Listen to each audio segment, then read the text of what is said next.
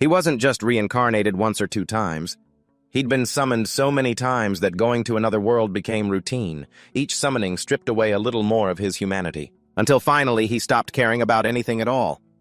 The system gave up on trying to balance his power, and now he's stuck in a world with a stat sheet so broken it's basically illegal. And this time he's not here to be a hero. He's here to handle things his own way. This isn't an adventure anymore, this is the endgame. Let's go. One day, Taka Fujinori had a dream. In that dream, there was a girl. She touched his face and called his name. It seemed she knew him, but he didn't know her name at all. Then suddenly, she stabbed him straight in the chest with a dagger. He looked at her face and wondered why she was crying and how she knew his name. When he opened his eyes, he found himself in his noisy classroom. The sounds of his friends talking and laughing. He stared at a single point and thought, was that a dream? He looked around. It was still the same familiar classroom, a completely normal day. But that was just a fleeting glance. Suddenly, a magic circle appeared on the floor, and then everyone was blinded by a powerful flash of light. When they opened their eyes, they realized they were in a different place. In a stark white space, he stood up and looked around silently, noting that they had just been at school. His classmates began to panic. One of them exclaimed, "Is this a joke? Where are we now?" A goddess appeared and told them not to worry. They had entered the path of souls, or more accurately, they had entered the crossroads between worlds. She was the one they called a goddess. They weren't just being summoned to another world, they were all being summoned as heroes, to overthrow the Demon King. They were incredibly surprised, and she continued saying that their souls would be transferred to the world of swords and magic Benzei in the kingdom of Hyjin. Inori thought to himself that this was just like in the books, while the goddess told them not to worry, that no one would stop them there.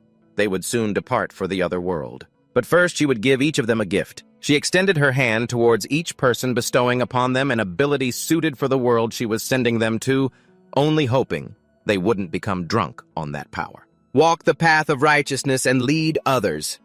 She wished them all the best, and then left for the other world. Opening his eyes, he found himself in a throne room. He was surrounded by knights, nobles, the king, and the saintess responsible for the summoning. She let out a sigh of relief, happy that the ritual had been successful, and the nobles began to praise her holiness. Now that the heroes had been summoned, the world would be saved. The king ordered for silence in the throne room. Then he stood up, approached the people from another world, and introduced himself. He was Reason Hagen, king of the kingdom of Hagen. He knelt before them, saying that he formally welcomed them and pleaded with them to defeat the Demon King. Inori appreciated his greeting, and a classmate turned to him. "Your Majesty, please raise your head. But first, I'd like to ask one question. Will we be able to return to our own world?" He said that the Saintess Isaiah would answer this question. The Saintess approached and said that they would have a chance to return, but not just yet. In exactly 1 month, on the night of the next full moon, they would be able to return to their world. If they didn't want to fight the Demon King, they would have to stay in the castle for 1 month. The girls started cheering, looking forward to a life of luxury, while he thought that this wasn't a summoning, but more like a trip to another world. A girl asked, "During this 1 month, how much time will have passed in our old world?" And the Saintess told them not to worry. They would be returned to the exact moment they were summoned. Time in their world would not pass at all. Inori suspected something was wrong because everything sounded too good and too smooth, even too perfect. Isaiah asked if any of them wanted to wait for the next full moon, and said that even if everyone chose this path, they had no right to stop them. However, she hoped they would save her country, save this world. She clasped her hands in prayer and began to cry, and he thought that after this, all of them would naively see themselves as great heroes. This was an old trick to boost their morale. His classmates began to whisper among themselves, and he hoped none of them were stupid enough to fall for the trap. When the discussion ended, his classmates said they didn't think they could make a final decision just like that. Could they have 1 month to think it over? The king was silent, considering, while Inori looked at his friends and thought that was a good idea. He himself would support them, and the king agreed. In 1 month, they would all have to decide either become heroes or return to their old world. But today, they would have a celebratory feast, so they should enjoy themselves to their heart's content. They were overjoyed while he sighed and smiled, thinking how lucky he was to get a taste of the delicacies of another world on the very first day. He wanted to do something interesting, something that combined many ingredients at once. Suddenly, a magic circle appeared beneath his feet, just like the one in the classroom. He touched his chin in confusion, wondering if they were being transported to the dining table this way. Now he wondered what the capacity of the magic was. Could he use it to collect all the delicious food? He wanted to try some fantasy world food. A classmate called out to him worriedly, asking why the circle only appeared under his feet. He looked bewildered. Then he was transported to that very same space. The goddess welcomed him and began her welcoming speech, but realized there was only one person here. She stopped short. Inori said, "Long time no see. Must have been a few minutes, huh?" She pointed at him in confusion and realized he had been here before. This confused her, as it shouldn't be happening. While he asked if she had summoned him again, she said that might be the case, then held her hand out to him and said that regardless, the rules were the rules. Since he was summoned, he had to receive a gift. A magic circle appeared under his feet again, and she remarked that this was truly a mysterious case. She said her goodbyes and wished him luck, but he said, "It seems you don't really understand what you're doing." He was transported to another world, to some kind of laboratory. He noticed that the last summoning circle was purple, but this one was yellow. As far as he could tell, the symbols were different too, but now wasn't the time to think about that, because he was tied to a chair and surrounded by a bunch of mad scientists. An old man was overjoyed that the summoning was a success, and the old man's colleague said that from now on he was experiment number 12. The old man approached Inori and said he would probably be the one to possess the magic eyes. He suspected this experiment title was nothing good, and he wondered if this world was going to be too hard for his second time. The two of them grabbed their tools, and the old man told his subordinate that the experiment was paramount and he had to be careful. He called the old man doctor and said he understood everything perfectly, while thinking to himself, "Is this guy really a doctor? He looks more like a mad doctor." The old man suddenly brandished a scalpel in front of his face, gleefully saying that they finally had real magic eyes to operate on, a gift bestowed upon those from another world the moment they crossed the border. The old man showed him a full set of tools hidden in his cloak, saying this was their job. Inori thought to himself, "So my gift this time is magic eyes, huh?" The old man used magic on him and said it would be very sad if he went crazy or rebelled, so he would hypnotize him so that nothing could interfere with his experiment. He stared at the magic circle in front of him, but no matter how hard the old man tried, the hypnosis barely had any effect. This baffled the old man. He said he never expected high-level hypnosis to be so ineffective. Suddenly, his subordinate excitedly called out to him, saying that his right eye was clairvoyance and his left eye was creation. Hearing this, the old man was ecstatic. This was a specimen with heterochromia. They decided to put the hypnosis aside and continue with the experiment, to see how he would react. Then they brandished a bunch of medical tools. Inori started to worry, thinking, "Are they serious? They're planning to dissect me just like this without hypnosis. Is this torture?" He needed to do something. He decided to try using his eyes to escape, and right at that moment, a blue magic circle appeared under his feet. The two mad doctors stared at him in surprise while he smiled, thinking the timing was perfect. As he was transported to that space, the goddess was, to put it mildly, extremely surprised. She noted that this was the third time already. "Are you that obsessed with me?" He asked what on earth was wrong with him, and she said this was the first time something like this had happened, so she couldn't say much, but she hoped to figure something out the next time he appeared. He thought to himself, "Looks like I've already made friends with the goddess." But what was waiting for him next? And why did she talk about a next time? Then he was summoned by a high-class lady and an elf. The woman told her master that she had summoned a humanoid monster. On the very first try, no less. "You're quite talented." He didn't like the way she called him that one bit. He was mistaken for a monster, and was almost forced to sign a slave contract when the summoning circle suddenly appeared again. He returned to the goddess, who let out a long sigh, and said, "Don't you ever get tired of this?" He asked if she knew the reason for this. She said there wasn't much time, so she'd make it brief. Summoning selects those with strong souls. A strong soul is exactly what's needed to cross world borders, but your soul is just too strong. He looked at her blankly and said that he was no saint, he could hardly even be called a good person. And she replied that it didn't matter. Simply put, what mattered was inner strength. If his soul had been immediately anchored by a hero's contract in that world, then this wouldn't have happened. She held her hand out to him, granting him another ability. This time it was skill plunder. This time he was summoned by a beautiful girl, and as a result he received 4 gifts. He also tried to form a contract before being sent back to the goddess, but the magic circle appeared even faster. On the 5th summoning, a girl used dark magic to summon him. It seems your gift has something to do with this. For the 6th time, you somehow managed to become the Demon Lord, revived by your loyal followers. But you quickly returned to the goddess, and she noticed you'd collected quite a few. Quite a few of her gifts, that is. You agreed with her, and then she declared that the next time would be the last. So as a farewell gift, she would combine all of your skills together for when you're summoned. You should take a look at your system right away. You'll understand what she's talking about. This time, he found himself once again in a world of sword and sorcery. Hearing the king's voice welcoming the heroes, he quietly rejoiced that things would be fine this time. But he was confused when he saw 3 unfamiliar high school students standing beside Shinzaki Ryuto.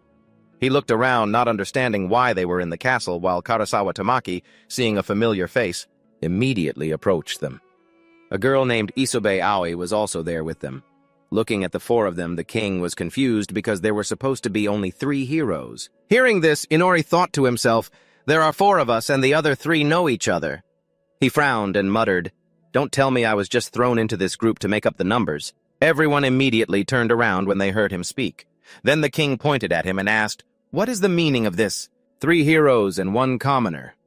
He replied that that was exactly it, and the king, looking puzzled, asked what he meant by saying he was thrown in with the others. And then his daughter Amanda stepped forward.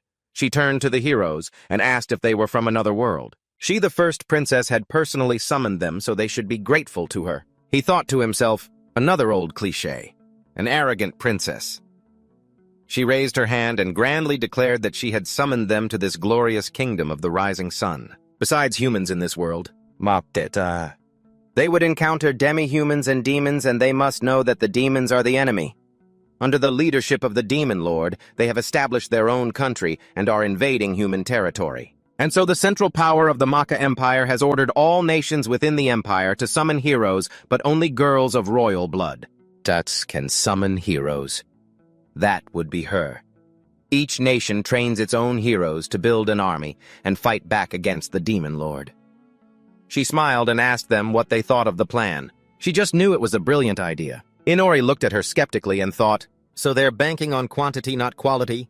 They're hoping that at least one of the heroes will succeed. That's their plan. The princess continued saying that they, the representatives of the kingdom of the rising sun, must stand proud and become stronger to overthrow the Demon Lord. He pursed his lips and silently begged her to stop. He could barely stop himself from laughing every time he heard the name of this country. Ryuto turned to Her Highness and asked for permission to ask a question. Could they return to their own world? She told him that she'd be brief. There is no way back.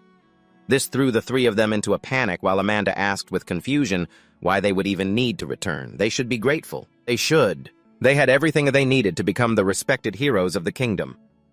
Inori felt uneasy and wondered what she meant. No way back. They should really take a page from the Haegun Kingdom's book. The king apologized for rushing things and asked them to touch a stone tablet. It would identify the blessing he had bestowed upon them. The royal mage brought the tablet towards them, and he began to observe. Ryuto's was revealed to be the limit break blessing.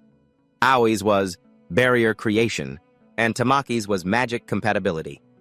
When he touched the tablet, it revealed that his blessing was dowsing. The king was confused, and so was he. He had received an interesting blessing. It didn't fit in at all with the other 3. It was as if he were a thief, not a hero. Afterwards, they were taken to have their physical strength and magical power measured. Ryuto showed superhuman physical results, while Aoi and Tamaki revealed inhuman magical abilities. His extraordinary magical power, however, ended up at a completely normal level, making him feel that his body before the summoning was much stronger. He even lost to the girls in the sports tests. How humiliating. Though this was to be expected. There was a reason they were heroes. Afterwards, everyone decided to gather in Ryuto's room to discuss their next steps. As soon as Inori entered, he looked around and noticed this room was much larger than his own. Tamaki's voice cut through his thoughts. She asked Ryuto, "What is he doing here? He's no hero. He doesn't have any power at all. Why did you call him here?" Inori gave a wry smirk. She said it right to his face. Tamaki said she wasn't worried about him or anything. She was just curious. He immediately thought, so she's actually worried about me. A classic tsundere.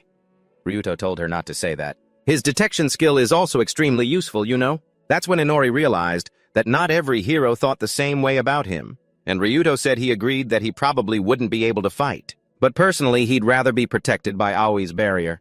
She said she understood, and Inori pondered that. The energetic Tamaki, and in contrast the quiet Aoi. Those beautiful, sweet faces said it all. All in all, the 3 of them weren't exactly what you'd call stunning. There they are. The lucky ones who get to have a private life. Tamaki asked if everyone thought it was worth staying in this country. Ryuto thought for a second, and just as he was about to say something, Inori shouted, "Isn't it great here? And we've been welcomed so warmly, too. What's there to complain about?"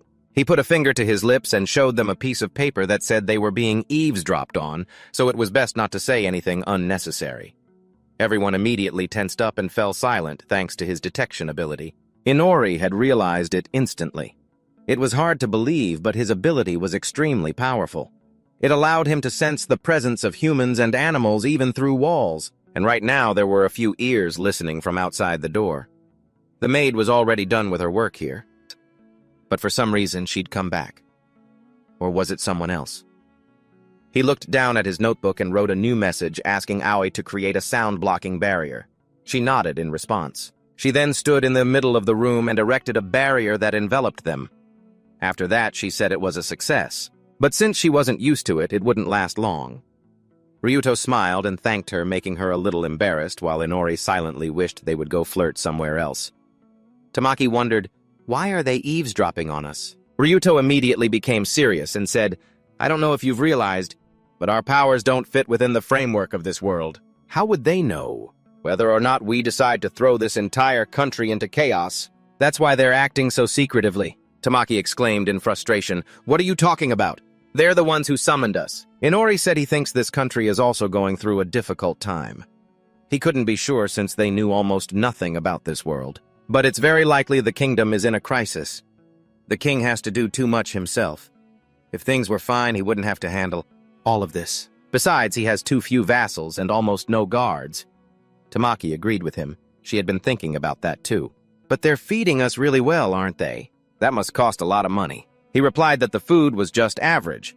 It's just stuffed with garlic and spices, which is why it tastes that way. He grimaced a little and wondered to himself, so she actually likes this stuff. As for him, he thought the food had too strong a flavor. He continued noting that this room didn't look like a hero's room at all. It was more like private soldiers had stayed here, and his room was even smaller. He recalled his first summoning and thought that these three probably weren't summoned every day. As for him, he had something to compare this kingdom to. He said that they should still consider escaping from this country. With his power, they would have a good chance of getting past the army and starting to find their way home. They silently considered his proposal. Then Tamaki said that maybe they were this country's last hope. And we shouldn't let that hope disappear. Aoi noted that they were told there was no way back. But what's stopping them from hiding the truth now? Inori pointed out that blurting everything out right now would be foolish, and Ryuto agreed with him. They didn't have enough power or knowledge yet, so they just had to wait. Suddenly, Tamaki moved closer to Inori and noticed that his left eye was yellow. I completely forgot, he thought, immediately covering his eye, thinking that being this obvious would surely get him found out. Seeing his reaction, Ryuto told the girl that there are some things it's best not to pry into. Of course, it was a little too late for that. But everyone goes through this phase, so just leave him be. Inori thought, he's actually pretty smart, mistaking his eye for some kind of teen phase. Well, this works out for me anyway. So he decided to play along and said that they shouldn't underestimate the power of this eye. Back in his room, he wondered what kind of ability this was. Theoretically, if he wanted to see his stats, a system panel should appear. Instantly, one materialized in front of him. All of his stats were around 1,000 or more.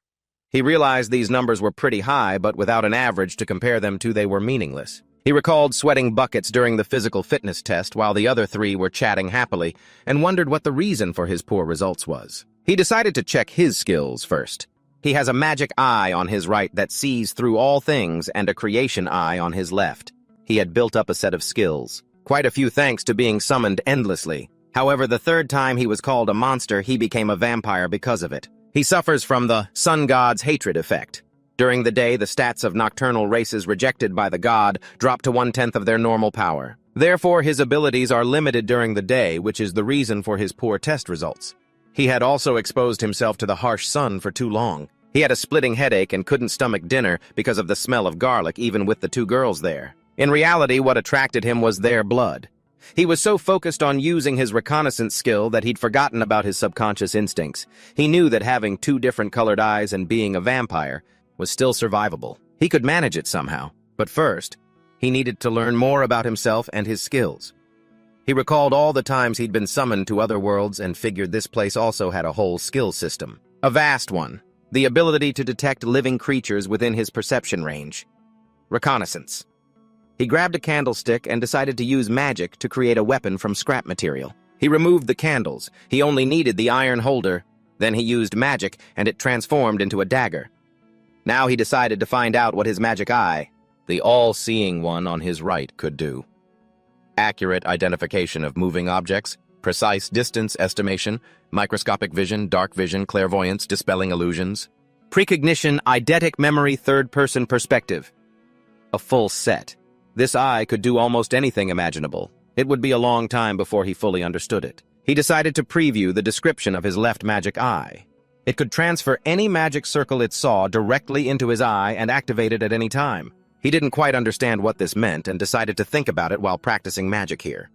He also had a bunch of other skills like accelerated blood pumping and dark magic, weapon creation, and so on.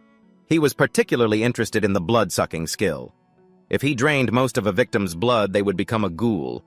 And if he transfused his blood into a virgin, they would become his vampire thrall. But if they were no longer a virgin, they would only become a ghoul. If he poured his blood onto a ghoul after it died, it would become his underling. Furthermore, if he completely drained a victim's blood, their memories would be transferred to him. This made him give a wry smile and wonder just what kind of monster he was. Also, if he drained someone completely, he could steal all their skills. Even though he was weaker during the day, it was still too early to count him out. But first, he needed to get used to this world and his new body. A new day began. They gathered at the training grounds, and a woman walked towards them. The captain of the Night Order of the Kingdom of the Rising Sun. Agena Easy would teach them the art of mastering their bodies. Inori was a bit bewildered to see that the Knight Captain was a woman. He thought a fantasy world is a fantasy world, I guess. But is this the result of an economic crisis or an effort to change public opinion? Asuna said she understood the girls were inclined towards magic, but they still couldn't neglect the basics of body control. She usually started with strength training, but it seems that won't be necessary in your case. Inori frowned slightly and thought, of course not. He glanced at the three of them and saw their stats. Ryuto's stats were nearly identical. Tamaki had the highest mana. Aoi did too, but she was much weaker. Even so, in Inori's opinion, all three had inhuman stats. The Knight Captain told the three of them that once they learned the basics of body control, they could choose what suited them best. But it was different for Inori. He could only choose after reaching the level of an average warrior. Then he began his training. While he did push-ups, the Knight Captain didn't leave his side for a second, constantly urging him to continue. The protagonist was having a really hard time. During the day, he was dead tired and his head pounded under the harsh sun. Arena said she would supervise him closely and encourage him, but he felt his head was already spinning. Even if he wanted to escape somehow, he couldn't. Suddenly, a princess's voice rang out. Inori immediately recognized that Tizander girl from yesterday had arrived, but next to her was another girl, someone he didn't know. He wondered, who's this? Is she a servant? Or does she look like a princess? Or is she just beautiful? Her expression gave him a slight chill, a fake doll-like smile. The Knight Captain addressed them both as princess and asked what was wrong. The two princesses smiled and said they just came to watch the heroes train. Amanda added that she had taken some of her rare free time to come, so they should be grateful. The protagonist scoffed. Then the two princesses approached and smiled. It's a pleasure to meet you. Her name was Arya. She would be spending the rest of the day with him. After training, they went to a room in the castle, and Arya said there would be a theory lesson in the afternoon. He looked at her and thought, this sucks. He was separated to study alone while the other three studied together and were taught by the Grand Princess. The reason was simple. Amanda said she wouldn't teach someone who wasn't a hero, because it would be an insult. He let out a long sigh and thought, now's not the time to get upset. I'll deal with her someday. Whatever. Arya decided to start the lesson. She picked up a book, and before she began to lecture, Inori raised his hand to ask a question. She asked what it was, and he wondered, aren't you the Grand Princess's younger sister? She told him that unfortunately that wasn't correct. She was a year older than her, but for some reason, then she was the one to succeed the throne. He thought, this sounds complicated. Age doesn't always determine the heir. He decided not to ask any further, and they returned to the lesson. According to the lesson, the Kingdom of the Rising Sun was founded by a sorceress. She was a member of the hero party that defeated the previous Demon King. This means their founder was a sorceress. Therefore, the belief in sorceresses was strengthened among the populace, and women were generally held in higher regard. For many years, the throne belonged to queens, the current rulers. The queen's husband was none other than the prince regent. This was their common form of government. The queen could strip the king of his power with just a divorce decree. As a result, the two princesses taught him the basics of the kingdom's history and this world's magic. Before long, it was dark. He returned to his room, flipped through a book, and thought about how the principles of this world's magic and the theoretical practice sessions awaited him tomorrow. The practical lessons would begin the day after. He had borrowed a grimoire on basic magic from the two princesses. Of course, asking to borrow it after dozing off in her class was a bit rude, but that doll-like smile never left her face. However, he was sure she wasn't happy about it. He found an image of a magic circle in the book. Now he could try what he couldn't do yesterday. He used his magic construction eye. It was supposed to allow him to store any magic circles he saw and activate them at will, but nothing happened. There was no sensation of the circle being stored inside his eye. He tried other magic circles, but still nothing happened. He closed the book, frustrated by the complete failure. Then he suddenly remembered he had another magic eye. There was paper and a pen on his nightstand. He redrew a magic circle he remembered very clearly. This circle came from the world where he got his eyes. It was that old doctor's advanced hypnotism technique. Of course, it's impossible to recall something like that in an instant, but his right eye specifically, its photographic memory made it possible. Looking at the finished drawing, he decided to use his left eye, thinking that both the eye and the circle came from the same world. And then he felt a completely new sensation. It seemed he had succeeded. He decided to test it and called for the maid Nala. When she entered, he told her he had a small favor to ask. Then he used hypnotism on her. At first, she was a little surprised. Then her eyes gradually became vacant. He waved his hand in front of her face and wondered if he had succeeded. To check, he decided to ask a few questions. The first was what color her underwear was. She gave an answer, and he used his second eye clairvoyance to confirm it was the truth. So the elementary hypnotism worked, he thought. Does this mean my left eye can't store magic circles from another world? That means right now this eye only has the ability to hypnotize.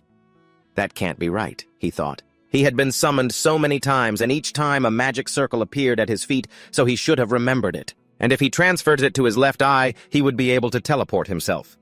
Then a magic circle appeared at his feet, and an identical one appeared somewhere in the forest. Just like that. He teleported to a forest on the outskirts of the capital, a technique combining the clairvoyance of his right eye and the perspective shift of his left eye. Now he could leave the palace, whenever he wanted.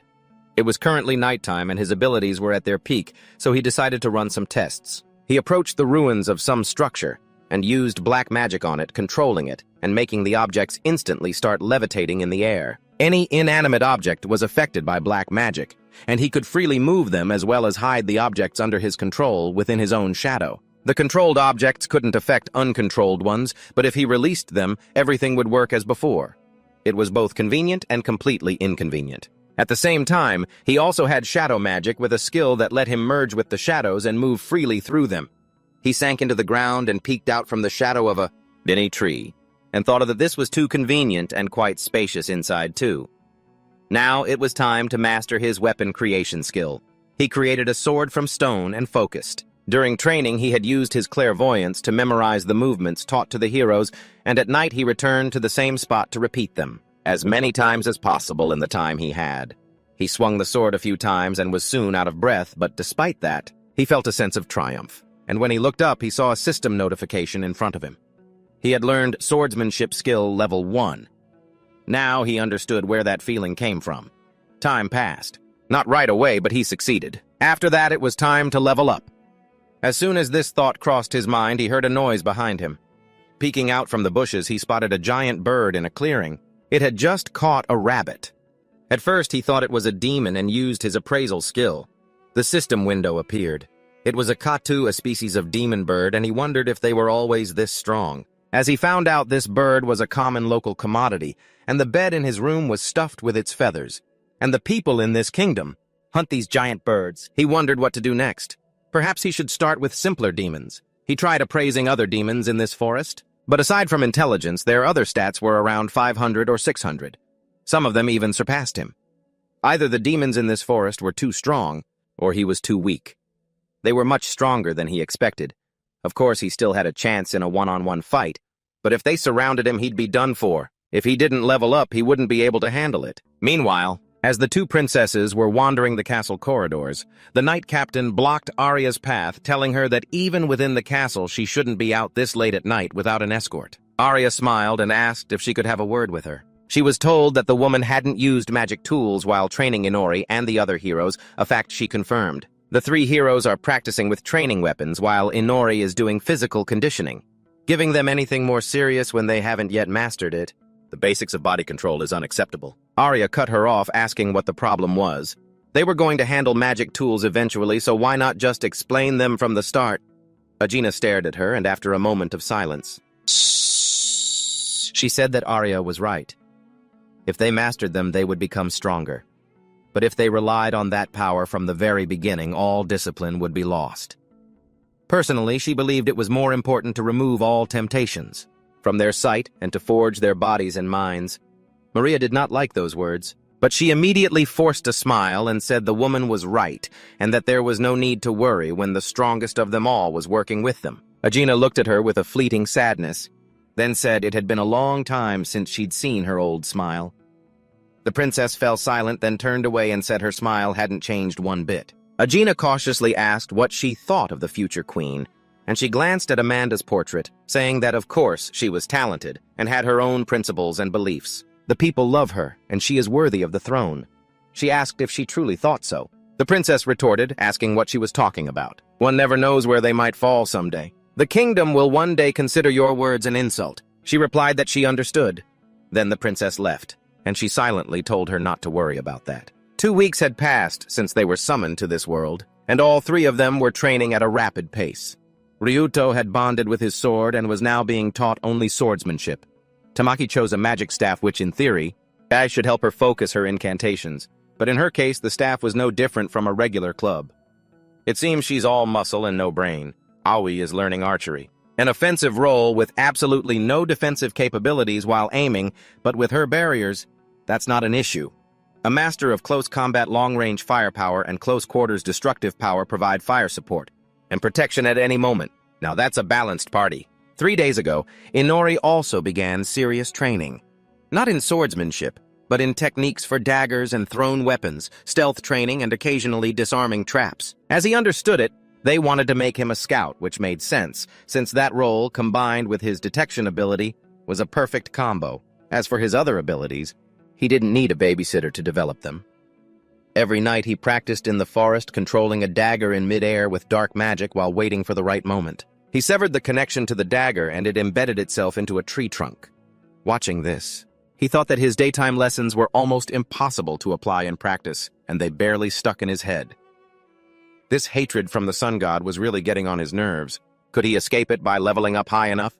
After practicing with the dagger, it was time to level up his shadow walk skill. He tracked the monster bird. And when it was distracted by its food, he immediately rushed out from his hiding spot and approached the demon along the shadows cast on the ground. The bird noticed him too late, so he quickly executed his plan. Using this weapon artifact, he created a rope of dark magic that instantly bound the demon. The bird shrieked, trying to escape, and he looked it straight in the eyes using hypnosis. The demon's eyes flashed yellow. Success. He carefully reached his hand toward the bird and waited a few seconds. It didn't move. Then he stabbed the demon with his dagger and killed it. Living creatures aren't affected by dark magic, but the undead can be easily moved and stored in the shadows. He threw the bird into his shadow space. He dived in there himself, thinking that based on his observations, there was no need to worry about the other demons here. He sank his fangs into the bird's neck, hoping that if he drained most of its blood, his vampiric bloodline would help him level up or at least boost his stats. And then he went hunting again. This time he came across some kind of reptile. He thought the beast didn't look very appetizing, but he didn't have any other choice. As long as it was beneficial, he would continue to hunt. As soon as it started to get light, he teleported back to his room and went to sleep. Every night was exactly the same. In the morning, the maid woke him up, and he thought that of course he wouldn't keep her under hypnosis forever. Only when he needed to slip away somewhere. During these 2 weeks, he had been able to extract a ton of interesting information about the kingdom from her, all thanks to the magic of hypnosis. The current queen cannot bear children. The country itself is based on a matriarchal system. The queen gives birth to a daughter for her to inherit the throne, and thus the kingdom continues.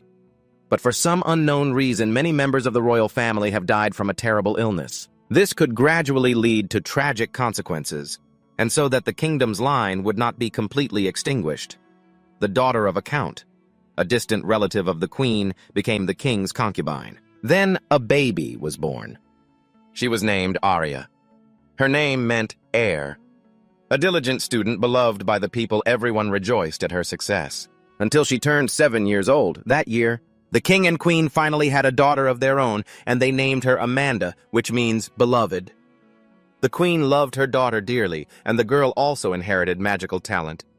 Arya no longer needed to study hard to inherit the throne. When Amanda turned 7, she became the first princess and was named the heir, leaving Arya in the shadows. The meaning of her name faded into oblivion. People lost all interest in her, and the princess was left alone. Forgotten by the queen, she lived out her days in the castle like a doll. Now, as he sat in a lecture, he glanced at her and thought she was just like him, not expecting anything from anyone. Seeing him lying on the desk, she woke him up because he was blocking the light. If you keep sleeping, you'll end up with nothing. He let out a long yawn and thought that it had been a long time since he'd heard such a preachy lecture, and after that, she said it was pathetic that he lacked magical talent, but he was being taught intelligence and espionage techniques.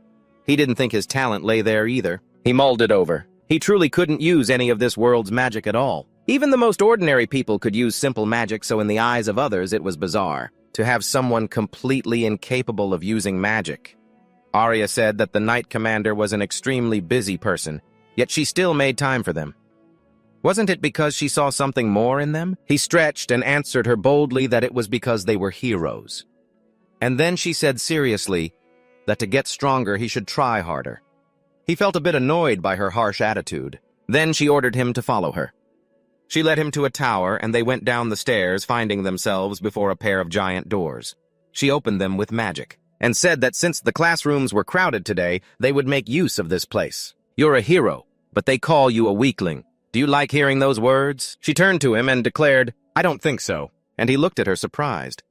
The past had left an indelible scar on her. She had locked away all her emotions, and the citizens of the kingdom had started to call her the doll. But looking at her now, he couldn't say that was true. When she dispelled her magic, a vast training hall appeared before them. Arya walked to the center of the room and continued, If you don't put in the effort, you'll be kicked out of the castle. We have no obligation to feed those who don't work. He mentally noted that she was playing her trump cards right away, then asked, So does using my detection ability not count as work? Arya replied that she also found this treatment unfair, but he still hadn't put in the necessary effort. Is it really that hard for you to straighten yourself out a little? This blessing isn't something everyone gets. He recalled dozing off in her class and training at night, then replied, I'm doing my best, you know. She clenched her fists anxiously as he added that he was a far cry from the other 3 heroes. And I'm not exactly a great student either. Everyone has their limits. She said that this special training room had a powerful magic barrier. No screams, no noise. No one will hear a thing, so you don't need to worry about that. He asked her how to open the doors, and then she silently came up from behind, shooting him a furious look. Then she kicked him hard in the back, slamming him against the doors. He turned to look at her, bewildered, as she exclaimed that he hadn't even smelled the smoke of battle yet. If he got kicked out because of his own failings, his life would be over the moment he met his first monster. Even if you're not as cool as them, live with what you've got and don't give up. He looked at her and thought that she wasn't a doll, but a truly noble girl. She cried out, You have a chance to change, don't give up. This made him smirk, then laugh out loud as he said, You're a good person. Her face immediately flushed red at his words, and he said that he'd underestimated her. He never expected her to be so passionate. She suggested they stop getting on each other's nerves, and he told her not to worry. He loves life more than anyone, just like her. She looked at him in surprise, and after a moment of silence said that perhaps she had underestimated him too. For some reason, she felt he was unbelievably strong. He said that him being kicked out was true, but he would figure out what to do about it. He wasn't planning on leaving just yet, because his information gathering still wasn't complete.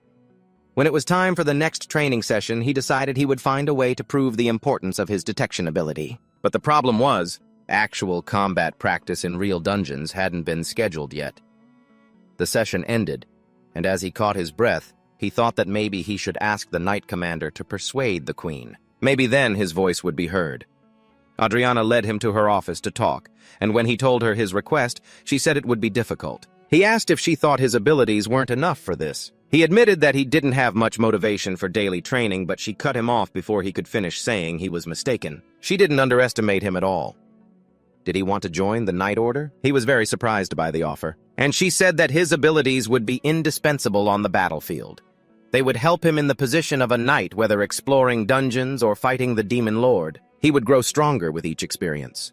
The difficulty wasn't that she didn't want to help, but that she had no way to influence his situation. But if he quit being a hero and became a soldier, he would start to forge his own destiny. That way he could avoid being banished. He understood that if he agreed, he'd have to shoulder a mountain of responsibilities, and that didn't suit him at all. He replied that he really appreciated her offer but needed more time to think. She agreed and told him to come find her when he had nowhere else to turn. He had made his position clear before he left. Ajina walked to the window and confirmed this. A few days passed. Inori was sitting through another class, half asleep, when someone asked if the heroes from the neighboring country were coming. What would they be doing here? The princess said that tomorrow there would be a meeting she would also be attending, so there would be no classes or training. He was surprised by the news. She smiled and told him that he wouldn't be there either. He wondered why. He immediately understood what was happening. He was redundant.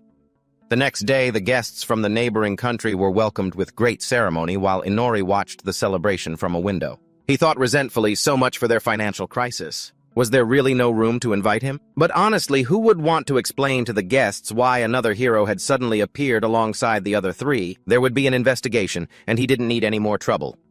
Sighing heavily, he got out of bed thinking that he didn't like sitting on the sidelines watching others have fun at all. He used his all-seeing magic eye to see what was happening in the palace's grand hall.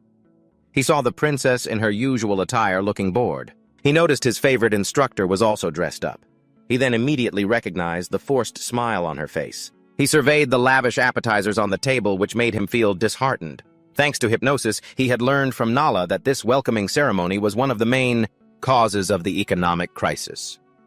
The queen loved to show off in front of other nations and absolutely refused to listen to the king's concerns about it. And then he noticed a few strangers standing next to Ryuto and the girls. Those must be the visitors. One guy stood out from the trio. He had long bangs that reached his nose, looking really gloomy. They might get along. Then there was the blonde guy. He's Japanese, isn't he? To find out, he used his appraisal skill and saw his name was Dead Masayoshi, meaning justice.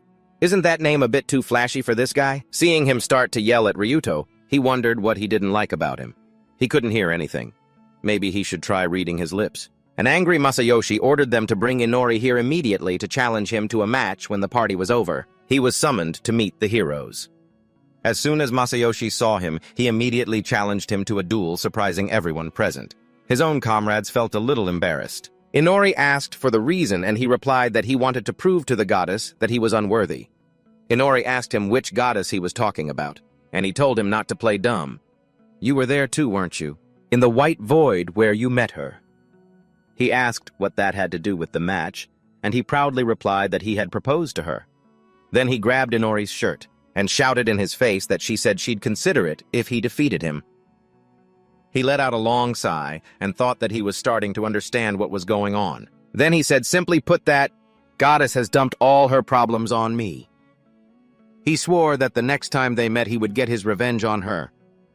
And then a confused Ryuto asked, what white void? Masayoshi's comrades didn't know anything about a goddess either, and Inori found this strange. Were they summoned differently? He decided to put an end to this, and told the other guy that he didn't really understand what was going on, but he accepted the challenge.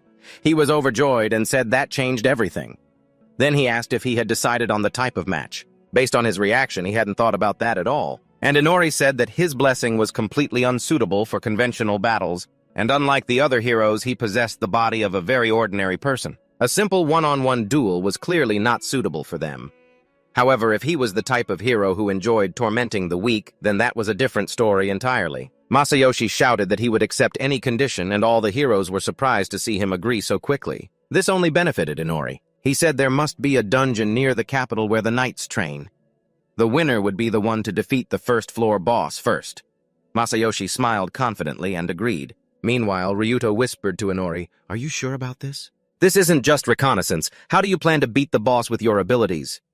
He replied that everything would be fine. He already had an idea. In the end, he agreed to a duel the next day. But after the match, the queen summoned him because he had suffered a humiliating defeat. She began to scold him. "You voluntarily changed the venue for the duel, yet you lost so disgracefully." The queen was right. This guy was too strong. His swordsmanship, which allowed him to cut down anything in his path, was on par with the knight commander's own skills. Even the boss of the first floor could barely do a thing. Masayoshi dealt with it instantly. Inori, on the other hand, had snuck past all the monsters thanks to his detection ability. The traps and even the boss monster. From the outside, it looked like a pathetic failure. The very people she trusted had vouched for him and spoke of his untapped potential. But now, having damaged the nation's reputation, that time is over. She wouldn't be giving him any more chances. A suffocating silence filled the throne room for a few seconds. Then the queen loudly declared his banishment from the kingdom, but he just smiled in response. Everyone around them kept a stone-cold expression. They had anticipated this. The queen asked him if he had any objections, and he replied that he did have one. Damaging the country's reputation. What was that about? She reminded him that he did in fact lose the match, and he agreed with her. But the only thing at stake was dignity.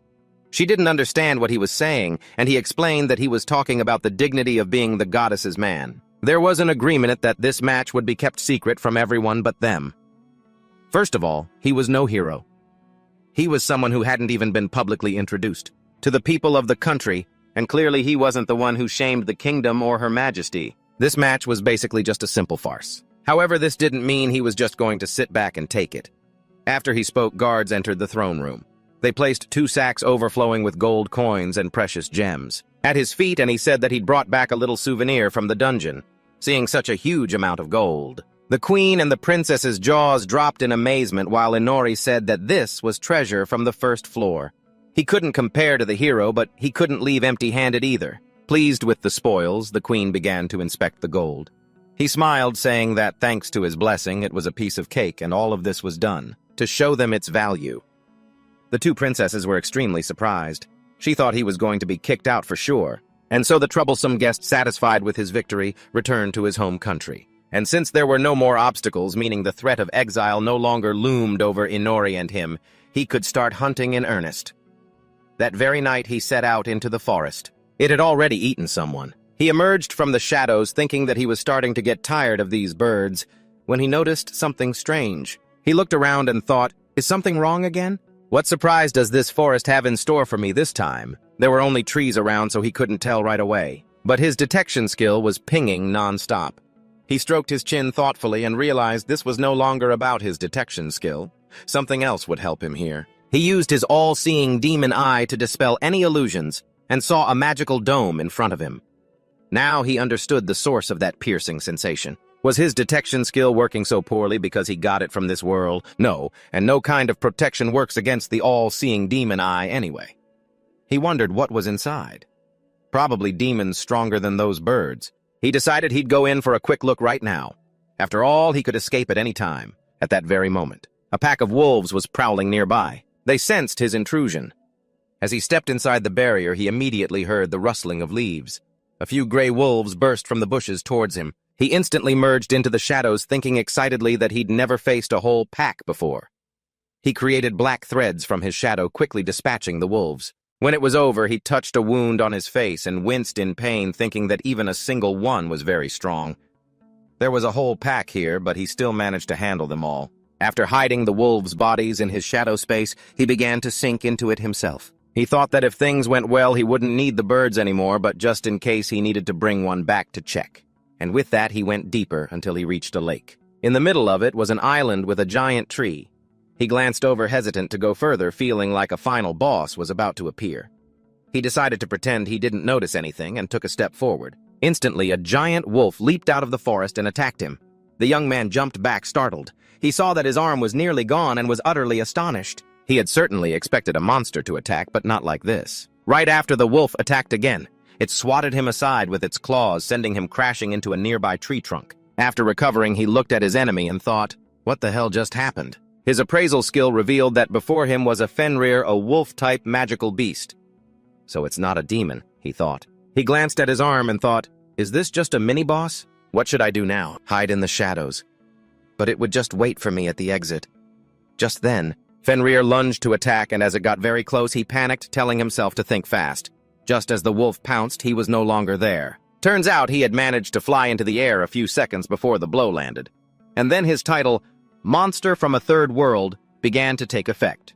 He was a vampire, and not just for show, and now he decided to test all of his abilities. Fenrir looked up at him and asked why he had come to their territory. He made a mental note that it could talk, too. However, that's why it's a magical beast, he replied, landing on the nearest rock and claiming he was lost. The wolf wasn't satisfied with the answer because no one could just pass through the illusion like that. It said it understood. He was curious about what was inside the illusion, which wasn't just created for no reason.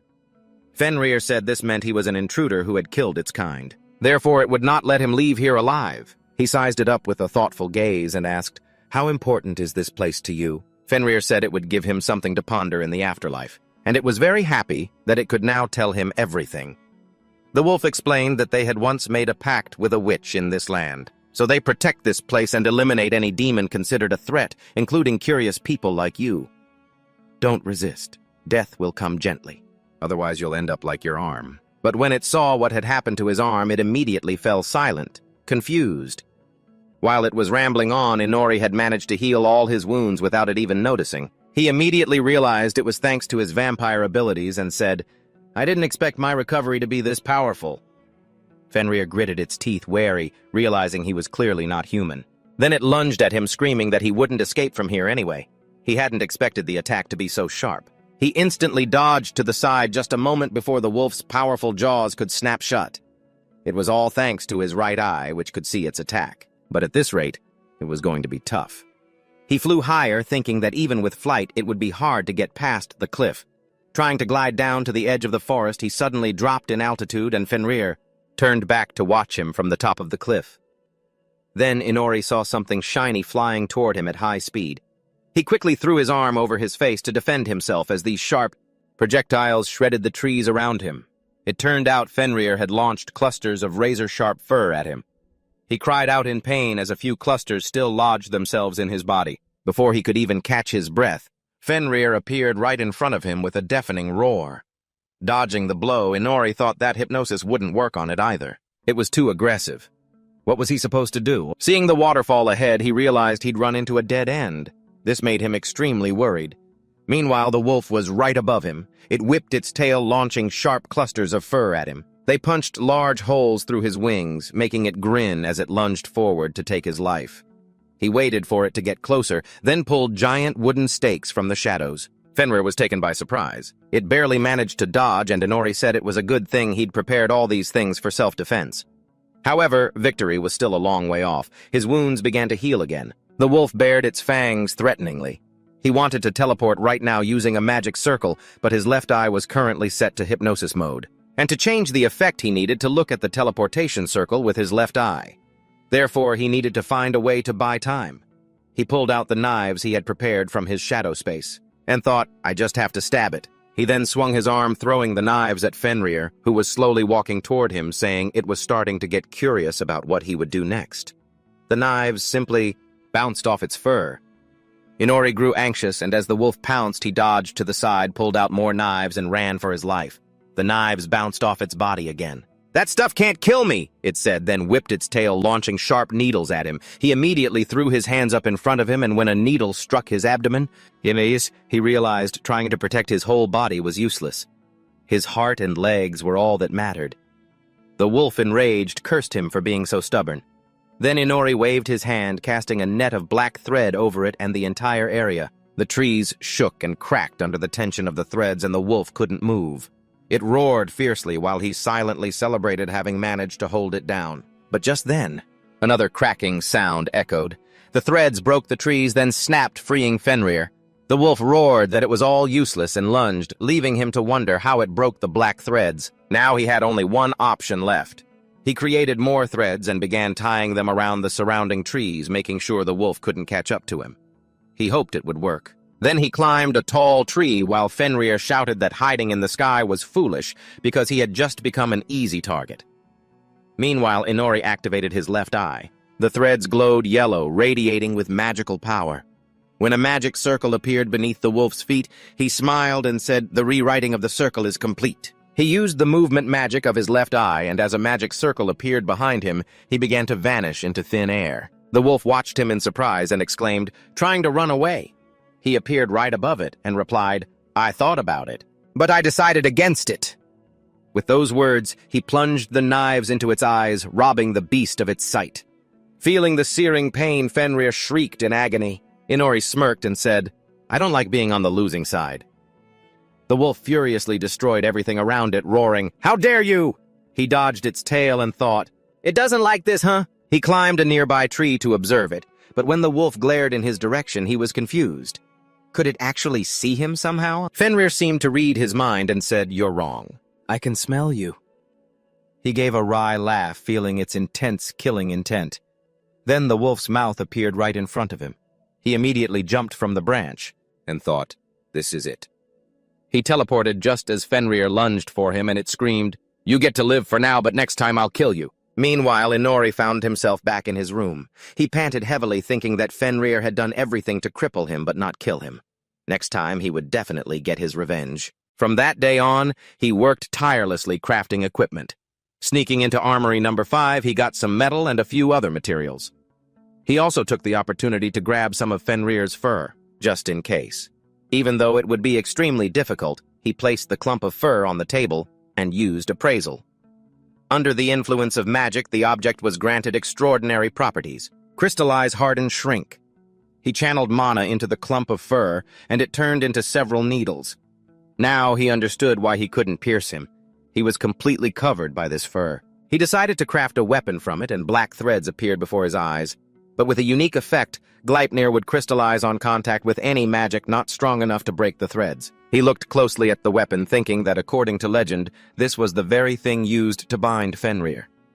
Could he really get his revenge with this? An idea popped into his head. He'd make gloves from these threads. They would activate their special properties on contact with magic dark enhancement, crystallize, harden, and constrict. He experimented a bit, and now some parts glowed when they crystallized. Forming a beautiful magic circle, he got the idea to make a few more items from these threads. And just like that, he had a full Gleipnir suit. Now he was ready for revenge. Shortly after, he headed into the forest, and Fenrir turned around when he heard the sound of his teleportation. He greeted him, saying it had been a while. Fenrir asked if last time wasn't enough for him. He never thought he'd see him back here. Fenrir lunged at him, but he just smiled and remarked, "Your eyes are really beautiful now." Fenrir answered the taunt with a strike, roaring for him to shut up. He dodged the blow, surprised that even while blind his attacks were so precise. Fenrir said this was the second time he had trespassed on their territory, but this time he wouldn't let him leave alive. He thought to himself, "So my trespassing angered him more than being blinded. He's so resolute.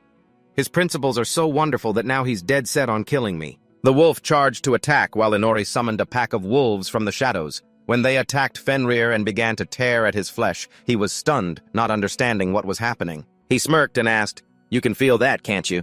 Even without eyes, it's clear how warmly your own kind is welcoming you." Fenrir roared in fury, "What did you do to them?" He replied that he'd done many good things for them. "Now they're my useful little servants." Fenrir unexpectedly kicked the pack of wolves off of him. It was something Inori hadn't expected, forcing him to jump aside to dodge the blow. This time, the damage was reduced. The suit didn't completely block the hit, but it did its job. Enraged, Fenrir charged at him. He blocked the attack, and then a pack of shadow wolves ran out from the bushes as Fenrir lunged at Inari. As he was catching his breath, Fenrir shouted that this was revenge for his brethren. He immediately teleported, and Fenrir bit a log to pieces, instead roaring in frustration that he'd escaped again. Sensing a magical fluctuation from above, he put all his strength into his legs and leaped up. But he said, "I'm not running away, you're mistaken." Fenrir suspected something was wrong, and then a net of threads crashed down on him, forcing him to the ground. Inori had already managed to spread his threads throughout the area, and the shadow wolves had kindly lent him a hand. That's why Fenrir couldn't sense anything, not even his own kind, and began to panic. He asked him what this was and received the answer that it was thread woven from his own fur. Now the wolf could no longer escape. He waved his hand, ordering Gleipnir to constrict. The threads began to tighten, slowly wrapping around the wolf's body. In the end, he couldn't resist the power of Gleipnir and was pinned to the ground. He growled, trying to struggle, but it was useless. He landed near him and said tauntingly, "It must be hard to smell something made from your own fur, huh?" He had intentionally angered him, constantly taking hits, all just to completely distract him from the trap. And then at the last moment he teleported out of it. Leaving him in his own net, he wished him luck. He tightened the threads and the shadow wolves stepped forward to send off their comrade. Fenrir said that he had tried so hard to live, but now the oath was broken. Time passed. Inori drank all of his blood. His level increased by 5, and he also received a few skills from the battle. Now his skill list had a new unique skill, Vessel of the King. Suddenly a voice spoke from below. It was one of the shadow wolves. He was surprised to see they could talk, and the wolf apologized for calling out to him so suddenly. He thought, so this is because of Vessel of the King. Are they my subordinates now? He wondered what it wanted, and it asked if he had the ability to turn their former master into a subordinate, just like them. Inori looked at Fenrir, and the wolf said that his master had protected this land until his death, fighting to protect them. They also wanted him to serve alongside them. He promised the wolf that he would try to do so, and the wolf thanked him. He then let out a long sigh, thinking, there probably won't be any consequences from this. He felt extremely tired. Afterwards, he returned home and ate with the other heroes. During the meal, they started talking about the princesses. Ryuto said that he had been thinking about it, but it seems the princesses don't get along very well. Tamaki said it's more like the two princesses are too hard to approach, and Aoi gave a strained laugh agreeing with them. Now she wondered why that was. Ryuto said that it's not like they hate each other's guts. The two princesses still glance at the Grand Princess from time to time. Inori was poking at his food with his fork, his mind preoccupied with the pile of garlic on his plate. Suddenly, Ryuto said that it was time for their Inori to step up. He immediately shot his head up from his plate and asked indignantly, "What does this have to do with me? You've got two girls right in front of you. You should go ask them." Ryuto pointed out that they weren't as close to her as he was. "You're being tutored by her, so you should talk to the Grand Princess and bring them together." Bring them together. He exclaimed that that arrogant princess would never agree to talk to him, and Ryuto told him not to worry, he would ask her to listen to him. You doubtfully asked him how he was going to do it, and he laughed, saying it'd be a piece of cake because the Grand Princess is crazy about Shinra Kiryu, but the girls didn't like what he said, and watching their reactions, Inori felt that Ryuto was really losing his appeal. That guy said that of course there was a reason for everything. How about a 7-day vacation? He would personally ask the Grand Princess about it. Inori agreed in a flash, and soon it was time to meet the princess. He knocked on the door thinking he had agreed too easily. But what now? The arrogant princess told him to hurry and come in, saying Ryuto had already told her about him. He stepped into the room thinking that once he closed this door, there would be no turning back. Amanda said she was giving him a chance to speak with her, so he should be grateful. He glanced around this room and thought that unlike others, this room looked luxurious, but lacked any sort of stylistic unity. Noticing his pensive look, she smirked and asked if he was struck dumb. Of course, after all, the room was filled with things he had never even dreamed of. He pointed to a very noticeable vase and asked if she liked it. She confirmed this, boasting that it was a gift from the Queen Mother, and that royals from all over the world didn't need to buy anything for themselves. Remember that. He decided to get straight to the point to get out of here as soon as possible, and asked if she was worried about her current relationship with the two princesses. She looked away, saying with some embarrassment that she wasn't worried at all about what was happening with them. So what did he want to talk about? Right then he realized that this wasn't going to be easy to resolve. Amanda said she heard he came to reconcile them, but it wasn't like she wanted to make peace with them. He asked irritably what she meant, that she didn't want this at all. Embarrassed, she started fidgeting with her hair and said it was none of his business. He wearily covered his face with his hands, thinking this wasn't going to work. He needed to play his trump card. He said it was all Ryuto's fault. He'd arranged everything so he could help her, but if she didn't want it, then so be it. Of course, when Ryuto finds out about this, he'll be sad that all his efforts went down the drain because of her words. Amanda grew anxious and told him to wait, that she was just about to start explaining things to him, but he was too impatient. He finally got her to open up. To distract herself a little, she began to brush her hair and said that things used to be very different. They used to be much closer. Her little sister was a very bright kid who used to brush her hair and play with her. Wherever she went, her sister would follow. But at some point, they started to drift apart, and when she turned 7, the title of Grand Princess was given to her. She was told her sister wasn't the Queen Mother's biological child. From then on, everything began. To become queen, she had to study hard every day, and at some point she realized how wonderful and kind her younger sister, the second princess, was. She dreamed of spending time with her sister like before, but the adults around them wouldn't allow it, and so a deep chasm formed between them. She looked down sadly, then turned her face away from Inori and said that she was done talking. Now he understood what kind of person the Grand Princess really was. Her arrogance and behavior were a result of her upbringing. The lack of stylistic unity in the room was just one example of this. You couldn't sense her own personal taste anywhere. Everything had been forced upon her, including her very personality. She could only cling to her status as a princess so as not to completely lose herself. She became embarrassed and told him to say something. Who else could she tell all this to? She would even consider listening to his advice. He immediately took back his thought, figuring that her arrogance was likely her innate pride. So he asked, "Then why don't you go to her and say, 'Let me call you my sister'?" She shyly replied that she would never say that. Then what about her entourage and the servants? What would they think of her? He smirked and asked, "In this country, are the servants more important than the princess herself? Aren't you the one who decides? You're the Grand Princess after all." She worried that such decisions could cause trouble for her. But he said that her sister was stronger than she thought. Amanda seemed to think about this very sincerely. She then embarrassedly said that she could handle everything herself and didn't need his advice.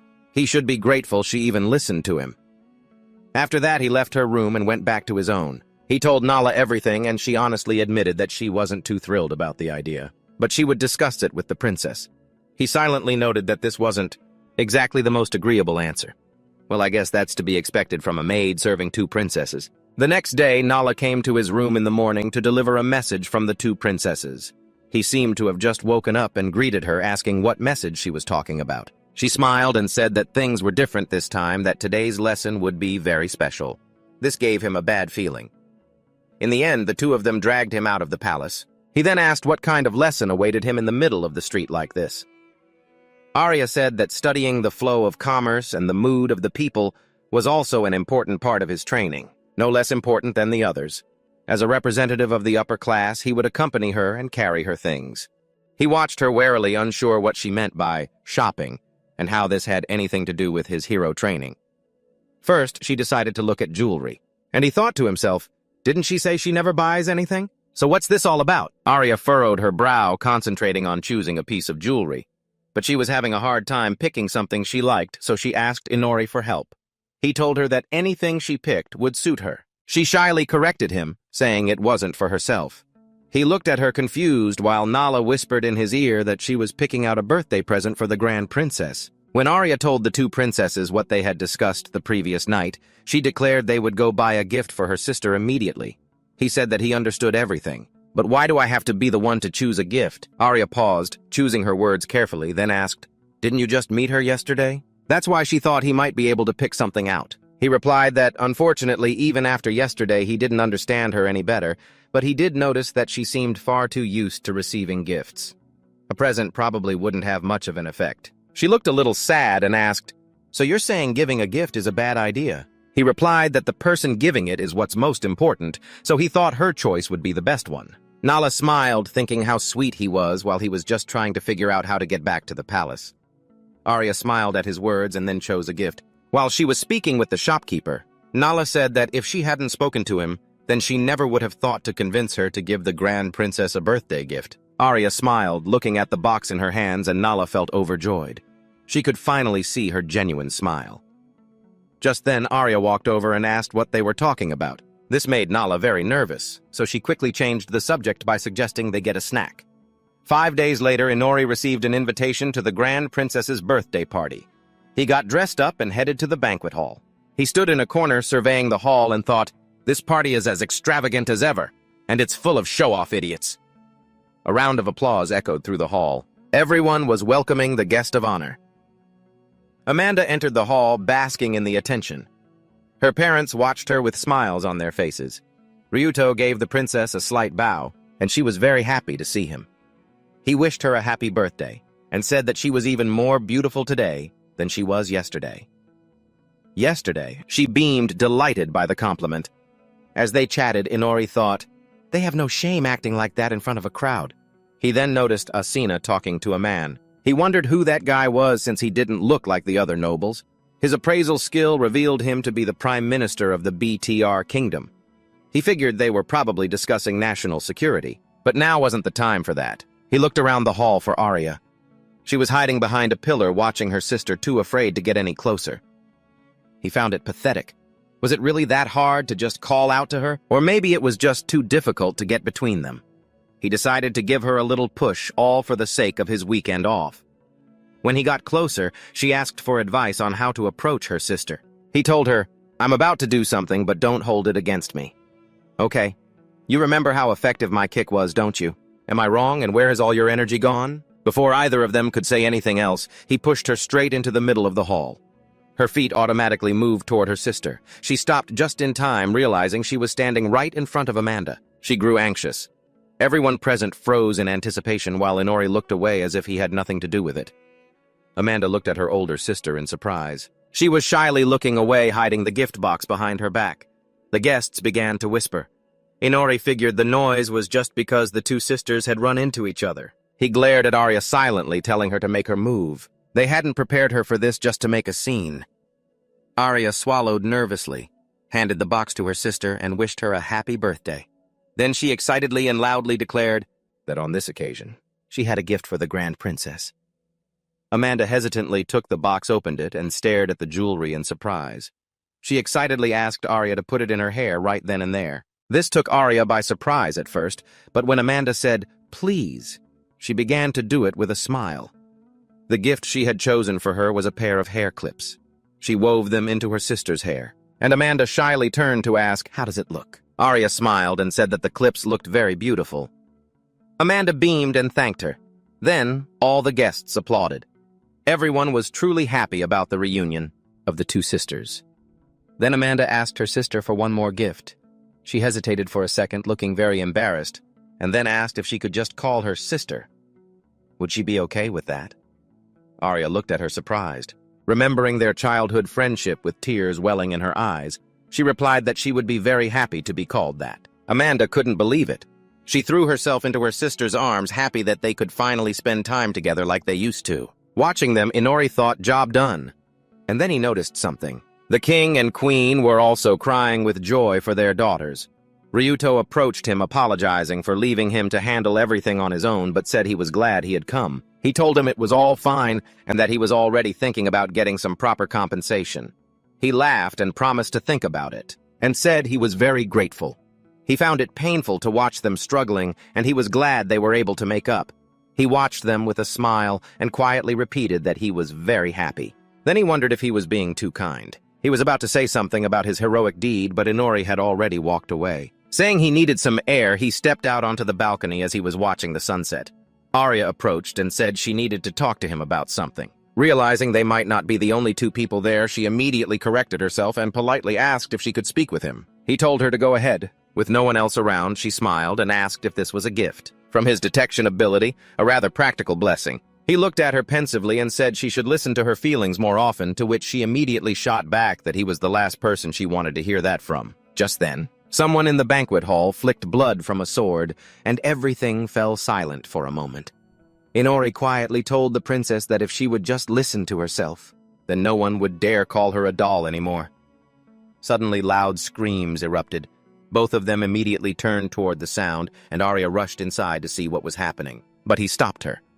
The princess froze. Right before her eyes, the queen's head was severed from her neck. The chancellor had killed both the queen and the king. The banquet hall was filled with the screams of the guests. Terrified, he ordered them to be silent, calling them cursed rotten filth. The guards didn't move, so it was all planned. The assassins screamed that they didn't even try to stop the country's collapse. A queen who wasted the treasury on her whims, and a king who turned a blind eye to this chaos. Now that they have fallen, the next ruler will be none other than the heir of the royal bloodline.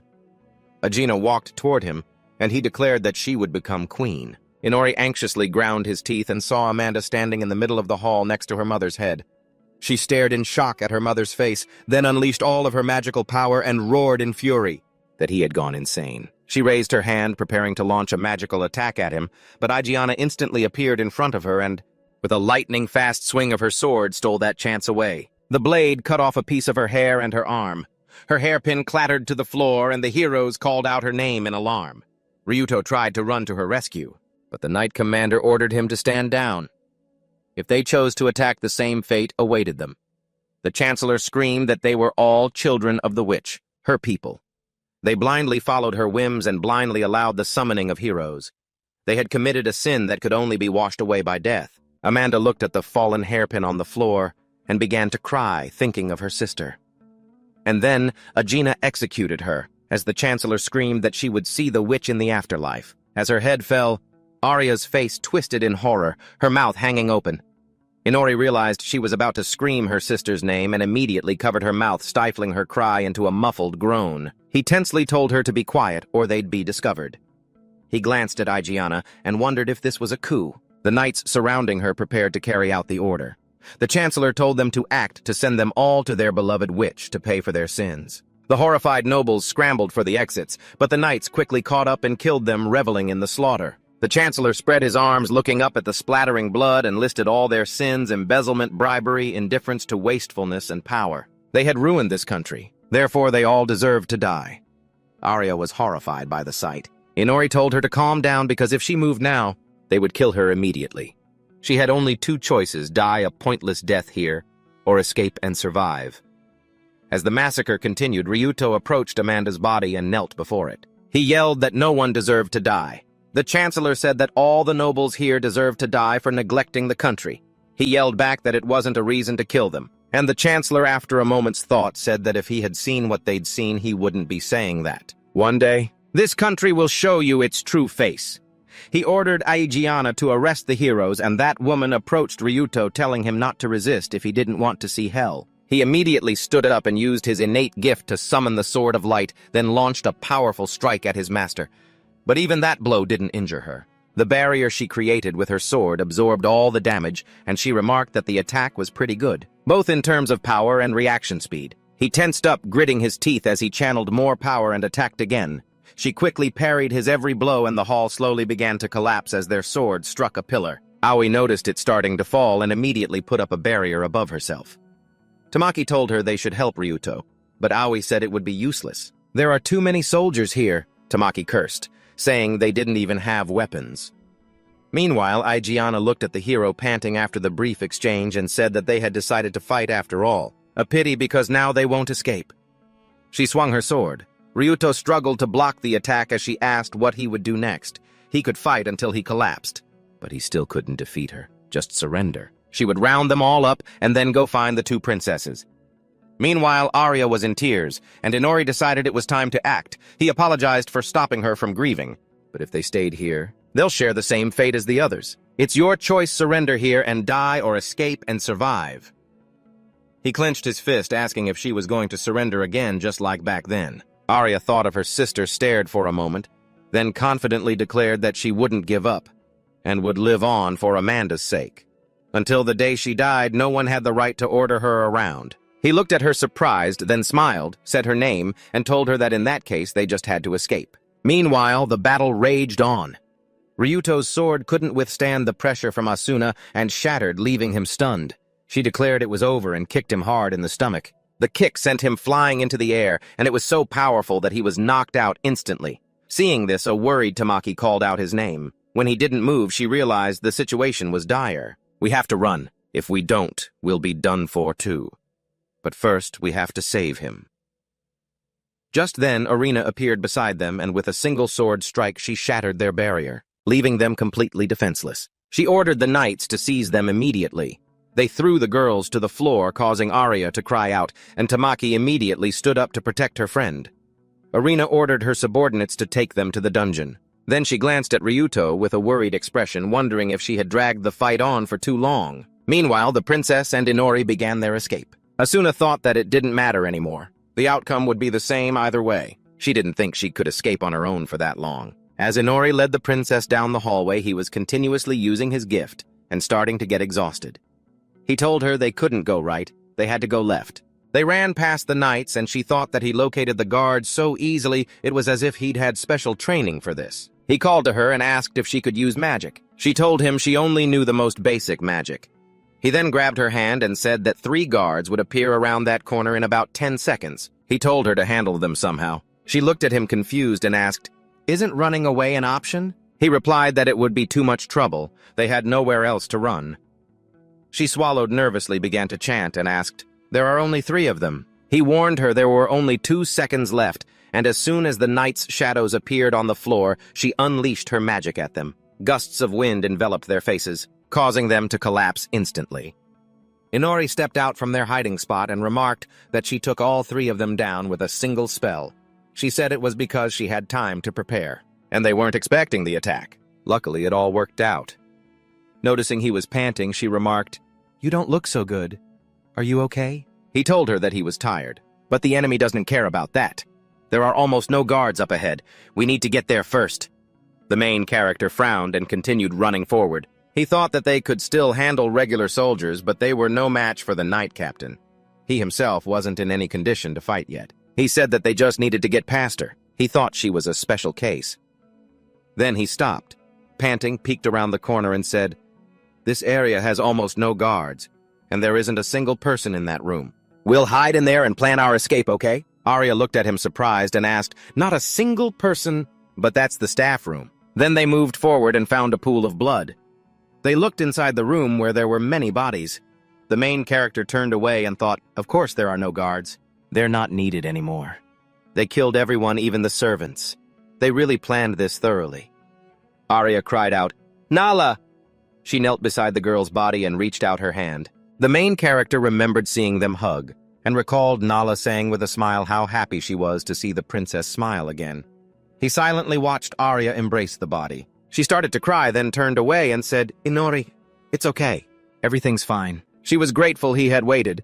He said he was just catching his breath. "So how are we supposed to escape?" Meanwhile, Arena touched the bars, creating a magic seal, and said, "This is the royal dungeon created to seal away the most dangerous criminals. Without a magic tool, you'll never escape. You are to remain silent and not move." Tamaki said, "How cruel. Do you think they'll take off our shackles?" Ryuto said, "It's useless, Tamaki. If the hero summoning triggered this coup, the Hero Alliance won't just sit back and do nothing." He frowned and added, "They've cuffed our hands to buy time. And they've shackled our feet so we don't accidentally kill ourselves, right?" Arena looked at him. Nothing more needed to be said. Her body was flooded with rage, yet her mind was strangely clear. He glared at her, radiating a terrifying aura. And Arena thought she had seen those eyes somewhere before. She remembered standing among the dead, thinking of her own foolishness, her powerlessness, her utter lack of preparation for this nightmare. The exact same look she'd once had. Then she turned back and said that he was still far too naive if he wanted to survive in this world. You should remember this feeling, and remember to think clearly. If they had done everything right back then, she would have considered sparing Ai and Tamaki.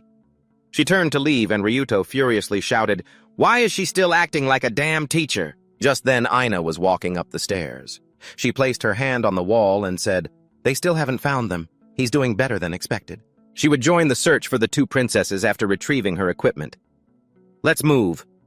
The guards behind her shouted loudly, "Yes, ma'am!" Meanwhile, Arya said, "If we're going to start, this is the best place." She pointed at the map and he looked at her, asking, "Is there something there?" She replied, "A secret door that leads down to the sewers. We can escape the castle through there." He said, "We'll do that. Only the royal family knows about that passage." She turned to look at him and answered, "That's right.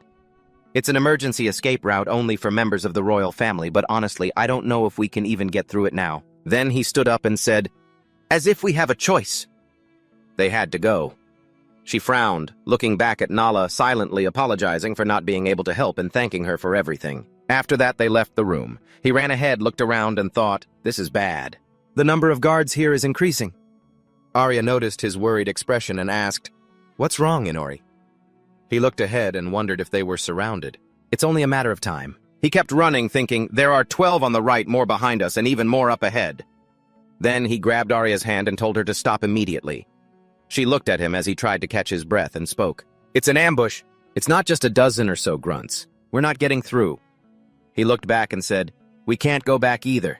The soldiers are right on our tail." She then asked, "So we can't sneak past them?" He replied, "No way. By the way, about that secret door, there's a wall of people there too." Arya looked down and he asked her, "Remember how ruthlessly they were cutting people down? Either they tortured your family or they already knew about this passage. Escaping is going to be tough." He looked at her and thought, "This is it. Can we go any further together? If she can still pull something off, then now is the time." Then she said with determination, "I'm not giving up." She looked at him and God declared loudly, "I won't let them kill me this easily. I'll fight to the very end."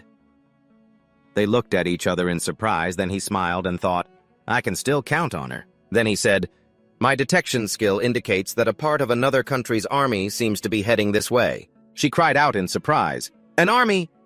He held out his hands and said, "It seems so. I'm not entirely sure, but besides this country's soldiers, there are others. They're here to rescue the royal family." She lit up. "When will they get here?" He replied. "Around sunset. If we can hold out for another 15 minutes, we'll have a chance to be rescued, but a fight is unavoidable." She replied, "All right." He thought, the chance of holding out until sunset is 55 to 10. Then he ran forward, shouting, "Let's run towards the side with the fewest soldiers. I'll leave you behind if you don't keep up." She replied, "Yeah." Just then, the guards spotted them, pointed, and yelled, "It's the two princesses, get her!" The captain pointed forward, shouting, "Fire a volley of magic arrows!" His subordinates unleashed a barrage of magic arrows as Arya turned back and erected a barrier. She created a protective magic circle and shouted, 15 minutes right, Inori, we will definitely survive." The next second, several magic arrows pierced through her, and he yelled, "To the right!" They abruptly ducked behind a wall as the arrows slammed into it behind them. Then the warrior commander yelled, "They're getting away, surround them." He thought, "They're faster than I expected. We need to get further away." He shouted, "More soldiers on the left! How do we stop them?" Arya yelled, "The left!" Then she created a magical barrier blocking the entire passage. The guards stopped short in surprise and yelled, "What a barrier!" But their commander ordered, "Don't hesitate. Break through it." Then a soldier swung his weapon, shattering the barrier into tiny fragments. He glanced back and thought, "We're barely managing to avoid being surrounded." They continued to run quickly forward and reached a room. He looked out the window thinking, "It's almost sunset." Just then Arya cried out in surprise, "A dead end!" He looked at her and apologized, explaining there were too many soldiers and all the other paths were completely blocked. 3 minutes until sunset. They had to hold out to the last man. Then they turned as they heard a guard shout, "Here they come!" The commander ordered, "Fire a volley of magic arrows."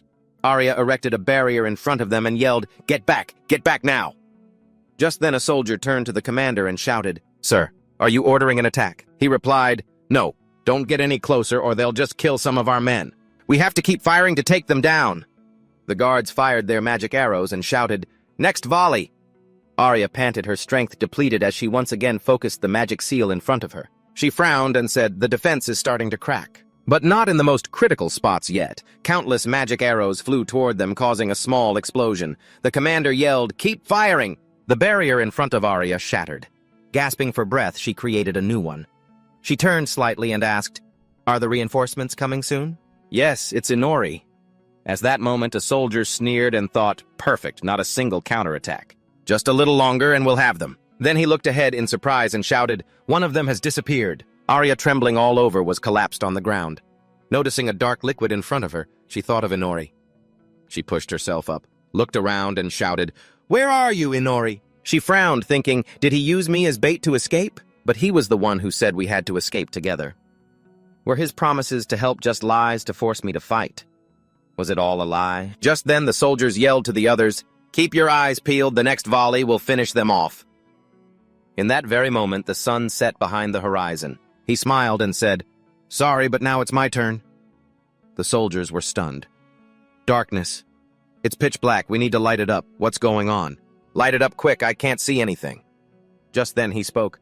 "Oh, my subordinate. Fenrir, you handle them." "Yes, my lord," it replied. The next second, it opened its maw full of sharp teeth and attacked several soldiers at once while the others shouted, "What was that? Who just screamed? Status report?" At that moment, a remaining soldier stared into the darkness in shock, recognizing the bodies of his comrades and asked, "What is that thing?" He shouted, "Where's the commander? Sound off immediately. Hey, are you all deaf?" Just then, he appeared behind the soldier and asked, "Are they deaf? I find that hard to believe." The soldier jumped, turned around and shouted, "Inori! Where did he come from?" Then he looked up and asked, "Fenrir, are you done?" The soldier stared blankly at him. Then Fenrir appeared behind the soldier and said, "Only this one's left. What a bunch of dense idiots. Pathetic soldiers." Inori told it not to compare them to him. The terrified soldier pressed himself against the wall and screamed, "Why him? Help me." He said, "You people have slaughtered so many. Haven't you? So don't be surprised when someone decides to hit back. Am I right?" The soldier shouted in fear, "Are you really that Inori?" He replied, "Who knows?" The next second, Fenrir had the man's head restrained. Meanwhile, Arya was on the ground calling Inori's name. He looked at her, noticed the magic symbols, and said, "You're quietly trying to heal yourself with what little strength you have left. Nice move, but you've lost too much blood. It's too late." With the last of her strength, she looked at him and asked, "This is your power. Were you this strong from the very beginning?" He told her, "Don't look at me like that. This power only appears when the sun sets. That's why I told you to hold on until dark. That's why I lied. I myself don't need to be saved, but you needed to see how you would fight." How desperately after hearing those words. He thought, those eyes full of trust. She kept fighting even in this condition. So then why not? Then he said he didn't have time to beat around the bush, so he'd ask her directly, "Have you ever been intimate with a man?" She was surprised. "What?" He replied that if she hadn't, she would live. She frowned at him and he added, "But in return you must obey my orders. That means becoming my slave. Either accept death as a human, or live on by abandoning your humanity. The choice is yours." She spoke with the dignity of a human being. She thought of Nala and added, "At any cost." She was willing to sell her soul to the devil as long as she could live. He smiled and said, "That's a good answer. That's right. Closer to the devil than to God." As he finished, he bared his fangs and leaned down to her neck. The next second, poison entered her body. A moment later, he turned to his underlings and said, "You guys too. After you're done with the bodies, take care of the rest of the soldiers, and protect her until she wakes up." At that moment, Arya was leaning against the wall with her eyes shut tight. He looked out the window and said that he was going to have a little more fun. A moment later, the guards were kneeling before the king, and one of them shouted, "Long live King Beecher!" Another knight added that he was reporting the two princesses had been cornered. The ruler declared, "I see. The beginning of the Renaissance is near. Don't let them escape." They replied, "Yes, your majesty." The king said, "Poverty like a plague has swept over the country. Orphaned children are abandoned." He was the same way, and he was also at fault. There was nothing he could do. He looked up and added, "There is a long road ahead, but together we will make this country a place worth living." Just then he, in his shadow form, snuck up behind the king and aimed his weapon at him. The guards shouted in confusion. Arena, who was standing in the hallway, heard the screams and frowned, wondering what this uneasy feeling was. Just then, Beecher's head flew from his neck. The main character held up the head, and those present screamed, "Lord Beecher, what?" He looked up and said that their plan was ruined. They no longer had any reason to fight. So what were they going to do now? They shouted, "You fool, kill him for King Beecher!" The main character focused energy around himself and created several daggers, then said, "Wonderful. If you've decided to kill someone, you must be prepared to bear the consequences." As he finished, he aimed countless weapons at the knights and said that he would be incredibly happy if they were willing to fight to the end. Screams of pain echoed everywhere. At that moment, Miranda looked to her side and yelled, "Did you hear that?" Alice looked at her and shouted, "Yes! Someone just screamed!" They all rushed forward and she added, "It's coming from the Grand Hall! Let's go!"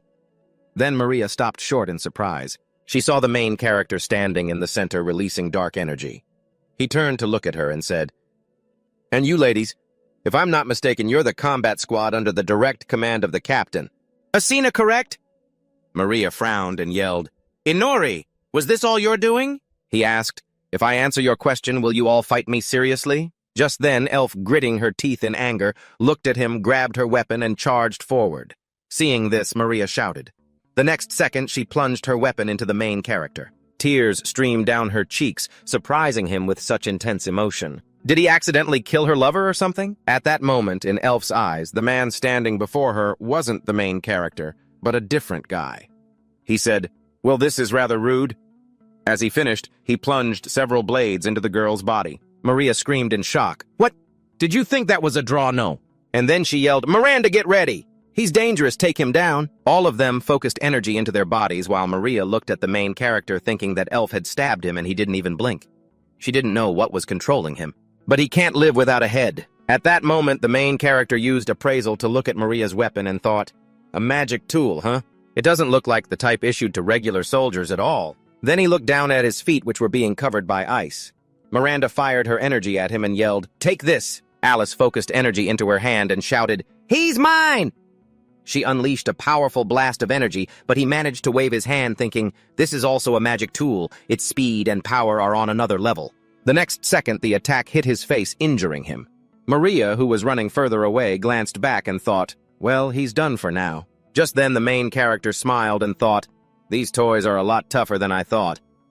Immediately after, he leaped high into the air, leaving a frozen part of his leg behind. Maria screamed, he's still alive! She thought, he's trying to dodge the next attacks, but that's a bad move. He'll be served up on a silver platter as soon as he lands. Then she heard loud screaming and said, Miranda and Alice. The two girls were pinned to the ground, screaming in agony. The main character raised a hand to his face and smiled, saying that on any other day, he would have gladly enjoyed their full coordinated attack. But this time my schedule is quite packed. If you don't mind, I'd like to have a one-on-one dance with you. Vice Commander Maria. She stared wide-eyed at him. He stepped forward and added, the best warm-up before a death match with Arena. Maria said, a battle with Captain Arena. You've got some nerve. He activated a skill on her and mused, you're the strongest one among them, aren't you? It would be easier to fight if you just forgot about the rest of them. But no, you're still stuck with them. Why? She clicked her tongue in annoyance, then pushed off the ground, charged at him, and told him to shut his mouth. She swung her weapon at him and screamed, don't talk like you know anything. She shattered his dagger and he pulled another one from a mass of shadows to launch a counterattack. She frowned and thought, he's got talent. But could they really stand a chance against her? She remembered the scene where Asura placed a hand on her shoulder and said, listen up, everyone. You have to meet Maria. I hope you'll all get along. The other girls looked at her and immediately gathered around. Elpham grabbed her and cheered, is she going to be with us? We're short on people here. Do you know the rules? Miranda asked what books she liked. Alice happily introduced herself. Back in the present, she frowned and shouted, how dare you look down on my comrades? I will never forgive you. He looked at her cheerfully and shouted back, that's a different story, Great Spirit. You have to keep that up. Just then, he pointed the defeated Nia towards her and thought, good. You have to fight me. The next second, he was surprised to see her fly to his side. She slid her sword under the magic threads and lifted it up, shouting, come on, get up! They will avenge Elf! Then she looked at the male lead and thought, I'm not alone. I have an army. I have them. A squad of female warriors. Just then, Alice bit her on the neck, grabbing her head, making her scream in shock. Alice. Just then, Miranda bit her on the side, making her scream in astonishment. Miranda. The male lead said, my apologies, but some have already turned into ghouls. She screamed. The male lead said he really enjoyed fighting her, but ideally he would have wanted a longer warm-up. But alas, he sighed and walked towards the exit. Waving goodbye, he told them to do whatever they wanted. At that moment, the transformed girls stood beside Maria, their hands outstretched, ready to tear her apart, and she screamed, Inori! The next second, blood splattered everywhere. The male lead stepped outside and said, so the strongest warrior is still standing. At that time, his subordinates were dealing with the guards while Asura was running quickly down the hallway. She thought about this uncomfortable feeling in her chest. She stopped in the grand hall and turned her head to the side, noticing a head. She thought, it must be my instinct at times like these. Then she knelt beside the head and picked it up. She thought, it seems he never deceived me. She looked at the deceased's face and said, Sir BTR. Just then the male lead spread his wings and asked, the moon is beautiful tonight, isn't it? Everyone in the world knows this line. She looked at him furiously and asked, Inori? He smiled and said that the head was his gift to her. Then she placed the head on the ground and said, Inori, should I ask if those are demon wings? He looked at his wings and she added, this happens to everyone who sells their soul to demons to do such things. And what will you live for now that you've thrown away your human pride? He looked at her surprised, then said, I don't really understand what you mean, but I'm just living. There's nothing complicated about it, she shouted. There's no room for pathetic reasons like just living. She pounded her chest and added, I am fighting for my country. She stood up still looking at him and shouted, in this world, there is no way to live without a worthy reason I could even understand if it were for family, for personal desire, or for revenge. Then she clenched her fist and lowered her eyes, adding, if I had taught you properly, perhaps you wouldn't have become a demon. I'm sorry, Inori. He put a hand to his face and landed opposite her, saying that he appreciated her lectures. Of course. But she still treats a demon as if he were her student, despite the fact that he's the one who killed their leader. But their coup is over. And if the country no longer exists, what's the point of fighting? She replied, even without his majesty, we are still here. He interrupted her and said, Adriana, you seem to be missing something. She looked at him in surprise, and just then several creatures burst from the walls, their mouths chomping on the guards' bodies. The male lead said, there is no we anymore. The ones who pursued them and slaughtered everyone in the castle. The female warrior squad has nothing left. You're the only one. Oh, but the ones whose limbs are bound can still be saved, if you sacrifice yourself. Finishing his sentence, he sat down on Miranda's corpse and looked ahead, thinking that he finally had a battle with a worthy opponent. But in the end, it all turned into a fight between student and teacher. And what if she actually gives up? I have to apply mental pressure and force her to fight at all costs. Then he stroked the creature and thought, this is all a bit boring. The next second he sighed and said, all right, fine. We'll forget about saving them and go back to that moment with BTR and how you were left all alone. As for the remaining soldiers, that's fine. Then he was surprised to see Arena draw her weapon, and he asked what she was doing. She plunged her sword into the ground before her and silently prayed for the warriors who had been annihilated. As well as for those who were about to be killed. Then she opened her eyes and focused the energy in her body. She shouted that their sacrifice would not be in vain. The male lead held out a hand and asked, so in the end, you've decided to sacrifice the whole group? She asked, sacrifice. Sacrifice the people I've trained my entire life. I have the right to sacrifice all of them, he said in surprise. With such success, the country will no longer have nobles or an army, and it won't be a nation anymore. Then she stepped forward and added, but the people will still remain, even if the nobility is corrupt. The army is in chaos and the royal line is severed. It doesn't matter. As long as the people exist, I will fight for my country. That is my reason for living. And an aura enveloped her entire body while the male lead laughed maniacally. She asked why he was so happy. He covered his smile with his hand and said he was sorry, Captain. He had underestimated her. And I apologize for my ignorance. In any case, it's not good to lie and deceive, I'll be honest. Just then, the dark shackles fell from the hands of the transformed guards. The male lead said, all of them are far from what they used to be. These bodies can't become vampires and they can't be saved. All her comrades have been dead for a long time. At that moment, the ghouls advanced and he pointed at her, saying that to them she was just fresh meat. Adriana lowered her gaze and said, Inora, you can't be saved either. She drew her weapon, light radiating from it in all directions. She added, my enemy. The protagonist spread his wings and flew back, gritting his teeth. Adriana began to swing her sword, knocking away everyone around her. He frowned and thought, oh, this is more serious than I thought. So that's Adriana's trump card. In her hand, she was holding an ancient artifact. He summoned a few daggers to his side and thought, all these ghouls rushing in at once aren't even enough to take down a single wall. Now that look in her eyes, that's what I wanted to see. Their eyes met and he spread his arms to his sides. Focusing his weapons above him, he shouted, Captain Adriana, I am your true enemy! He would also use his entire arsenal. She watched him silently as the arms of the guards reached for her. Then she swung her weapon, severing the reaching limbs. The protagonist grinned brightly and shouted, your old comrades are still here. Have you forgotten they're watching to see how far you can go? Just then, a squad of female warriors advanced toward her. She turned to look at them, remembered their smiles, and unleashed a powerful strike. She cut down everyone in her path, landed a few more blows on his subordinates, and wondered if they were watching. Why isn't he attacking? If he just stands there, I'll have to make the first move. The protagonist thought, that's understandable enough. But it's best to avoid a sneak attack from behind. Her power hasn't diminished at all, and I can't face her head-on. Not long before, Arya had asked in surprise why Captain Arena was so strong. She had turned away from the chessboard and said thoughtfully, she was never a timid person to begin with, but when she was appointed captain and was given an ancient weapon by the queen, she became even more determined. The protagonist asked, an ancient weapon? She replied that if she wasn't mistaken, it was a sword whose sharpness could be enhanced by any type of magic. Back in the present, Arena continued her assault, slicing the guards into tiny pieces. The protagonist aimed his weapons at her, but she easily shattered his daggers. The protagonist frowned and yelled, even daggers imbued with black magic are turned to dust. Does this sword's sharpness have no limit? In that moment, he looked at the sword in her hand and thought, it really can cut through anything. Then Arena looked ahead and thought, magic circle compressed. Air hammer. A powerful blow struck the wall. He thought in surprise, "What?" The attack hit his wing and he thought, a sudden switch to magic. Arena looked at him and said, "He won't be flying anymore. Now what's next?" He began to slide down, trying to slow his descent, and plunged a dagger into the wall. He thought, "At this rate, she'll close in on me in no time."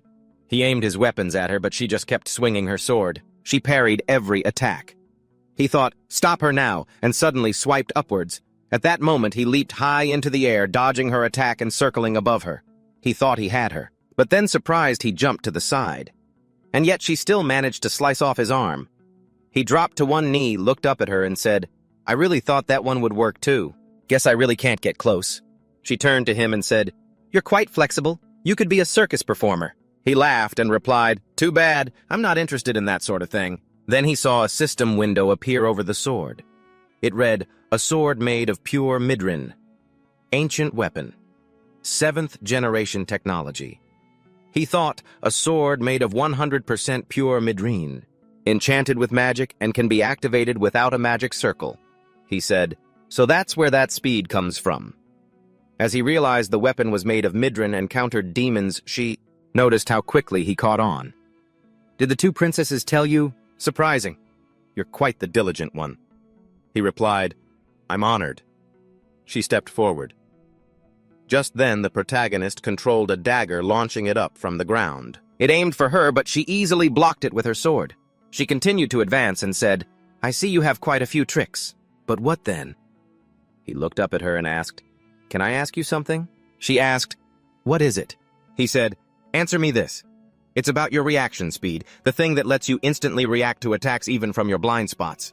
You cover the area around you with a thin layer of magic, although you can detect anyone who tries to get close. Am I right?" She replied, "Detect. Ah, yes. You're right, Inori." The protagonist sighed and said, "Compared to an ability like that, my own detection skills are nothing." She said, "That's where you're wrong. My ability constantly radiates magical energy, so it's easily detected.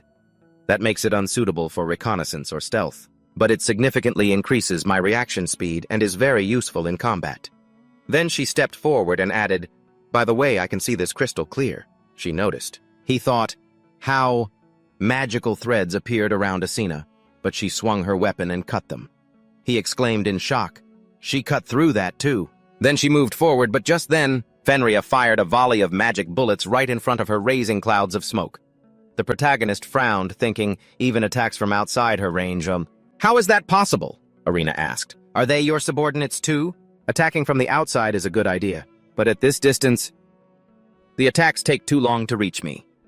He thought, she's not detecting them with her ability, she's simply reacting and dodging in time.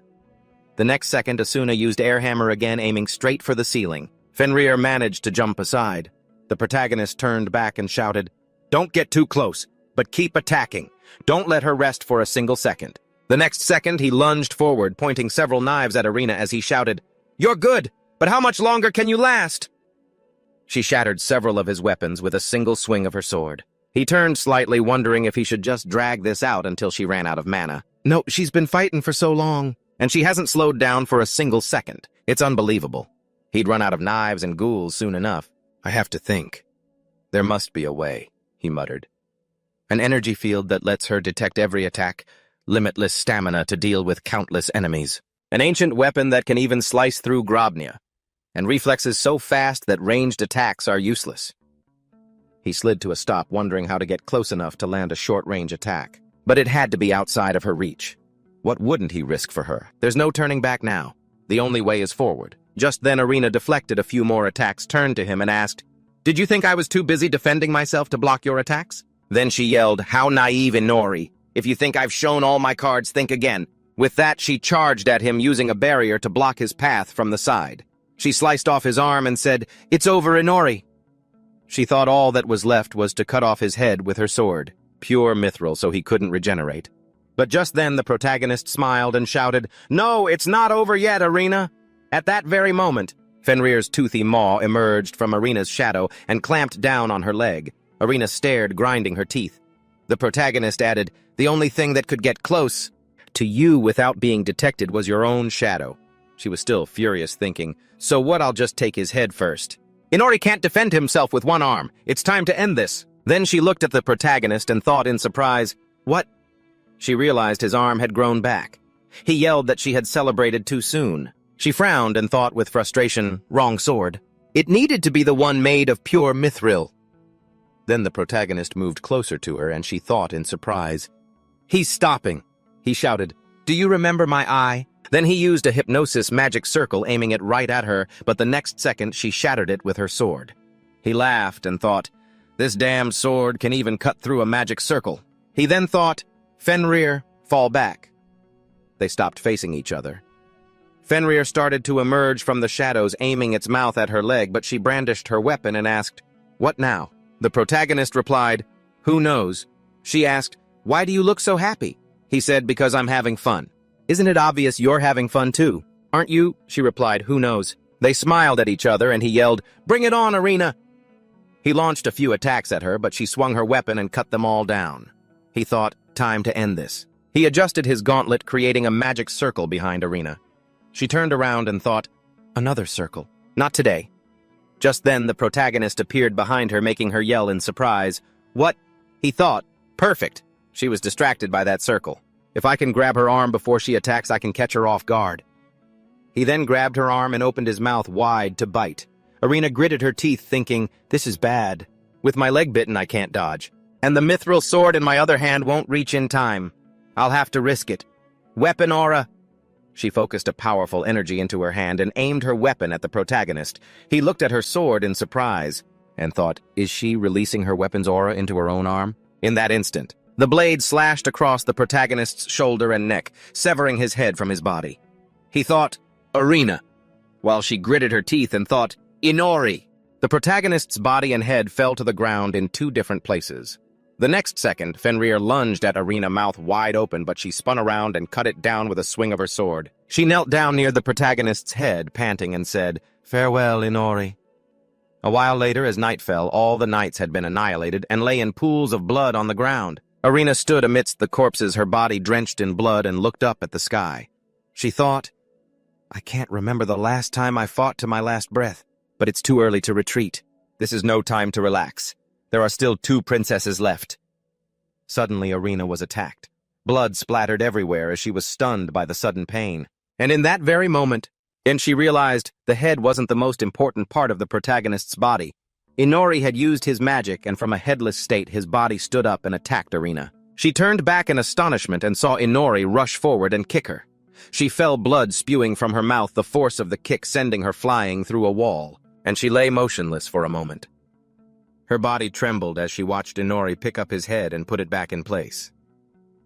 "That hurt, but I'm fine now. But I'm fine." Arena remarked that even the mithril was useless.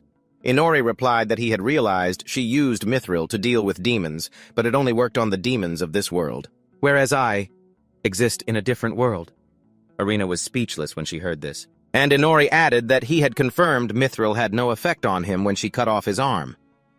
Arena understood and said, "So you intentionally didn't regenerate it right away?" "No, that's actually clever." Inori watched her silently, realizing he'd assumed the head wasn't a vampire's most critical part.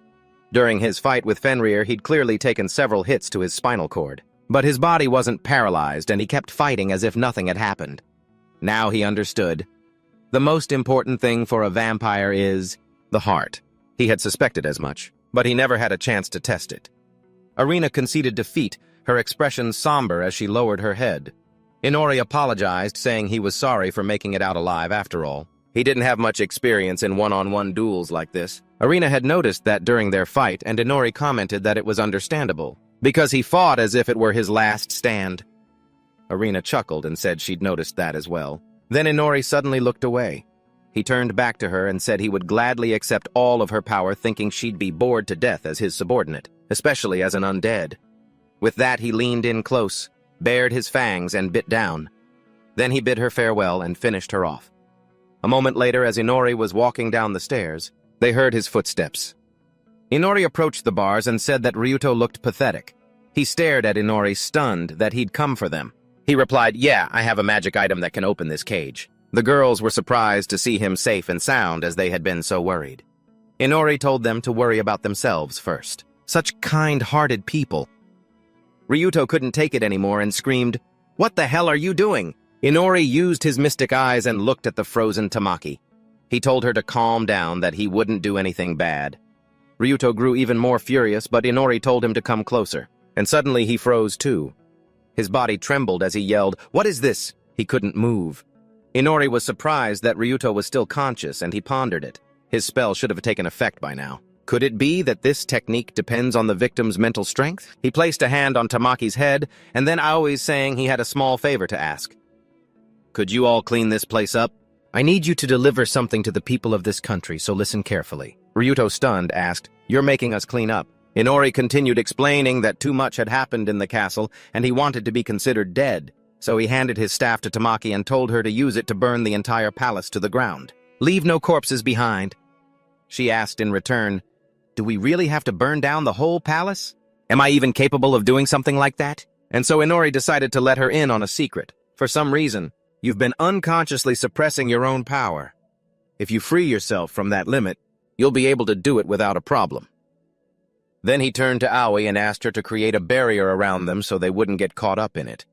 Aoi calmly replied that she understood. Meanwhile, Ryuto, who was witnessing all of this, screamed, "Stop! You're going to burn down the palace!" As Tamaki channeled the staff's magical power, she admitted Inori was right.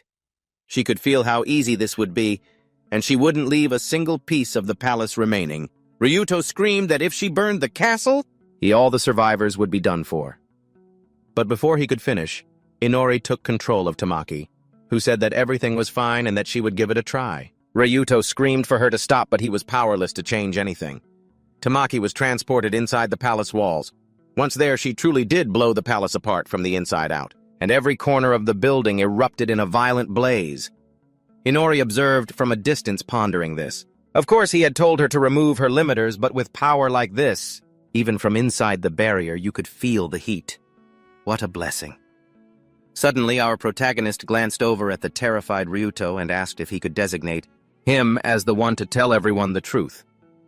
A moment later, the palace was completely incinerated, and those nearby could only watch the brilliant flames. Arya stepped through the fire, watching the blaze intently. She looked sadly upon the fallen princesses of her kingdom and all her family members. Closing her eyes, she remembered her former self. Then she opened her newly red, transformed eyes. Her hairstyle had changed drastically as well, and she stepped out from the flames. The protagonist appeared beside her and asked if it was all over. Arya asked, "Have you finished your cleanup, my lord?" Inori asked how she knew about that. She replied that his knowledge and thoughts had flowed into this body, along with your blood. I didn't think even my hair color would change. Inori moved closer to her and said she had now become his subordinate. But the only thing she seemed to care about was her hair color, not what it meant to be a subordinate. Arya remarked that her own reaction was strange. It was as if she were connected to his every thought and word. If she understood correctly, it would be very difficult for her to disobey or harm him. When Inori took her hand, she suddenly slapped him across the face and backed away angrily. Inori asked, "But it's not that bad, is it?" "Right." Arya turned back and stared at him bewildered. He struggled to his feet, holding a cheek reddened by the slap, and said that he thought black hair suited her much better. She watched him silently with a sad expression as he struggled to get up from the blow. A smile appeared on her face and she turned back towards her destination. She said that she hadn't lost everything. She had kept her life and gained a little freedom, and for that she was grateful. But she also had a goal. She wasn't sure, but she would stop being his subordinate if she became stronger than him, right? He looked at her in surprise, and Arya continued shouting with a confident expression that one day she would become stronger than him and win her freedom. He silently watched her retreating figure, smiled, and said it would be fine. Just let her have that freedom, if she can. As he stood up, he said that the former princess had decided on her goal, and now they could go to his domain. Arya asked fearfully, "Where did you get a domain?" He replied that he hadn't just been sitting around doing nothing, and it would be safer for them there than anywhere in the city. A moment later, a brilliant pink light appeared in the sky above them, and Arya watched in amazement. This place was once Fenrir's home, and the barrier here helps hide it from prying eyes. Curious ones here. They'll have time to learn about their abilities. Inori led her to his domain, and she asked, "What is this house? Where did it come from?" Inori explained that it was originally a shabby hut, but as an experiment he tried creating tools for himself and fixing it up.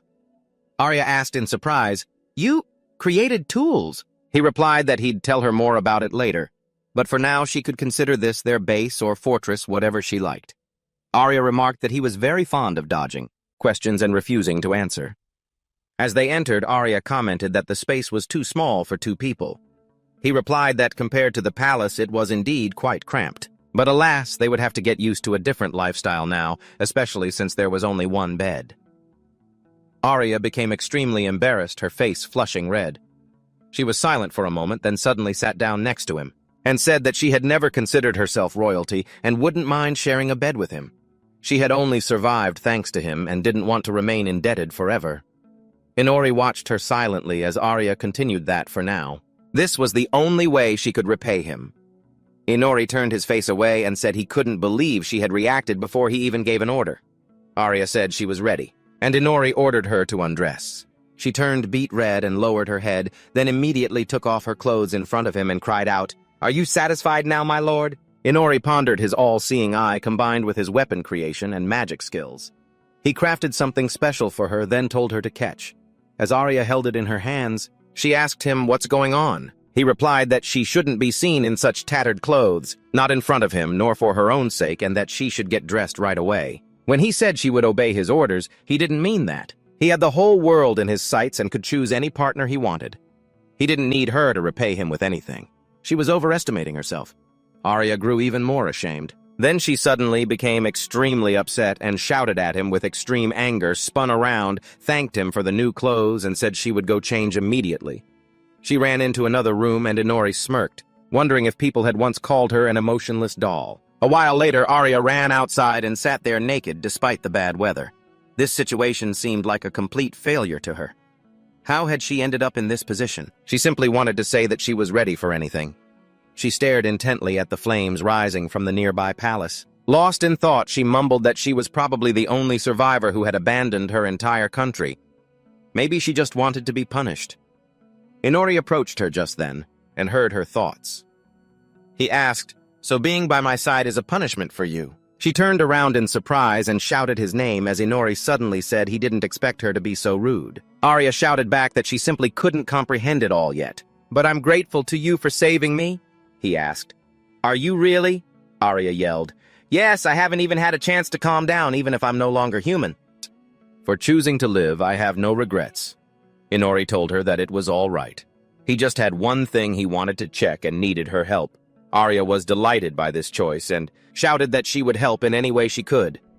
Inori opened his system window and announced that he had acquired some new skills from the people in the castle, and there were some skills he couldn't level up on his own.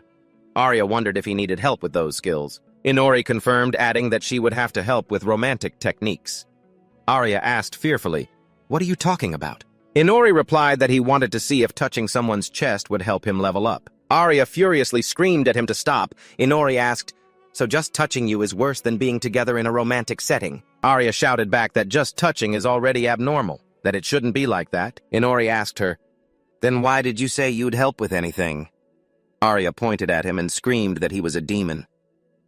Afterwards, he checked his stats. Archery level 1. Bamboo scrambling proficiency also level 1. Spear proficiency and shield proficiency both level 1. Cooking, cleaning, and laundry level 3, while sewing and mental arithmetic are level 2. Rogari and pen spinning, poison resistance, and charm resistance both at level 1.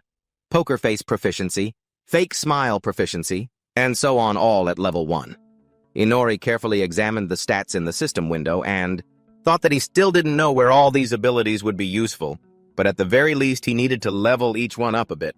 He turned to Arya and asked her to come down for a moment. She flew over and said, "Sure thing." Thanks to her genius ability, she could do this with ease. Inori thought about how incredibly fast she had mastered flying. "Do you like your clothes? I can change them if you need." Arya smiled and said that everything was fine. The clothes were light and loose. Inori quietly watched her, wondering how she could float so easily under the scorching sun while he had to huddle in the shade. Had the sun god's wrath decided to spare her, let her try to pull out that sword. He handed it to her, and Arya looked at it inquisitively, then replied, "Okay." Taking it, she held it high and said, "It's beautiful." Magical light radiated from it. "Did you make this yourself?" Inori replied that it was the Eisen sword, formerly the invincible longsword. He had enhanced it with dark magic. Arya was stunned and screamed when she heard this. And Inori continued saying the sword was now called the Absolute Dark Longsword or something like that. Or, to put it simply, it was just a dark sword. Arya examined the weapon carefully and realized, so this is what the captain used to fight with. Where did you get it? He replied that he had gotten it back at some point. But he had tried to use the sword, and nothing happened, so he believed he didn't have a single drop of this world's magic. That's why it didn't work. Arya asked, does that mean you can't use magical tools? Inori said that was probably the case, and that's why he gave the sword to her. This immediately resonated with her as soon as she picked the sword up. Somehow, she had learned how to use this weapon. Arya asked him with a smirk, are you sure about what you're doing? What if I become stronger than you now? Inori calmly explained that she didn't need to worry because he didn't need to rely on toys like that to be stronger. Besides, if they wanted to measure their strength. Sure, we obviously wouldn't use weapons, right? Arya shot back. Who knows? Inori stood up and touched a tree. All right, we need to take stock of what we have. Unlike me, you can use this world's magic and magical tools. But you can't level up your skills like I can. Arya added, and unlike you, I can't use magic and magical tools, but I can level up my skills and my level. So who would be stronger? Or should we have a debate? Inori asked back. In the end, it's probably me. That's because I'm getting stronger over time. Arya laughed and asked, so what does that mean? Inori turned back and asked, what are you talking about? Arya pointed to the fangs in her mouth and Inori said, I see. So she could get stronger by drinking blood, and it turned out she didn't just have wings. Arya was thrilled and said that she had recently tried drinking blood and it seemed to make her feel stronger. Inori asked, mockingly, but who was your precious first kiss with? What kind of demon was it? It was a big bird. Arya looked at him in silent confusion and they continued on their way. Inori said that they seemed to have sorted out the situation and could move on. Arya asked if he had really waited for her to free herself. Suddenly, someone appeared behind her and said that this was exactly what a main character would wait for. It was Fenry, who said that if he had been revived sooner, he could have finished them off. Inori turned to him and said not to worry because he had decided to sacrifice his body parts to distract Ajina. He just didn't expect the damage to be so great. Arya looked at Fenry with an affectionate gaze and cried out, who is this little furball? Inori explained that it was the guardian of this forest. Fenry looked adorable to Arya and she wrapped her arms tightly around the creature. Fenry suddenly shouted in great discomfort, telling her to stop and let him go. Inori said that this was just his current form and that he used to be a ferocious, magical beast. Fenry immediately disappeared, burrowing underground. Inori said that he had simply run away from her, and Fenry added that he didn't remember ever being called that. Arya was sad and asked if he would ever appear again. Inori looked at her silently and then decided to ask if she liked animals. She replied that she couldn't say for sure, but she had to take care of the pets that bothered her sister. Inori realized what was happening and suggested they leave. That evening, Arya asked again if he had decided on a destination. Inori replied that he hadn't yet, and that he wanted to learn more about this world. Travel to neighboring countries and maybe start with the ones that don't summon heroes. Arya replied that there are no such countries. After these words, the main character turned back in bewilderment and looked at her in surprise. Arya continued the conversation and explained that there are no nations here. The hero protagonist was very surprised and exclaimed, are there really no nations? She replied, yes, there aren't any nations. According to the agreement, all 12 nations must summon 3 heroes each. Inori tried to process this thought, wondering if that was too many. Arya didn't answer. Somewhere else in this world, 33 heroes were present in 11 other nations. He recalled the appearances of the various heroes from the neighboring country and realized something, looking up at the sky. So they were mages, beastmen, elves, dwarves, and dragonkin. Sometime later, a terrible battle took place, recorded in the eyes of one of the creatures. Along with a few of her aides, she had joined the fight. She was fighting the current Demon King Snowa. He closed his eyes and someone shouted, their Demon King, Lord Snowa. Sometime later, when the weather was clear and sunny, Arya went out to a crowded public place. One of the vendors she knew approached and offered her some bread. He wanted to thank her because she had helped him so much in the past, so he wanted to treat her to this bread. Arya asked if he was sure. The guild had already paid her. He told her to just eat it. Don't be shy and take some vegetables too. Arya thanked him for his kindness and took the giant bag. One of the men laughed and asked if she could carry it. Looking up at the sky, she realized some time had passed since they moved to the provincial town of the Theocracy of Lin. It was a small commercial town distinguished by its large brick road. She was surprised by this place. It was more vibrant than their own country, and because this country was a theocracy, the clergy played an important role. And even this small town had a huge church. They had registered with a local guild to earn some money. Inori was also using an alias Kiri. However, he slept during the day, so she had to work alone. Thanks to that, she was able to meet many interesting people. When Arya got home, she approached and told him she was home, but he suddenly scared her to death, jumping out right in front of her and falling onto the steps of the house. It shattered into many pieces, and he was covered in blood. He begged her for help, and a horrified Arya couldn't understand what was happening. It turned out to be related to the strange girl, who chuckled and said it was surprising that he was still conscious after her blow. Arya stood frozen, holding the bag, not knowing what to do. The girl continued to laugh, saying that he had such talent. Despite being a terrible person, he had really piqued her curiosity. She was a holy knight of the theocracy of Lynn Fiona Rascos. She should take him as a disciple to lead him back to the right path. Fiona grabbed his tie and pulled him towards her, making a confused Inori ask what was happening now. Arya watched the scene bewildered. This was her first city, her first job, her first encounters. Her life outside her kingdom began like this after the main character joined the guild under the name Kiri. He was drinking in a bar and everyone around turned to look at him. He started to drink diligently. The waitress approached and asked when he was going to pay his bill. He replied that she should just put it on Arya's tab as usual. Unlike him, Arya diligently completed guild quests and gradually rose through the ranks, earning the nickname Black Rose Arya. People called her that because of her black hair, black attire, and the excellent skills she used to defeat monsters. It seemed she had become quite famous with some people. He was deeply entangled in his hatred for the gods and the sun. All he could do was sit and drink. One of the men at the next table wondered why the Black Rose decided to be with him. Another wondered if he was blackmailing her. At that moment, Ixnoa was also sitting at the table and asked him if he should go do some work. The girl worked all day while he drank all day. Inori told him to leave him alone. This old man was his only drinking buddy from the guild. They drank together. At first he drank alone, but now he sat with him. Apparently he also had a lot of free time. If anyone asked why he drank all day, he would answer that he was upgrading his skills and poison resistance while gathering information from local adventurers.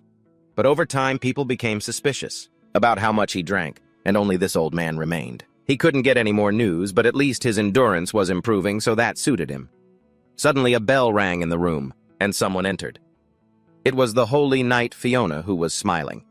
Inori turned around and asked in confusion what a holy knight was doing in a place like this. Waving at her, he shouted, asking if she wanted to join them for a drink. Ex-Noah told him to calm down and not say things like that. Fiona called them brothers and said that drinking so much was very harmful to the soul and body, and everything should be in moderation. Inori noticed the mark on her forehead and wondered, because he couldn't see it clearly from here. Model, could I maybe get a closer look at that? When he reached his hand toward her, Fona abruptly moved away, saying it was a symbol of her faith in the Lord, and he wasn't allowed to touch it without a reason. Surprised, Inori turned towards her and started shouting. Meanwhile, Arya approached the tavern with a bag full of food. Everyone around them fell silent to watch, and Inori wondered if he had said something wrong. Fana started hitting him, slamming his head into the ground. He lay there bewildered, looking up at the sky. As Arya drew closer, she stared in astonishment as Fana grabbed his face in her hands and leaned in. The men around them cheered at Inori's pain, shouting that this was the right way to treat this drunk since he shouldn't be sitting around drinking all day. Let her teach him a lesson. Fona smiled and said, "Of course. I could never abandon anyone. It's all done in the name of the Lord." After Fana finished speaking, she turned around and saw Arya looking surprised. She asked her what was wrong. Arya tried to speak, but ended up asking what she was going to do with him. Fauna picked Inori up and threw him over her shoulder while he dangled with his head hanging down. She asked again what she would do with him. He's just an insolent brat who tried to join the guild, but she shouldn't worry. There's still a bit of manliness in him, and she and the Lord would teach him a lesson. After saying that, Fauna walked off in an unknown direction carrying Inori. A surprised Arya looked away, not knowing what to do as the men around them began to cheer. They shouted to her that she was free and congratulated her. If she didn't mind, why don't they spend some time together? Arya ignored the strangers. She snatched her bag from the ground and shouted in disgust. After those words, she ran after Inori.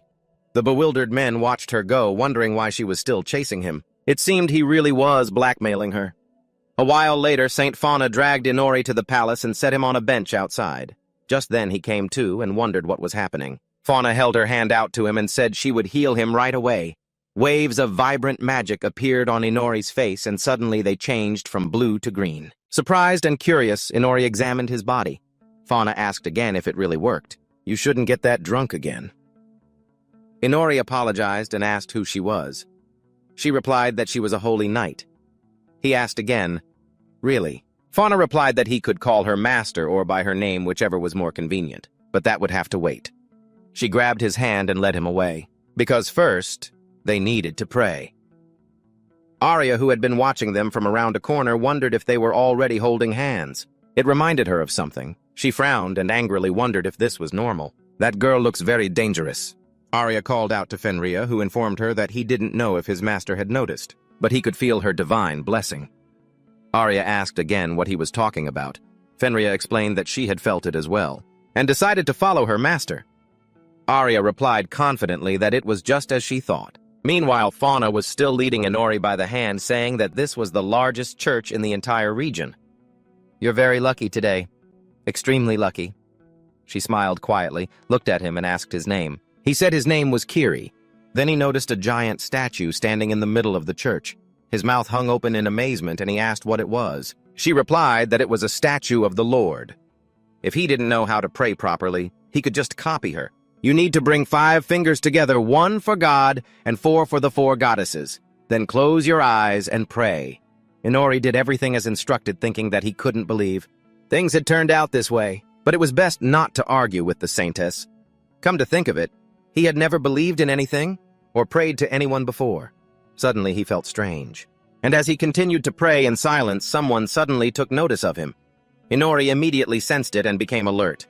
He didn't understand what these feelings were. He felt as if someone was watching him. Maybe they had a connection. Was it her doing? No, he didn't think so. Then who was it? His detection skill couldn't pick up anything. It wasn't magic from this world, or even a physical phenomenon. He felt as if someone was seeing right through to his soul. He gritted his teeth in anger, and silently wondered what kind of bastard dared to touch him without permission. Whoever it was, they had to leave him alone. Suddenly, a brilliant flash of light appeared in the room right above Inori, who was still silently pretending to pray. Fauna looked at him in surprise and said that she didn't expect him to pray with such wholehearted devotion. "You have to agree with me that there's nothing more wonderful than praying." She was glad his mind was now clear and invited him to continue on. Inori silently looked up at the statue one more time, paying closer attention. He no longer felt that connection. But now he was interested in this mysterious power. One day he would return here. Meanwhile, on the other side of the world, a girl asked, "He cut off the path." Another goddess, the one who had established the link with Inori, replied that she herself hadn't expected a human to be capable of such a thing. These sparks shot out from the planet into the universe. A while later, Inori reappeared in the tavern, and everyone's attention turned to him. He looked towards his table where Noah was sitting alone and asked, "Are you still sitting by yourself?" Noah recognized him and said that he had a new look. Inori looked pathetic, his face covered in scratches, bruises, and blood. He said he was just a little unlucky. Fauna had decided to use magic and swung her fist at him, punching him straight in the face. She yelled at him to stop and continued to beat him. Inori realized it wasn't for nothing, that she was called a fanatic holy knight. Her punches hurt him badly because holy knights attack with the power of light, a vampire's fatal weakness. While Fauna was hitting him, she yelled that she had felt his gaze was really sharp back at the tavern and apologized that her body couldn't keep up. At that moment, he realized she saw through everything. And Fauna continued to yell that it was okay and she would keep hitting him and that she would get used to it soon enough. So she decided to continue, but Inori shouted that it wasn't like that and begged her to stop and rest because she was overdoing it. Arya watched from behind a nearby tree, wondering if she should intervene. Manhwa was also nearby, saying that their master had told them to only intervene in the most extreme cases and that he could escape even during the day, but if he chose not to, then he must have a higher purpose that they couldn't understand. Arya watched in silence until they realized Inori had escaped. He was now at the tavern telling his friend Snoa about the situation. The man sadly said that everything was clear to him now. "You finally managed to escape. That was probably the most desperate escape of your life." Snoa confirmed that it couldn't have been easy, and by the way, that girl turned out to be a holy knight. Holy knights kill demons and demon-like creatures to offer them as sacrifices to God. Most of them use magic weapons and fight with the power of light, which is very effective against demons. Noah lowered his eyes and added that when it comes to attributes, it's important for them to know who's who, but in this case it was a matter of tactics, and since you don't know how to use magic weapons, he saw no point in teaching you any tactics. Inori confirmed this and yelled that he didn't understand any of it either, but he never said he didn't know how to use weapons. Just then, the holy woman Fauna arrived at the tavern. Upon seeing Inori, she pointed at him and yelled that she'd found him. "You run pretty fast. Have you had enough rest? It's time for us to get back to training." Inori screamed in pain and cried out to Noah for help. Fauna immediately grabbed him by the hair, dragged him away, and asked what they would do this time. Noah didn't come to help, and Inori kept screaming, "Aren't we friends?" Noah just kept sitting there alone and did absolutely nothing. A moment later, Fauna dragged Inori into the forest and threw him to the ground. They just kept hitting him like that in their so-called training session. He was frustrated that he couldn't fight back against her during the day, but if he didn't come up with something, he'd be beaten to a pulp. For now, he suggested they go to the church again. Fauna was overjoyed and kept saying she never expected him to ask to go to the church on his own. Her training had clearly borne fruit. Inori also pretended to be happy and agreed with his master. He thought about how he had managed to escape training and would now visit the church again, killing 2 birds with 1 stone. Thanks to this, his fake smile skill had improved and reached level 2. He liked being in the church because it was quiet, but he wasn't particularly fond of religion. Right now, he no longer felt like he was being watched, but could the other believers be connected to someone else? Considering his detection skill wasn't working, maybe the powers of this world couldn't comprehend the phenomenon. What if he tried using an ability from another world? He would appraise every object in this room. The believers here, their clothes, everything was unusual. The ceiling, the floor, the statue, it all looked very strange. He noticed something odd and wondered what it was. Looking closer, Inori realized he'd found what he was looking for.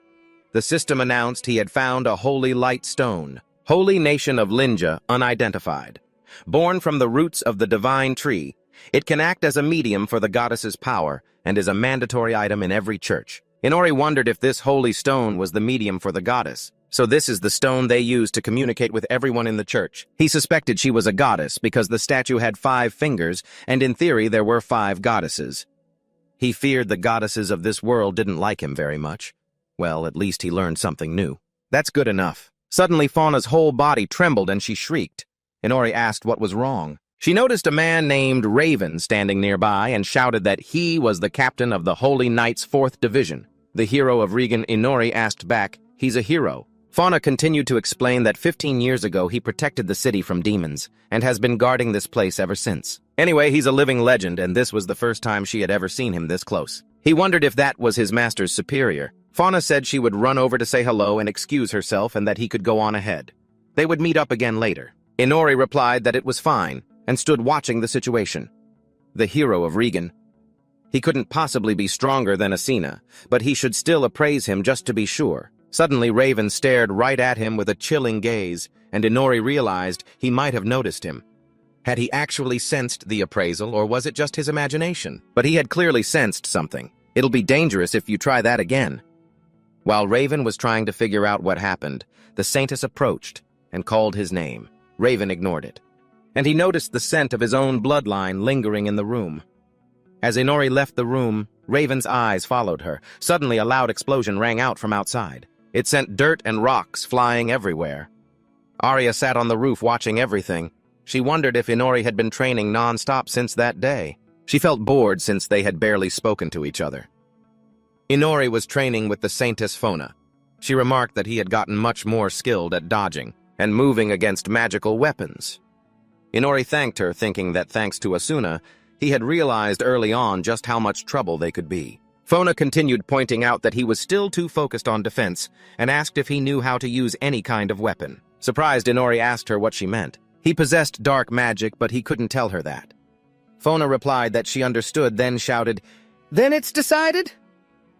She suddenly struck a boulder and made a suggestion. Inori should go buy himself a weapon of his choice. She'd never heard of a traveler going around empty-handed. Inori replied that he would do that. Fauna continued saying she would also be away for a while as she'd been granted permission to meet with Lord Raven. Therefore, she declared training was over for the day. The important thing was that he shouldn't just pick any old weapon. Got it. Inori agreed with her, wondering if this was really a day off. Fona headed home at dusk, telling him she'd check on everything the day after tomorrow. Meanwhile, Arya was still sitting on the roof when Inori suddenly approached and asked if she enjoyed watching him train that much. "Have you figured out a way to beat me yet?" Arya answered that she hadn't. Inori looked at her quietly and said, "That's okay. Fenrir and I took turns and it didn't do any good either." He sat down next to her on the roof, and after a month of awkward silence, Arya asked if he needed anything else from her. He asked if she was free tomorrow. "My master told me to find a weapon, so I was hoping you'd come with me." Arya was surprised by the offer and just stared quietly as Inori explained that he didn't know what to buy, or where to buy it in this city. "Since you're a local, you know your way around, but if you're busy, I can manage on my own." Arya was thrilled by the offer and shouted decisively that she would go with him. She didn't have any requests from the Adventurers Guild, so she was free tomorrow. Inori was happy about this, and Arya said that without her he wouldn't be able to do anything, and would have probably gotten lost a long time ago. "Now we need to head back right away and get ready for tomorrow," Inori asked. "Get ready how?" She grabbed his hand and pulled him along. A confused Inori asked why she was suddenly talking so much. Arya replied, "We just need to go." The next day, they went into town together. Arya turned to Inori, pointed at some food, and said, "This looks delicious too." He sighed and said that he understood. "But I don't think that's why we're here." Arya looked at him surprised, then yelled that everything was fine, and they were on their way to the weapon shop now. When they arrived and were looking over the weapons, Inori was surprised to see it was a pretty decent shop. Arya replied that some travelers had recommended the place to her. There was a great sword there, priced at 6,000 coins. Inori looked around but couldn't find what he needed since it was practically a magic tool. Arya asked, "What about that giant sharp sword over there? Isn't it a bit small for you?" Inori yelled that he would never choose a weapon like that. Arya looked disappointed and said, "But it suits you." "In that case, you should buy me a weapon too. I've always kinda liked carrying a black sword, you know. And this sword really stands out. Besides, I need another sword to carry around regularly." Arya wanted to find something comfortable and simple when suddenly, they both turned to a beautiful, exquisitely crafted blue sword. She stared at it silently, and Inori asked what it was. He immediately picked the sword up, making Arya yell at him to stop. He asked again, "Is this a midran dagger?" "This weapon is made from high-quality midran, and this dagger looks like a perfect supplement to a main weapon. It really suits you. Don't you agree?" Arya saw the price and began to hesitate, but Inori suddenly told her not to worry about it. "We have more than enough money from what I got paid for that demon horde incident. Besides, you can't just sit in the tavern all day. So I wanted to give you something at least." Arya was flustered by his offer. Then the shopkeeper handed them the sword and thanked them for their purchase. Inori sighed in disappointment because they still hadn't found anything for him. Arya asked if he understood the meaning of this dagger. Inori asked back a meaning. Arya smiled shyly, blushing, and said, "Maybe." They walked a bit further and saw another weapon shop. "Is it really crammed into a tight space like this?" They decided to step inside, but Arya suddenly panicked when she saw the spider webs. Inori turned back and said, "Looks like the owner isn't a fan of exercise. Come on, don't be scared."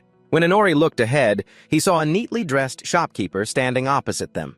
He greeted them and announced that they work on a made-to-order basis, and that he would craft a one-of-a-kind item just for them. Inori listened quietly to the shopkeeper, then asked if they could also create non-magical weapons. The shopkeeper replied that it wouldn't be a problem. They would do everything they could to meet the customer's expectations. Inori used his magic eye and asked if he could place an order right away. This seemed a bit too fast for Arya, but the shopkeeper nodded and said, "Of course." He then invited them to follow him to a more comfortable spot, as he needed to learn about Inori's habits and physical abilities. Inori asked if Arya could come with them. The shopkeeper agreed. Then Inori asked, "By the way, don't you think a cleaner entrance would attract more customers? There are a lot of spiders out there." The man acknowledged that he knew. The owner replied, "Just as a spider hides in its web, old men like us seek a quiet place." Inori thought the man was strange, and apologized for the inconvenience. Arya said that she was right to stay away from that spot. I'm sure the spiders would be thrilled to hear that. A little later, they were outside sitting at a cafe for lunch. Inori carefully said, "I thought we would have been done sooner." Arya replied, "Well, at least we don't have to check any more weapon shops. It all worked out right." Just then, Arya noticed the tea. "It's delicious." Inori replied, "I think it's the same kind of tea as the one we had in the palace." Arya replied, "Even if that's true, everything else here is nothing like the palace. The atmosphere and the mood are completely different. And every time I come here, I just want to sit down and quietly sip my tea. And Inori asked again, You have your own wishes, you have money, so why do you need me? Arya got angry and shouted, Because I need someone to talk to. Because it's important. They had a hearty lunch, and Arya asked why he chose that shop so suddenly. He answered that he'd assessed both the shop and its owner.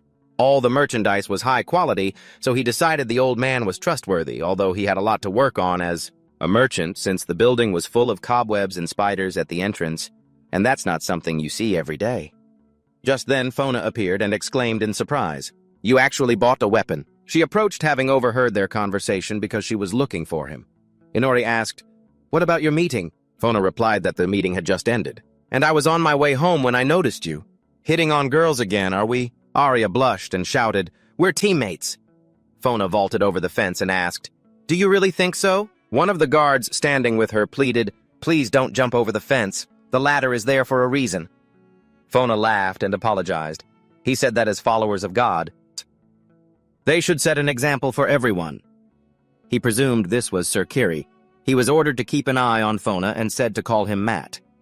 Inori asked, Why are you following my master? Did she do something wrong? Fona explained that the church is very strict, so they're suspicious of her relationship with Inori, even though she told them they're simply master and student. Holy knights have strict precepts and must maintain their purity. Simply put, they have to be virgins. Inori's jaw dropped in shock while Fona rolled her eyes. Matt suddenly remarked that when the beautiful Black Rose Arya and that scoundrel Inori appeared, rumors about them spread quickly through the city. That sounds awful, Inori said, but Matt continued. Being Fona's disciple and living off the money the Black Rose earns is quite curious. She even had to apologize for it. Inori looked at him quizzically, as Matt suddenly pulled out a special card and declared, This is the Black Rose Fan Club card number 5. He wanted to know the secret. How did you manage to win this girl over? He suddenly bowed and begged, Please teach me your ways.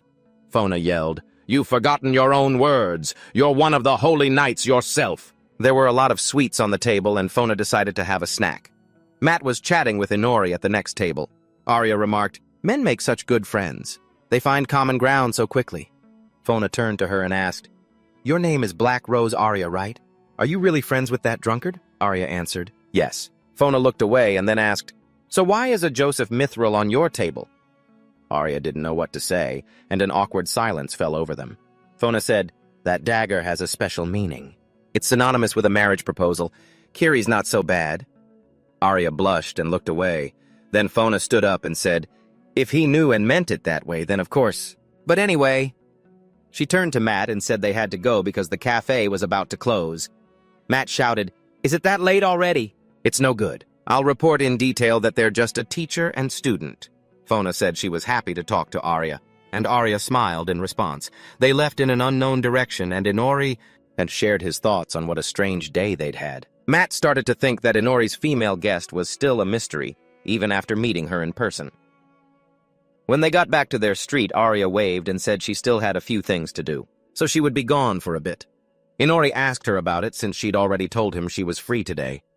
As he put the key in the door, he sighed tiredly, and then suddenly felt that something was wrong. He looked ahead silently, and the strange girl's voice said that he'd finally noticed her, and that he was very sharp.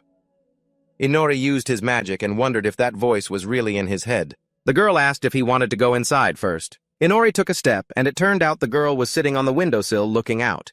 She greeted him and said her name was Flax, and that she was very happy to meet him. Inori looked at her silently, then asked what the voice in his head was. She stood up from her spot and replied that he had sensed her even before he opened the door, but he didn't know about spirit magic. Inori asked her again what that meant.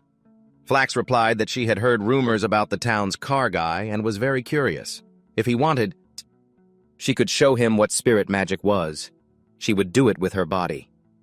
As Flax grabbed his hand, she told him to come closer, and Inori fell onto the bed with her. She climbed right on top of him, then said that there was a strange girl in front of him, yet he wasn't even resisting. Inori replied that when a girl is truly beautiful, he can't pass up an opportunity like this. And he used his hands to grab her hips, which made her angry. She shouted, Mind control magic! After the spell, everything around him began to glow with a brilliant magical energy. And Inori realized that at that distance, he would never have time to dodge. Flax looked at him with a smile, But alas, the spell had no effect, and she kissed him. Confused, Inori wondered what was happening. A different world appeared in his mind, and Flax said that he was in her spiritual world. This is a unique dimension that exists inside each of us. Inori was surprised, and Flax continued saying, "This is my world where everything is under my control, absolutely everything. Do you understand what I'm saying? For example, I can easily take off your clothes." A few moments later, Inori found himself naked. He was speechless, and Flax said, "I can also make you go insane. From pleasure. Would you like that? I can make your body and soul want to depend on me." Inori gritted his teeth in frustration, and Flax asked again, "What's wrong?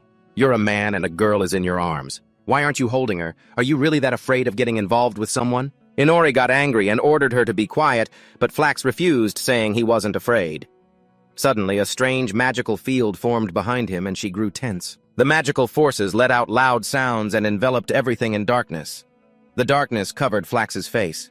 She became frightened, and Inori again ordered her to be silent. And Flax wondered what was happening to her world. Why was it crumbling right before her eyes?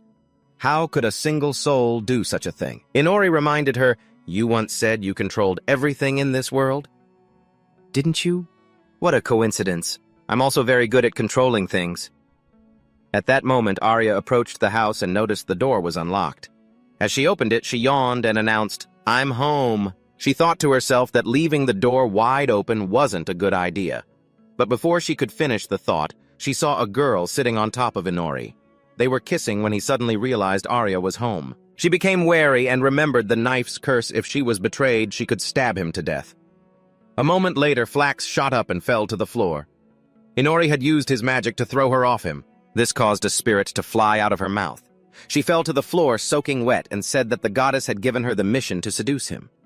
She had also planned to approach him by transforming into a human, but she was tricked. Now she was a spirit, a high-ranking wind spirit controlled by the goddess's traitor. Information about her status appeared. Inori asked why she was confessing everything. "Is it normal for you to do this?" The spirit screamed that he was the one who told her to say everything and was forcing her to do it. Arya thought she was very cute. But Inori grabbed her and asked if she was the one who had contacted him at the church. The spirit answered that it was possible, but she wasn't sure because she had acted faster than he'd anticipated.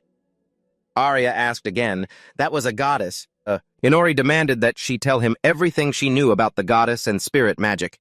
The spirit was terrified by his expression and said that as a noble wind spirit, she also had her pride and he should understand that. "Do you really think I'll spill everything that easily?" Inori replied that she was too cheeky and wondered if he could make her talk by returning the favor. His intimacy level increased to 3 and he kicked her away. The spirit screamed for him to stop. He asked, "Weren't you the one who started this in your spiritual world?" "Huh?" Arya stood by, stunned. He told her to take what she deserved, and Arya closed her eyes. She heard terrifying screams, and the main character's intimacy level increased. The spirit collapsed on the bed, and Inori asked again, "So, do you understand who's the master here now? Besides the magic goddess, I also need to know what you're capable of. And now we're going to test that." The spirit replied, "Fine." She understood that he knew nothing about spirit magic and would be easily tricked. She had tried, but it hadn't worked. Inori asked if this was the reason they had come all this way. "Are you really the supreme wind spirit?" The spirit replied that she herself was curious as to why this was happening. The main character then asked if she could actually do anything useful. The spirit yelled at him to shut up. Then she looked at her hands and realized her hair had turned black because she was now under his control. Why would a control skill, which doesn't work on living things, be effective on a spirit? Aren't spirits living creatures too? Maybe somehow. It helps you maintain control. "By the way, where else can we find spirits?" she asked back. "Where?" "They're everywhere. They're all around you. Can't you feel them?" It was thanks to these spirits that they were able to find you so quickly. They can use spirit magic to observe you without being detected. Not understanding what could be worse, Inori asked, "You mean we can't see them?" The spirit replied that she didn't know if they could be seen that easily, but she said to give it a try. A moment later, the forest lit up with magical power, leaving Arya completely stunned. She gaped in amazement, and they wondered, "So these are spirits?" She answered that yes, they were spirits. Arya seemed shocked by what was happening. The spirit replied that it was obvious. "Even though I can't use magic right now as a high-ranking spirit with a little persistence, other spirit magic won't be able to detect me." Inori looked at her in surprise, then fell silent, realizing they would need that ability. The spirit asked back, "Don't I deserve any respect at all?" How had she only just now realized she'd learned something new? Suddenly, power manifested around Arya, and the spirit announced that she didn't know if it was a replacement, or on par with wind magic, but she could freely release something, like darkness. It was a black wind or smoke like a shadow in midair. Inori observed these shadows closely. Then he smiled and said he definitely needed it. A flash of light struck the demon, and the main character said, "Excellent."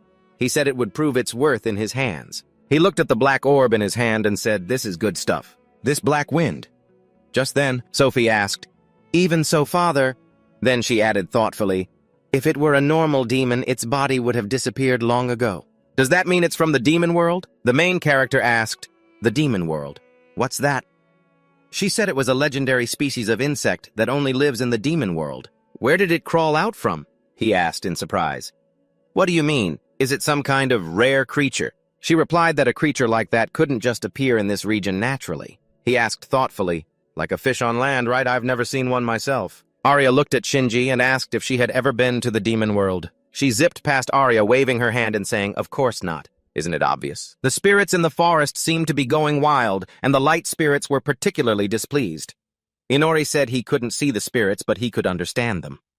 Arya said, "This entire territory is protected by holy knights. Demons have a hard time fighting them.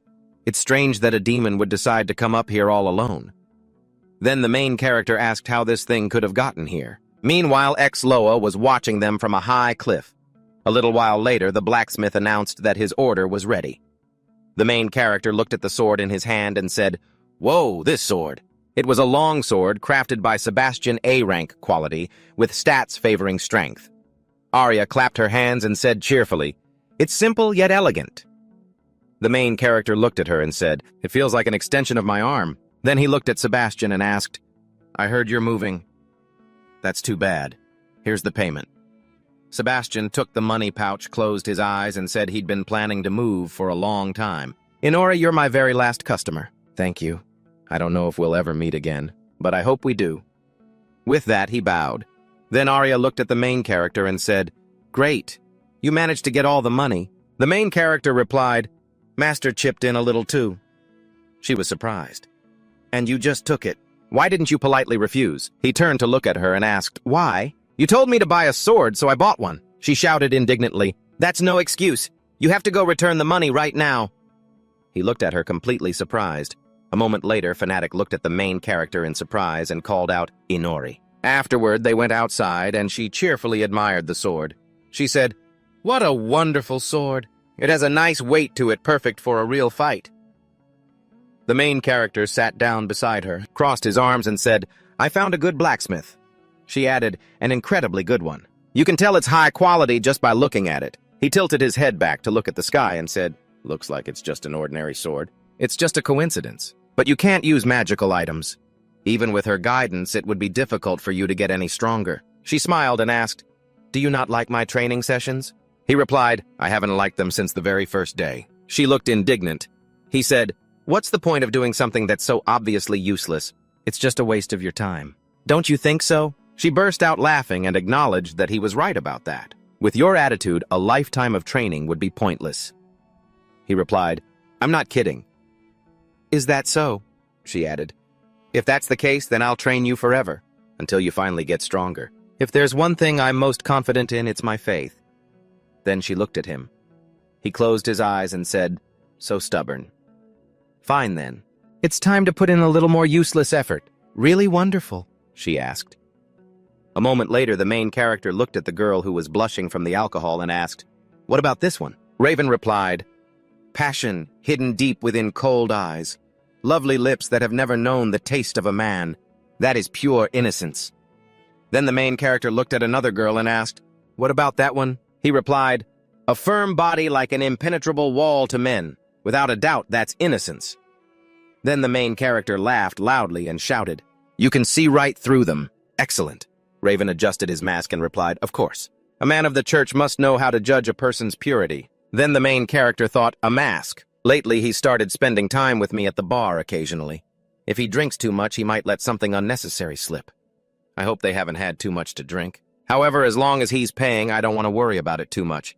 Then he pointed forward and asked, "What about her?" Raven looked at Arya and replied, "Elegant yet powerful. I can sense a beauty intertwined with true pain, and deep inside there's not just purity. There's something wicked in there. Is she innocent or not?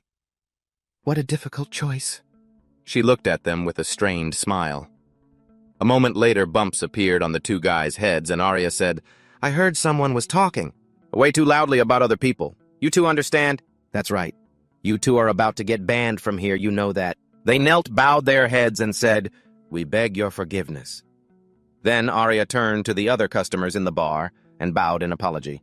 She assured them this wouldn't happen again. The main character looked at Raven and asked, "By the way, why are you sitting with me? Isn't your mission to watch over Fanatic?" He whispered that he needed to better define their relationship. "Besides, she's busy taking an exam at the church right now." The main character asked, "An exam? What was that?" he asked again. "She didn't tell you. The holy knights are flocking to the city for the promotion exam. Knights often fail and die so to waste precious time meeting a man who isn't part of the church. It's only natural for the church to become suspicious." The MC whispered, "So she came to the city for an exam." Then he looked at Raven and asked, "How is she doing?" He replied, "I heard she's taking the final test, which was set by Sir Raven himself. So, yeah, she's doing well." "Wow," he exclaimed. At that moment, Arya looked at them and wondered, do I mean nothing to them? The next second, the bell on the door rang, and ex-Noah walked in, hidden under his hood. The main character looked at him and said, "My friend, you've come at just the right time. You have to give us a hand." He replied, "You made this mess, you clean it up." The main character sighed and said, "This old geezer." He asked, "Are you kidding me?" Just then, Raven apologized, saying he had to leave for the day. Then he stood up, looked at Arya, and said he would make it up to her later. She looked at him in surprise as the main character asked where he was going. He should be apologizing to her. Ex-Noah said, "You should learn to choose your friends better, shouldn't you?" He replied, "You're the last person I want to hear that from. My reputation is even worse than his." He replied, "Perhaps." The main character raised his hand and shouted, "Hey, more wine over here!" Just then, he heard Shinji's voice ask, "How are you so calm?" Even in your shadow, she couldn't take it anymore. All of them felt a contradiction. It's the instinct for self-preservation. She hugged herself in fear and added that he could sense spirits. The main character's jaw dropped in astonishment while Shnoa said, "It seems a new friend has joined us. This time it's a spirit, huh?" "Right." You didn't argue back. That was a good choice. He looked at him surprised, and the man said, All right, don't look at me like that. But I know you can see other people's abilities."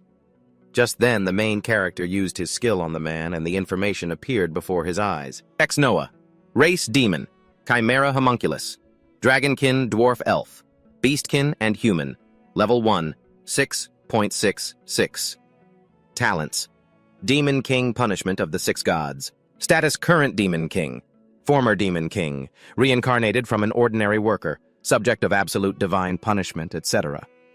The current Demon King. Ex-Noah. The main character thought in amazement. At that moment, Arya looked at him in surprise, and then Ex-Noah suggested they leave. "It's too crowded here. Wouldn't you agree?" Arya looked at Inori flustered. He lowered his gaze and said, "Fine, wherever you want." Arya shouted, "Inori, I'll go with everyone." But he ordered her not to come.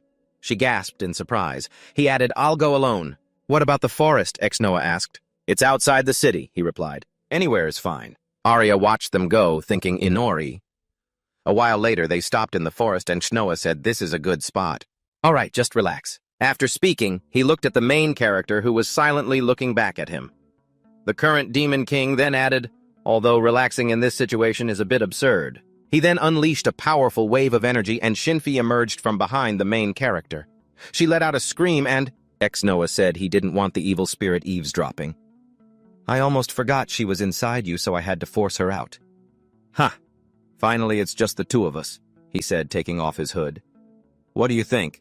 I thought ears, is he a beastkin?" "No. Horns, long ears, long hair." He said, "It looks like a total mess, doesn't it?" Ex-Noah looked back and replied, "I know. I'm sick of this appearance myself. He's even got a tail. So now I'm some kind of chimera homunculus. Isn't that what you were thinking? I was originally a demon, but I was reincarnated into this body." The main character looked at him completely bewildered. "Are you the same?" he asked. "That's right, isn't it? I've already lived through 2 worlds. This will be my 3rd life. In my first world, I was born a demon, a former demon king who possessed extraordinary power and the ability to do whatever I pleased. Anyone who stood in my way, I killed and killed and killed. And so I became the reigning king. I had everything: fine wine, women, money. I laughed in the face of that world. After I was done with my own kind, I began to slaughter the other races one by one. The humans sent heroes to stop me, but they all failed. I annihilated the dwarves and seized their wealth. I burned down the forests of those troublesome elves, ate the flesh of the beastkin, and poured poison into the lakes of the dragonkin. I was free and happy. My laughter knew no bounds. It seemed I would continue pursuing that happiness right up until the very end. The main character asked, "So you died?" He looked at him and replied, "I realized I had never met anyone who could kill me. I lived for a very, very long time, and when I finally died, I immediately found myself in a blank white space, where I met God." The MC wondered, a white space.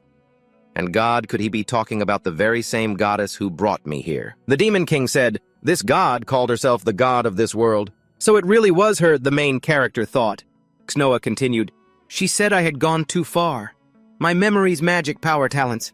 She took everything from me and forced me to reincarnate into an abandoned world." "An abandoned world?" the main character asked. "I'm sorry," he replied.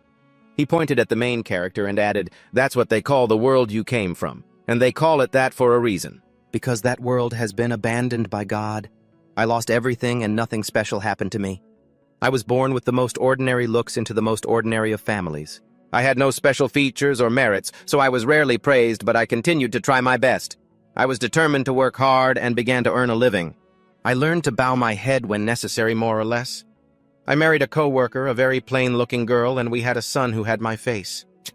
He was a little luckier than me. Sometimes my wife and I would argue when we didn't have enough money, but on the whole it was a completely normal life, and I was truly happy. Sitting on the Demon King's throne, I thought I had everything. I lived joyfully, laughing arrogantly in the face of that world. But in reality, I didn't even know what happiness truly was. It took me 2 entire lifetimes to find it. That's why this time, I want to make someone else happy." "Who?" the main character asked.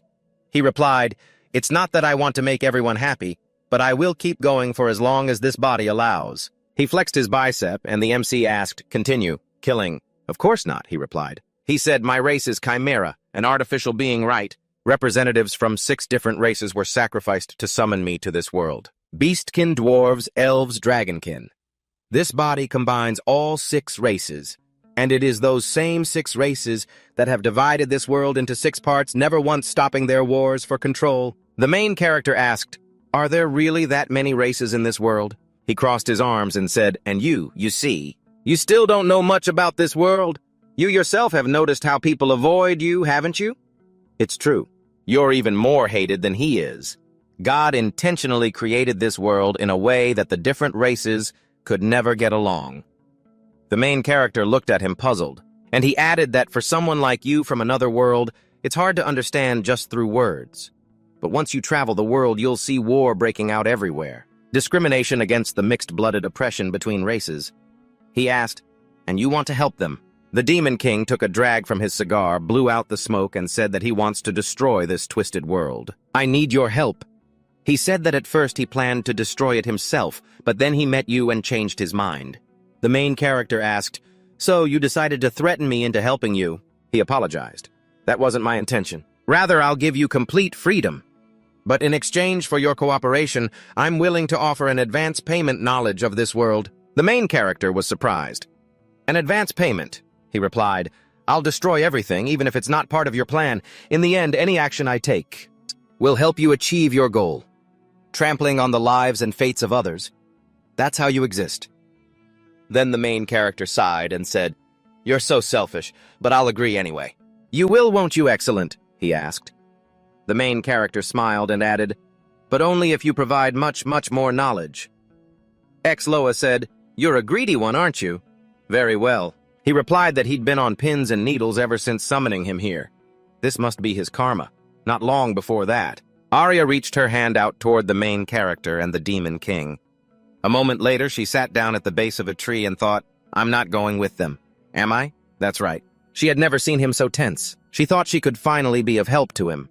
But that order was a reminder that no matter how far he goes, she would be left here. She buried her head in her knees, and just then, A few demons were crawling down the tree trunk, lunging straight for her. At that moment, Fanatic asked, "Why are you just sitting there?" She attacked the monsters in a flash. Arya looked at her bewildered, then thanked her. She replied, "You shouldn't have. This is no place to be sitting under a tree." She apologized again. Fanatic smiled and said, "I don't get how the Black Rose couldn't sense those demons approaching. Is something bothering you? Is it about Inori?" She replied that it was nothing. Fanatic sighed and said both Inori and Arya. The next second, she pointed her hammer at her and shattered the tree behind her. Arya leaped back and screamed. "Why? Why would you suddenly do that?" She replied, "I wanted to see your true abilities now that we're acquainted. Besides, you looked so depressed. This should at least cheer you up." She screamed that it was none of her business. Right after that, Fanatic attacked again. Arya ducked back, dodging the blow. Fanatic smiled and said, "Reflexes." "Not bad," Arya shouted in fury. "Are you trying to kill me?" She replied, "You should hear me out. When I was little, I used to wonder if God really existed." She looked on in surprise as Arya said that she didn't believe in God. "My mother was a believer and never missed a prayer, but she never forced me to pray. One day, a horde of demons attacked our village. My mother fled with me but died protecting me. The demons surrounded me, and when I was ready to say goodbye to this life, I started praying with all my heart to go to heaven with my mother. To this day, I still don't know who saved me then, but after that, even I came to believe in God." She smiled and added, "Now I don't just pray, I can help people who were like me." "You're strong, Arya, so you have to believe in Inori. Help him." Arya replied, "I do believe I can help him." Fanatic yelled, "Then you have to be by his side." Arya shouted back, "As if I don't want to be, but I can't disobey his orders." Saying that, she punched Fanatic in the face. Then frightened, she pulled her hand back and asked, "Are you okay?" A single drop of blood trickled down Fanatic's face and she said, "That was a pretty good punch. But now I know how you really feel." She let out a long sigh and started to fall to the ground. A moment later, Fanatic said, "There's still time for training with Inori." "Why is she such an idiot?" she thought. She replied, "I don't know. The written exams are a breeze for me," she said. "All right then. You really are stubborn."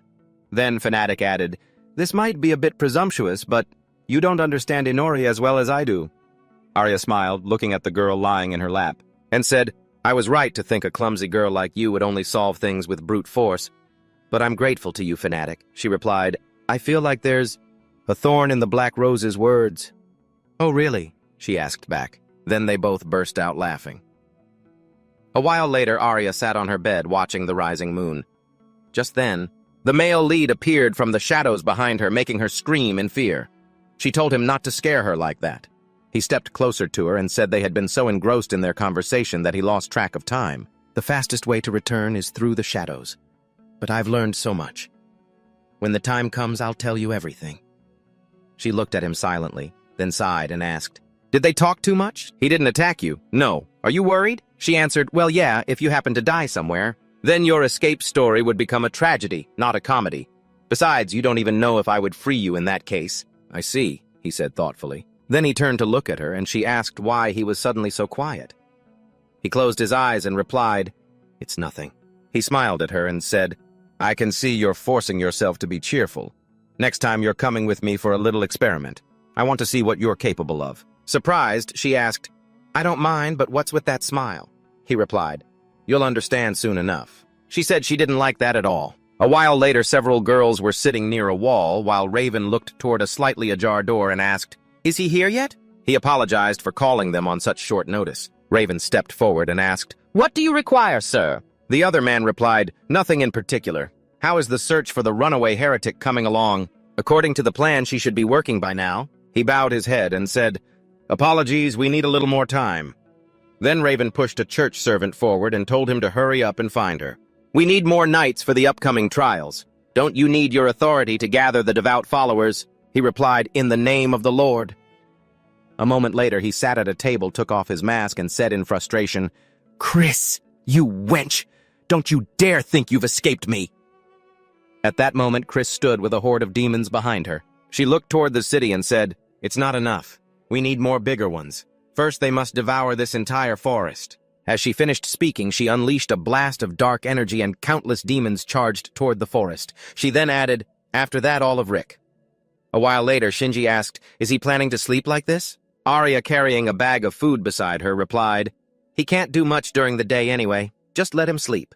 That's horrible, Shinji replied.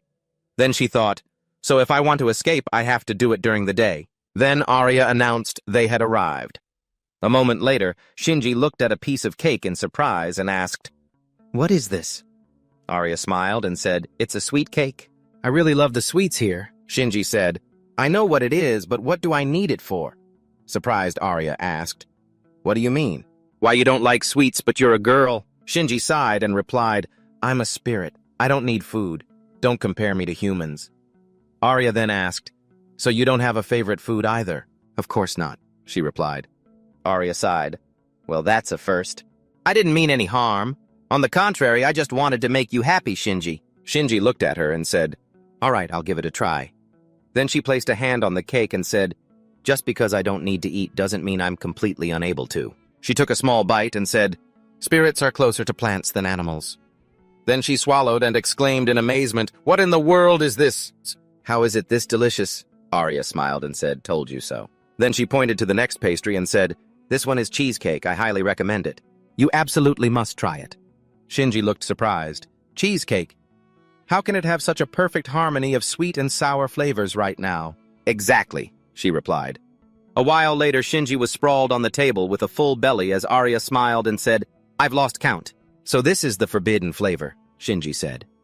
"Turns out humans are good for something after all." Arya gestured and told her, "Don't tell Inori that we left him behind to go eat out, okay? Next time we'll all go together." Shinji looked at her and said, "You're not like him. Perhaps you're kinder." She replied, "Ah, well, yeah. Inori isn't exactly the kind type." Shinji added, "All he thinks about is how to mess with people." "Then why are you with him?" Arya clenched her fist and replied, "So that one day I can defeat him." Shinji sat up and looked at her in surprise.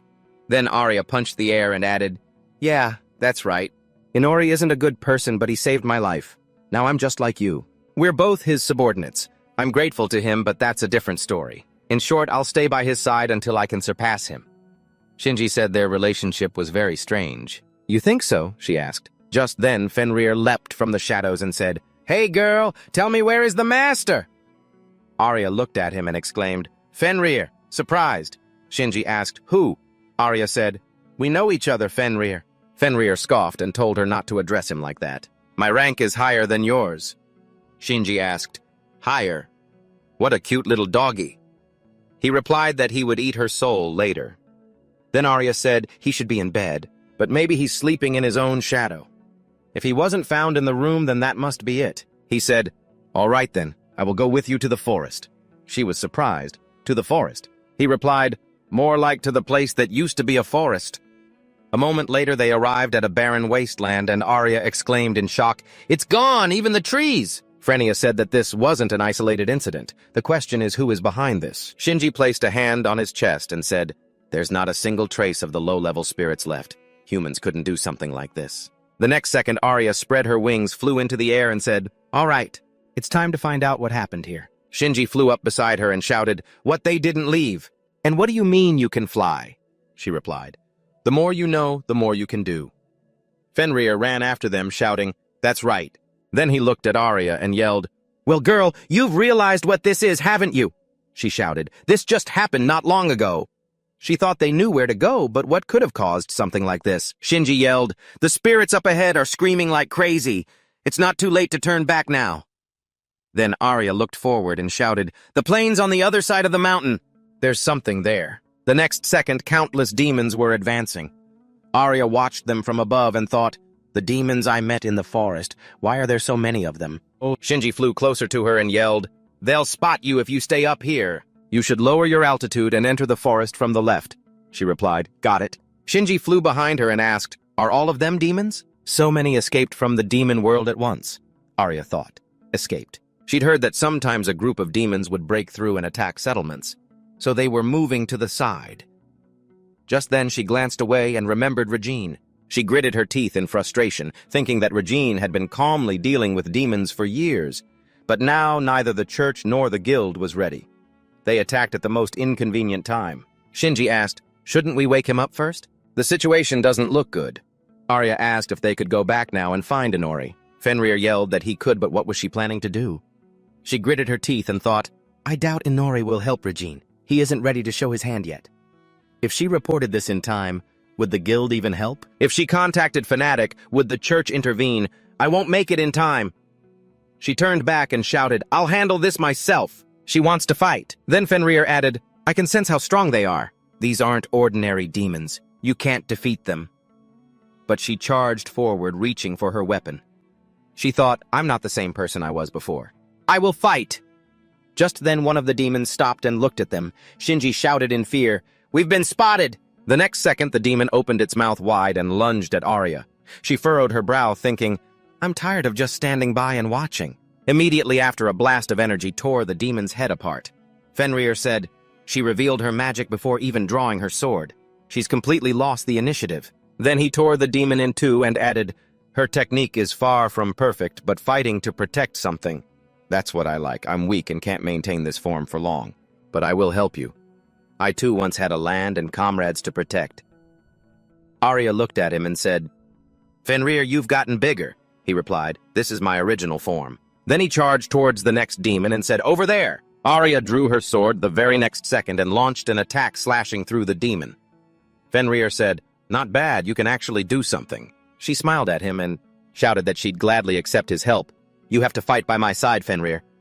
Then the head of the next monster went flying, and Fenrir continued to advance, tearing through the monsters in his path. He said they would thin their numbers. Don't stop fighting and don't let them surround you. Arya frowned at him and shouted, Right, you got it. The next second, Fenrir bit the head off the next demon and Arya slashed it with her sword. Just then, Shinji shouted in amazement, Arya, a dog! Where are they getting all this power? Fenrir said, We have to finish them off. Just cutting them in half is useless. It won't stop them from attacking. Arya replied, Yes. Then swung her sword again, cutting the demon in front of her in two. She focused energy into her hand and frowned, thinking, I know this sword. It consumes a huge amount of magical power, but I didn't expect it to be this much. I have to keep up the pace. She launched a ball of energy forward, but it bounced off the demon. Surprising her, she thought, Did I miss? Fenrir warned me not to waste my magic right away, and he was right. Their armor is magic resistant. I guess I got a little carried away. I have to trust in the sword and fight. After all, it is her sword. It's hard to think about that fierce woman. But the way she wields this sword is unlike anyone I've ever seen. She controls her magic with perfect precision, releasing it only at the moment of impact, wasting nothing. She's so different from its current user. Arya looked at the sword in her hand and thought, So this sword belongs to Agena Fenrir. She knew how to use it. Then she raised her sword high, thinking just like Fenrir always stays in his small form to conserve energy, the sword shouldn't be activated during the swing. It should only activate at the very moment of impact. Then she swung her sword and thought, Right now. She panted after unleashing a powerful strike, wondering how many more times she could swing her sword. 3210. Or even fewer, they knew that full well, but there were just too many of them. She continued to slash at the demons until, gritting her teeth, she thought, My strength is running out. Fenrir asked, Is that all you've got? The next second, Arya let out a loud cry, causing the others to stare in surprise. She leaped onto a demon and bit off a small piece. What the hell? She thought. Shinji screamed in confusion. Is she eating it? Right after Fenrir laughed loudly and said, Vampires recover their strength with blood just like their master. Then the battle continued with Arya attacking with her sword, while Fenrir added blows with his own energy. At that moment, Chris stretched her hands forward and then clasped them. The demons advanced with renewed vigor, while Arya's body was bound by small centipedes. Smaller centipedes have appeared and surrounded me, she thought. Fenrir told her to keep fighting. A panicked Shinji yelled, Arya, you have to fly up. Right after, a demon rushed past Arya, grabbing her arm. It sent both her arm and sword flying. Fenrir screamed in horror, Girl! At that moment, Arya stared in surprise at her injured arm, then another demon attacked and sent them flying. Arya flew backward and Shinji pointed his hand forward, thinking, What was it called again, Dark Wind? Just then, a dark space appears in front of the demon, followed by several powerful energy beams piercing its body. Fenrir gave it a final hateful bite. Arya fell to the ground, and he asked, How are you still alive? His strength has weakened. We have to retreat. Shinji thought he had saved her instinctively. Then he yelled, Arya! At that moment, Arya looked forward and saw Amanda leaning over her. She heard her say, Little sister. That's what she asked. How does it feel to go through the same thing I did? So pathetic. Back then, you decided to abandon me to save yourself, didn't you? You left me and I lost my head forever. At that, Arya smiled. Amanda wondered what was so funny. Arya stood up and said, "The real Amanda would never say something like that. You're just an illusion created by my own weakness, but I'm still happy to see a familiar face." With that, she raised her sword and added, "Back then I was too weak to save you. I'm sorry, but I will change and become stronger, so please watch over me from above." A confused Shinji looked ahead and yelled, "Arya!" Fenrir told her to jump on his back. They had to retreat before they were surrounded. But just then, Arya charged forward, slashing the enemy in front of her to pieces. She panted heavily and shouted, "You go on ahead!" "I can still fight." At that moment, Inori said, "Stubbornness can be a virtue, but it's meaningless if it leads to your death." The next second, he pointed his Gleipnir at Arya's wounded arm, causing her to look up in surprise. Inori stepped onto the demon's corpse and said, "To a vampire, blood is life.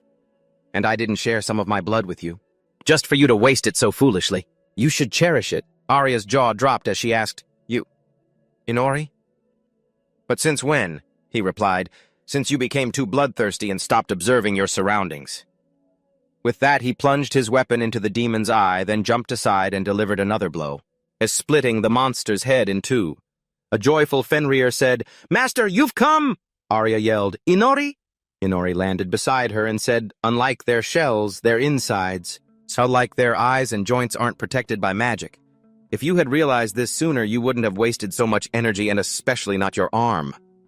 Saying that, he grabbed her arm and her entire body. Then he reattached the severed part and said, "It won't heal as fast as mine would, so sit down and focus on recovering.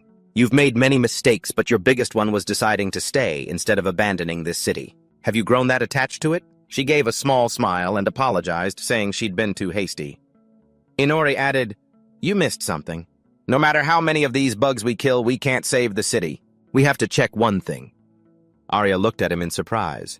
The next second, a few demons charged straight at them, while Chris, with a cunning smile, clasped her hands. Just then, Inori, who was carrying Arya, leaped up from the ground behind Chris and pointed forward, saying, "That's the one responsible for the demons that attacked." She turned around completely surprised. He told her to stand still and answer a few questions. He bound her body with his Gleipnir, making her scream in surprise. At that moment, Shinji looked up at the cliff.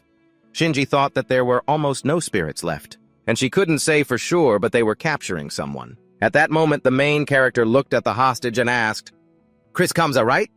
She gnashed her teeth in anger, and he added, "I can tell just by your abilities." Arya was surprised. But how can this girl control them?" He said, "She has the ability to control demonic beasts. Regine is often attacked by escaped demons, and every time the Holy Knights, led by Raven, those who led the charge and pushed them back, were hailed as heroes of the church, and Regine became so famous it turned into a sacred ground for Holy Knights like your master to test their mettle. Such a fortunate coincidence for the church. Or is this girl simply in cahoots with them?" Chris smiled and remarked, "You know quite a lot, don't you?" "That's right, but that's not all." He leaned in and said that he had people he could ask, but for anything he couldn't find out, he'd dig it out of her himself. Then he used his left eye to hypnotize her. She laughed maniacally and screamed, "A magic circle!" What a surprise. She then created a magic circle around herself and summoned a few demons.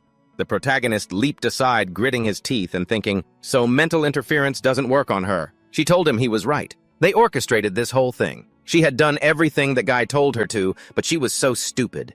She wasn't going to work for that bastard anymore. The protagonist then asked, "That bastard? A man from the church?" The next second, a demon charged at them. Arya screamed, "Attack!" The protagonist fired Glania at the demons, then plunged his weapon into one's body and hacked it to pieces. He laughed and shouted, "Is attacking all you know how to do? Is that all you've got?" Just then Arya screamed, "Inori above you!" A demon opened its mouth wide, right above the protagonist. Chris laughed loudly and yelled, "Didn't you guys order minced meat?" But the next second, a blade pierced through the demon's body, followed by the protagonist himself, splitting the monster in two. Afterward, he licked his finger and said, "The blood isn't great. Kinda tastes like iron." The next second, Chris gritted her teeth in fury and said, "What the hell is he doing? Stop bothering us. I don't have time to deal with an upstart like you." He wiped his mouth and said, "She'd rather cripple her own arm to break that thread." Just then, Shinji looked ahead in surprise and thought, "All the demons at once!" Arya shouted, "The demons are heading for the city." At that moment, the protagonist smiled and thought, so she went to them for help. She's starting to understand who's really in charge here. She told him to shut his mouth. She was talking to Arya then. She shouted in surprise, "Towards the city!" Then she turned to Chris and yelled, "You sacrificed the guards just to send them to the city." She laughed maniacally and replied, "What a shame. Even if I die now, you can't stop them." The protagonist said he had hoped taking care of the leader would be the end of it. But seeing her resist his hypnosis, he was surprised and realized he had underestimated her. At that moment, the demons continued to advance, and Chris, as if possessed, shrieked, "Forward, forward, my family, do as you please." The next second, the girl covered her face and said, "Chris's little sister! Destroy those who call us children of the devil along with their city. Destroy the church that toyed with us. Destroy those who deceived and used us, destroy them too." Just then, Chris began to struggle free from the binding threads, but they were tearing her body apart. She screamed that nothing could stop those hulking beasts. "Forward! Devour everything in your path." She started laughing loudly while Arya gritted her teeth and said, "This is bad." The protagonist said, "Wait, Arya. Personally, I don't give a damn what happens to that city, but I'll take responsibility for underestimating her." Arya looked ahead, bewildered. The next second, rays of light began to break through the rainy sky. The protagonist said, "Hey, Arya, do you know why the raindrops falling from the sky don't tear our skin apart? It's thanks to the atmosphere and its air resistance." He pointed forward and added, "The dense layer of air reduces all the energy the raindrops absorb, but the objects under my control don't interact with the atmosphere. And of course, they aren't affected by its drag. The atmosphere can't hinder this. And unlike a raindrop, it can accelerate to unimaginable speeds." Then at some point I realized, the black wind leads to the same space as my shadow, but it has the ability to float in midair. Now imagine this, the objects I control fly out from my shadow and fall into the black wind.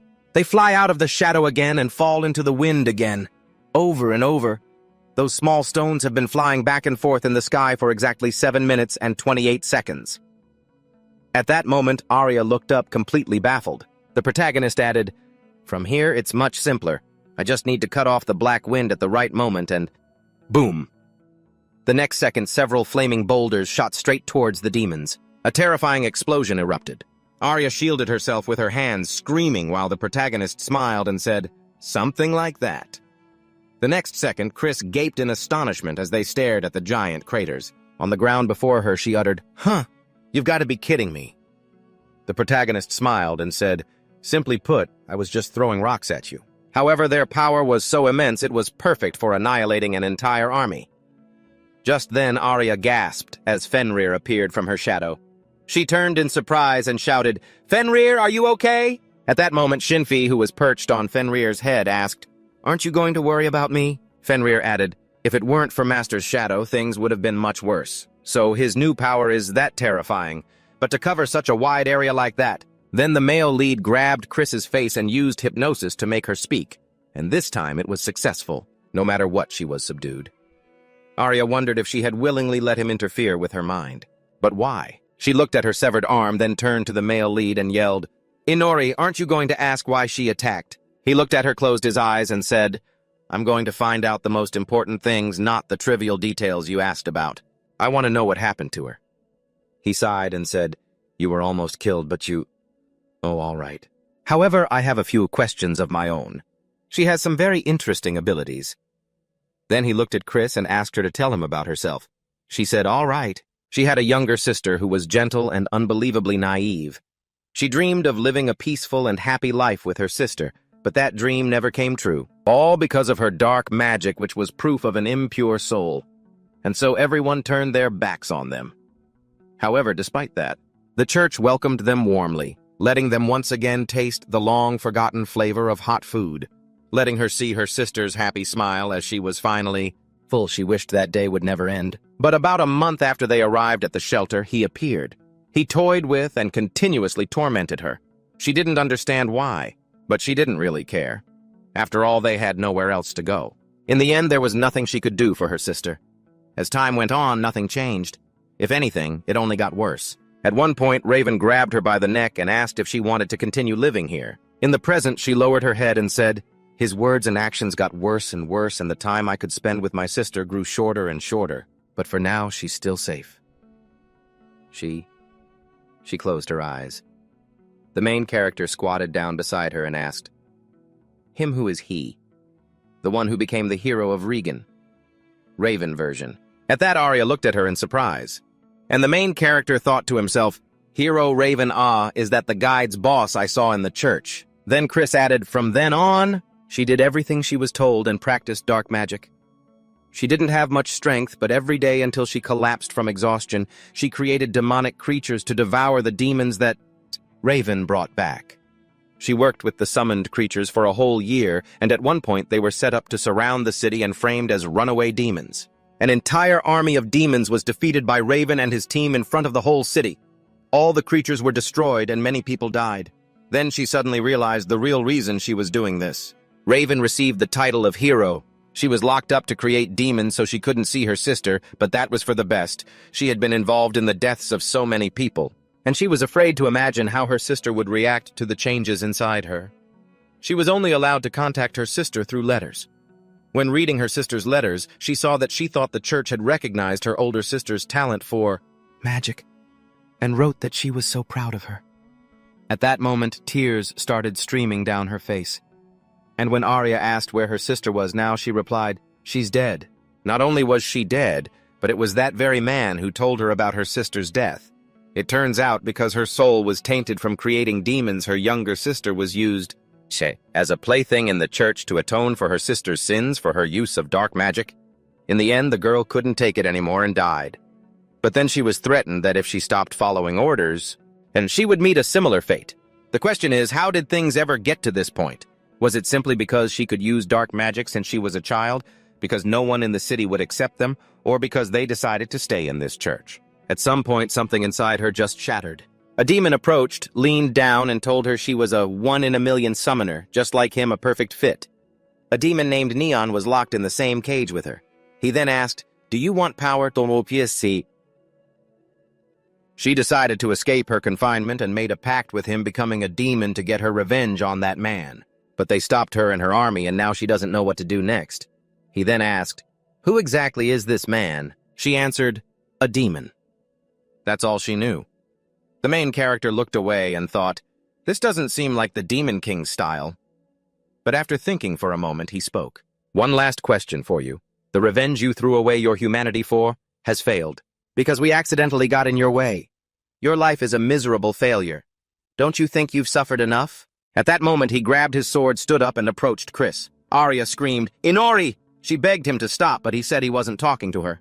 "I'll say it again. Enough with the revenge. Don't you think you've suffered enough?" Then Arya bit her lip and shouted, "Inori! The church just used her! Does she deserve to die for that?" She held her hand out and added, "She can't do anything to you anymore." He closed his eyes and replied, "No, it's no use. You saw it yourself. My hypnosis doesn't work on her, and she's not even responding to questions anymore. She's completely lost the will to live. No matter how much you try to understand her, and her fate will be the same." The next second, he swung his sword, and at that very moment, the main character heard a voice in his head. "You have reached level 15. He was surprised. The voice in his head continued, "Your demon title has been promoted from Baron to Viscount." The next second, he started losing consciousness and thought, "Oh no. My head is spinning!" He started to fall, and Arya screamed in panic, "Inori!" She rushed towards him. A moment later, a goddess looked down at the main character and asked with a smile, "You're awake." It had been a long time since they'd last seen each other. He looked at her confused, then sat up and asked, "What? It's you." He had been afraid that the goddess of that world had caught him. She asked, "The goddess of that world?" The next second, he punched her hard in the stomach. She winced in pain and yelled, "Hitting a girl and a goddess, no less." He replied, "Oh well, but I support equality in all things. And I still haven't forgotten that idiot you sent to follow me. He was a real thorn in my side." She smiled and asked, "Oh, did something like that really happen?" He sighed and replied, "You wouldn't believe it." Then he looked to the side and asked, "Is this the place where I was first summoned?" She replied, "Yes, that's right. And you're the only one who's come here so many times." He asked, "Why now?" She asked, "What do you mean?" "Why haven't I heard anything? I was promoted to Viscount." He asked, "Viscount, are you talking about that voice in my head?" She said that his powers are drawn from many worlds, but in his current world, he can't change the vampire title himself, so she has to manually enhance it for him. He should be grateful for reaching a certain level. He crossed his arms and said, Geez, don't you have anything better to do, goddess? She yelled, not at all. And then she channeled energy from her hand into his head. He immediately asked, anyway, why did they summon me here? She asked, haven't you noticed your level has suddenly increased? If you don't manually adjust the increase, it'll only get more difficult later on. What did you do? He closed his eyes and thought, I wiped out an entire army with a meteor. Maybe that's why. Then she said cheerfully, everything is ready. I don't know if you've managed to obtain anything new, so good luck figuring it out on your own. He thanked her in reply, and she added, finally, I'll give you a piece of advice. The goddess of that world is a bit special. He looked at her completely surprised. A while later, Arya was resting the hero's head on her lap. Placing a hand on his head, she said, you scared me. What's wrong with him? Fenrio approached and said, Master is unconscious, but he's fine. We're very lucky that Master's compulsion hasn't worn off on this girl yet. He doubted if they could even fight her. It's dangerous to let her live.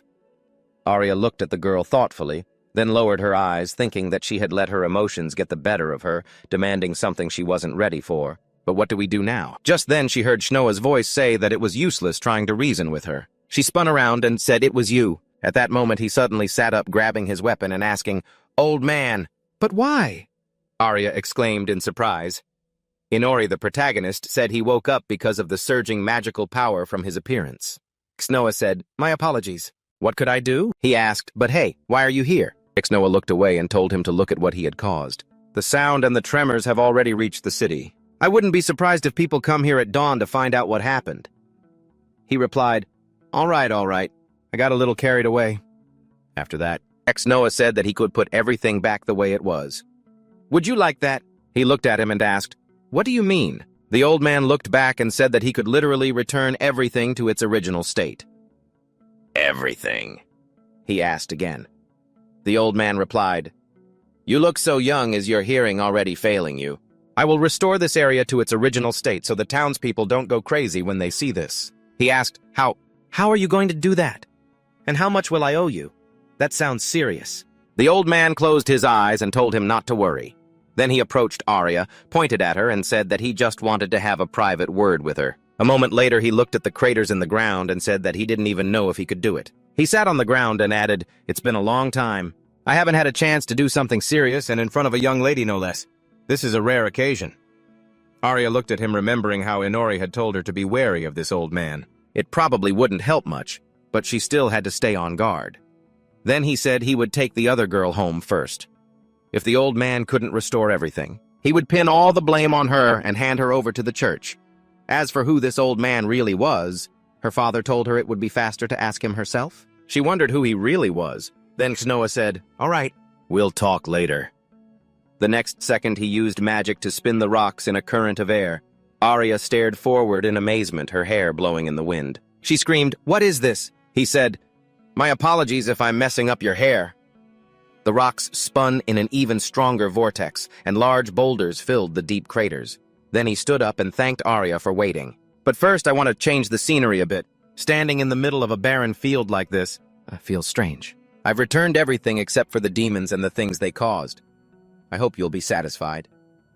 Arya looked at the result and said, Inori, this can't be real. She looked at Xnoa and said, this power is extraordinary. Who are you really? A moment later, they stopped in the forest and Arya asked, the former demon lord Inori? He said, well, you could also say I'm the current demon lord.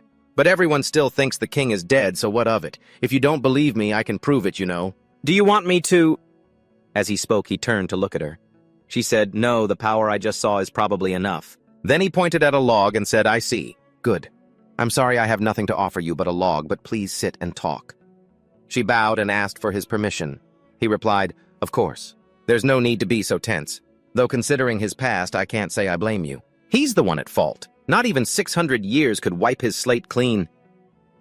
She sat down beside him, placed her hands on her knees, and said, it has become a children's fairy tale. About a wicked demon king? She fearfully asked for his forgiveness, and he replied, it's nothing. Everything you said is true. But forgive me for asking, where are you from? Holding the hem of your skirt with both hands is a custom among the northwestern nobility. Are you on a journey? But why? She didn't tell him her origin, only that she was traveling with him. She bowed her head, thinking, I must have let something slip. I can't let my guard down. Then she began to speak, but he cut her off, saying, "No, I'm the one who should apologize. I shouldn't have pried into your affairs. It's a bad habit of mine. It's just, I couldn't believe that he would voluntarily travel with anyone. So I found myself wondering who you were, that's all." Their eyes met, and she said, "I can assure you of one thing. I am Lord Inori's subordinate." He asked, "Subordinate?" She replied, "Lord Inori offered me a deal when I was on the verge of death. Either accept death or choose to live no matter what." Ex-Noah moved closer to her and exclaimed in surprise, "He offered you something like that?" Startled, she cried out, "Really?" Then she elaborated on what happened next. "It's hard to put into words. He became my savior, my freedom. But he also became my chains. One moment he can seem so weak, and the next he'll reveal his strength. I don't even know how to describe this feeling. Perhaps I am his." Before she could finish her sentence, he said, "That's enough. There's no need to try and force it into words. There can be many answers. Don't be so quick to draw a conclusion. I apologize for asking such a question." She was surprised. "It's all right." She blushed with embarrassment, and he closed his eyes, saying, "I understand. That is how you feel?" She asked how I feel. He opened his eyes and said, "You and he are very different in that respect. You don't consider what's going on inside his head. I suspect you haven't even had a glimpse of his true nature yet." She asked, "His true nature?" He looked at her and said, "He will threaten to destroy this world, and he will want to fight against anything that stands in his way. As a living creature, he will undoubtedly reach his zenith and become complete." She looked at him in surprise and questioned him. He said, "I'm interested in you, and I imagine your future." Subconsciously, he is drawn to the possibility that you might be the one to kill him. Surprised, she asked, "I'll kill him? I don't understand." He replied, "It's one of the possible outcomes, and he is fully aware of that." She said that even if she tried to sneak up on him in broad daylight, she'd be unlikely to succeed, even if ordered to. He laughed and said, "Still, I'd like to see that. You should think about it." Then he lit a cigar and said, "Youth is meant for being tormented by doubt." She asked, "So, can I truly face his power? I feel so small. I don't even know if I can ever escape being just his subordinate." He approached her and told her to listen to him. "No matter how important a role he plays in your heart, or how important a master he is to you, he's still just a kid," he said, blowing smoke from his mouth, and added, "It was only recently that he was helplessly clinging to his mother's breast. He grew up full and comfortable in warmth, absorbing censored knowledge in a school built by someone else. He even acquired his skills upon arriving in this world. He hasn't created a single thing that could be considered his own, and perhaps he knows that himself. That's why he seeks out anyone who can push him to surpass himself, so that one day he can become the perfect version of himself. And that applies to you as well. After all, you've never had to work or earn your own keep before, have you? Everything was provided for you." She thought back to her past and confirmed it. And he added, "In my time, for instance, no one liked me." She was surprised. "Really?" He replied, "Yeah, that's how it was. All right then. In short, there's no reason to be shy or afraid of that brat. If you have something to say it directly to him. It doesn't matter whether you're his subordinate or not. You have to speak your mind to him." He clenched his fist and said, "You should be the one to make the first move. Become the enemy he's longed for. He'd like that more." "That's the kind of person he is." She asked pensively, "What if I were to oppose him? How would he react? Would he fight back? We're supposed to be helping each other, aren't we?" He looked at her, then said, "I wouldn't mind seeing that." Then he got up and walked away. He added that a boring life is one where everything goes according to plan. She should just do what she wants, that's all. He wished her luck with Inori as she looked at him. She left thinking that he was either praising her or scolding her like a father. She still couldn't fight Inori, but at least she could stand on equal footing with him. Meanwhile, the main character used his ability to survey the area and thought, well now, they've really restored it to its original state. All right. The land and even the vegetation are untouched by insects. Can he restore living creatures? Right? That's why he's the Demon King after all. Just then Arya entered the room and said she was back. She apologized for being gone for so long. They suddenly started talking. He replied that it was fine. Then she called out to him, saying she wanted to talk about how he treated her. He was confused, not thinking he had done anything to make her feel she wasn't his equal. Then she said, all right then. In that case, I have a proposal. Meanwhile, at the church, Raven was congratulating them on successfully passing their final exam. They had endured many harsh trials and proven the strength of their faith. They were the ones chosen by God for the sake of the church's growth. And Fauna stood before 3 of the church's pastors.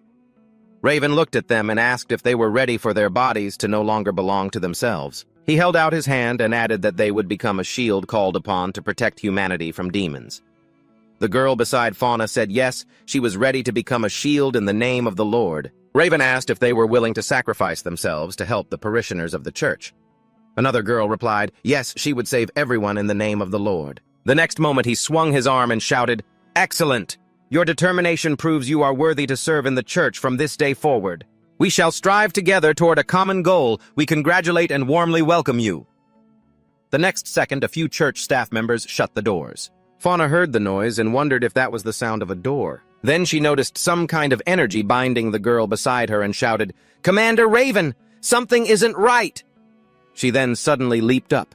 Dodging the attack from the magically controlled church staff, the man shouted, "So quick to see through it!"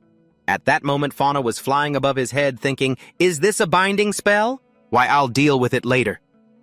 She then drew her weapon and thought, "Appear, holy hammer onris." The next second she yelled, "What is the meaning of this?" The men looked at her confused as she attacked with her hammer, but they managed to put up a barrier in front of her. The man said, "This is a blessing bestowed by the church in the name of the Lord." "That's how it is, you zealot." There was a crystal in the center of the barrier. It then cracked and the crystal in Raven's hand transformed into a staff. He shouted that she must be humble. "Accept this with your body," she cried out in shock. "Commander!" The next moment, he attacked her with his weapon, saying, "In the name of the church." The next second, she spat up a mouthful of blood and was sent flying into the wall, cracking it. He said, "Incredible. To think you're still conscious after a blow like that." She got on her hands and knees, asking, "Is this also part of the exam?" He replied, "I would like to believe so, but of course it isn't." Just then she grabbed her weapon and lunged at him, but he blocked her attack. And as she thought about every blow she landed, she turned in surprise to see the newly enchanted girls being surrounded by the men. She screamed, "Stop! Don't you touch them!" Just then Raven said, "No matter what happens, never take your eyes off your opponent." The next second, his weapon transformed into a chain that bound Fauna's body tightly. He held it in his hand and asked, "Do you remember what you were taught here?" Then he slammed her to the floor and added, "This is their first chance to prove themselves to God. They should be overjoyed." The next moment, he approached the girls and assaulted them. A while later, Fauna, who was chained to the wall, opened her eyes. Raven stood in front of her, asking if she was awake yet. "You don't need to worry. Your body is still pure." The next moment, he threw the exhausted girl to the ground and said, "She's no longer needed. You lot take her away." His subordinate replied, "Yes, sir." Raven added that he had been waiting for her to wake up just to hear her moan. He spread his arms wide and suggested they dedicate themselves to the church together. At that moment, the abuse was still continuing behind him. Fauna gritted her teeth and screamed, "What are you doing?" "What are you doing, Commander Raven?" "This is unforgivable. You are a holy knight. The Lord would never forgive something like this." He replied, "That's right, you zealot. This is unforgivable." She frowned at him. Then he pulled at the mask covering his face and added, "Utterly unforgivable." Tears began to stream down his face as he said, "If there is a God, of course." Then she cried out in astonishment, "A mask!" She wondered why. She wondered why God didn't punish him. Her sincere faith couldn't comprehend the man he was, and he could only be jealous of that. He had once been a devout believer, just like her, fighting for his people alongside his fellow holy knights. It was a difficult time, but he believed that God saw his devotion, even though deep down he knew that wasn't the case, that something was missing. And then one day, for the first time, he was invited to this party. At that moment, he wanted to kill everyone involved, but he didn't. The innocent girl was completely at his mercy. An act of such blasphemy clouded his mind. His heart craved a reward for all his labors, and now, having satisfied his secret desires, he stood before her body. That's when he realized this was it. All the years he had spent serving God couldn't even compare to the pleasure of that sin. From then on, everything changed. He played the hero in the eyes of the townspeople, the church's congregation grew ever larger, and his hunt for girls continued. This is a true betrayal of God, full of lies and greed. Father, now God must punish him. He raised his hands and shouted, "God, if you exist!" He was begging you to punish him. He was no longer the saint he once was. He could clearly see what he had become. Or perhaps he was never on their side to begin with. At that moment, the zealous woman said that he was wrong, and he snapped back at her that God himself would decide that. Do you think he would allow a believer to be taken advantage of? Well, now they're about to find out. Just then the MC said, What terrible logic.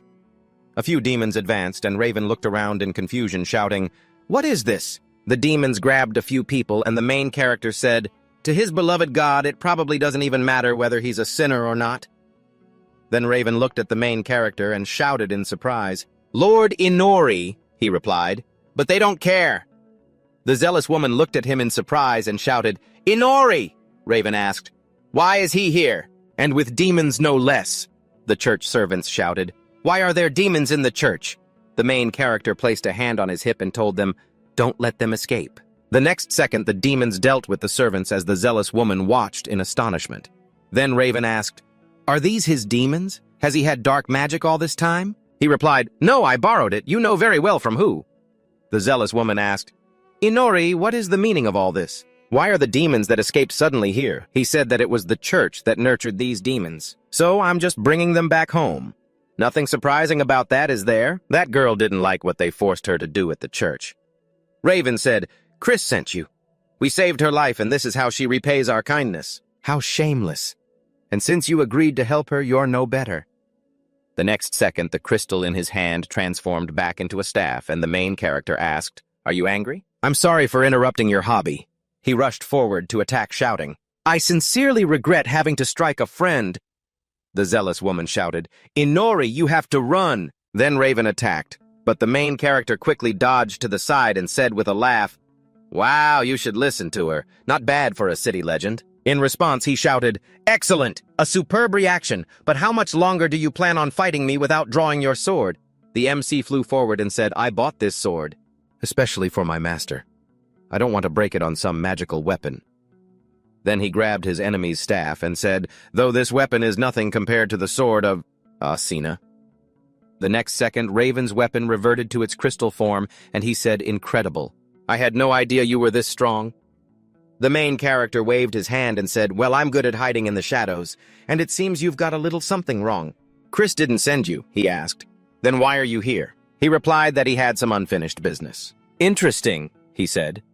The next second, the MC summoned a shadow from which a crystal emerged. Raven cried out in surprise, "That's it!" The main character laughed and said, "This is what I came for. The Divine Light Stone. It's installed when the temples are built." Raven was amazed. "But where did you get it from?" He replied, "Simple. It was thanks to your party." All the church guards were gathered here. Raven said, "You had me worried for a second, but you're right. Of course it could be sold for a decent sum, but it has no special properties itself. I don't believe you came all this way just to steal a stone."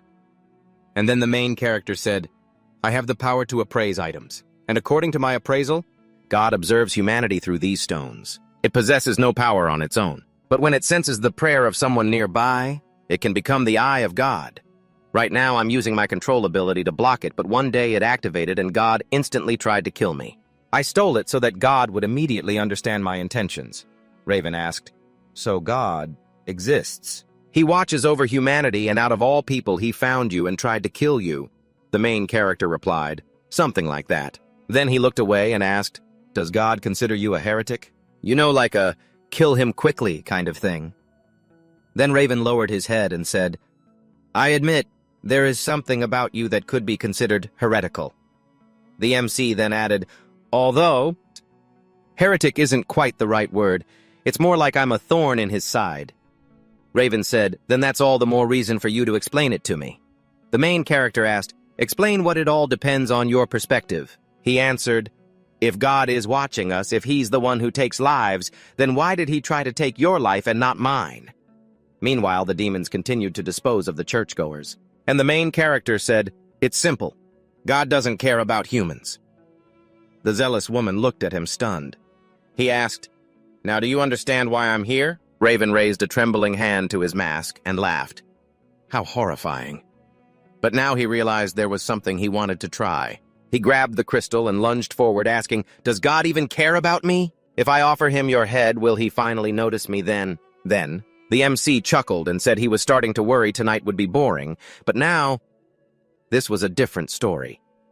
The next second, a chain shot out, binding his hand. He clicked his tongue in annoyance. Fanatics screamed, "Inori! He must have let that man catch him." Raven said, "I repelled every single one of his previous attacks. But this time, he used the divine execution weapon. Just then the main character appeared. The doors of the statue swung open, revealing sharp spikes. Then Raven again raised his hand to his mask and said, "My lord, you grant that to him." Then he clenched his fist and the statue's doors slammed shut, trapping the main character inside. Fanatic screamed in fear, "Inori!" A moment later, blood began to stream from the statue's eyes. Fanatic kept calling his name, and Raven approached her, saying, "He will never hear your voice again." He stepped forward and said, "Farewell, my foolish friend." The next second, a powerful surge of energy erupted from the statue, shattering it to pieces. A surprised Raven turned back to see the main character bruised and battered who spoke. "You know, that wasn't half bad." He laughed maniacally and grabbed the crystal, saying, "I'll give you a piece of advice." He threw it forward, hitting Raven and destroying the chain that was binding Fanatic. The next second, Raven fell to the ground thinking, "He's strong. I underestimated him.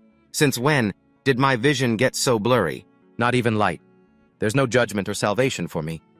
So this is the answer to my prayers." The next second, Fanatic approached him. He said, "Fanatic, to be honest, I never even laid a finger on you. Of course God would protect you, the spotless and unstained one. I'm asking you, take my place. You must find God for me. You're the only one worthy. He will surely answer you." She stood beside him, took the crystal from his hand, and the main character asked, "Is he finally dead? What a shame. He's the only one who was really my type. We had such fun drinking together." Fanatic looked at him and said, "Inori, you have to answer me. Who are you?" Inori said in surprise. "No one has ever asked me what I am before. What am I to you now, a thief who killed the church's disciples, or just a thorn in God's side?" Fauna narrowed her eyes, remembering a time from before. She had asked him if he disliked their training. Inori had replied that she was wasting her time on him. Fauna answered, "It's fine. I can train you my whole life until you become even stronger than me."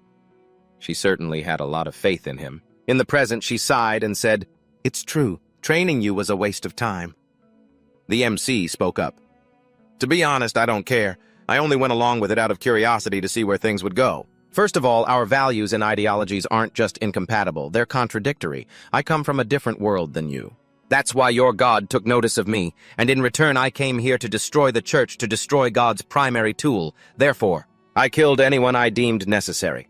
Because right now, nothing is more important than defeating your God." Fauna listened motionless, her mouth slightly agape. The MC continued, "However, I didn't mind playing along with your little teacher-student act." His eyes flashed as he spoke. "But it's about time we put an end to this." Fauna said, "Yes, you're right. It's time to end this." She had thought she'd never be able to reach the real him, but now she was slowly starting to understand, and his journey had only just begun. She reached out her hand and asked, "But will you show me?" She placed her palm on his cheek and added, "The real you." Then Inori returned to his human form and said, "This is it. It's time for me to go back." He started to run, and Fauna yelled, "Kiri, wait!" He turned back and said, "It's Inori. You can call me that." "If we're alone again." Fauna watched him intently as he continued, "Oh, and those novices who were with you? They're still alive. It was news to me too, but it turns out those demons only react to movement. They didn't even bother to tell those poor sinners the details of their plan." He climbed out of this pit and said, "See you again, master." Fauna watched him go, whispering, "Inori." Everything around her began to crack, and she looked around in fear. The monsters began their attack, and Fauna started leading the other girls out of the building. People were screaming in the streets. Where did these demons come from? Why are they inside the church? Where's Captain Raven? Fauna froze at the sight of the terrifying creature before her. Suddenly, Arya appeared in front of her, slashing at the monster. She said, "I knew you'd be okay, but I'm so glad to see you're alive, Fauna." Fauna cried out in surprise. "Arya!" She turned back and shouted, "Stay back!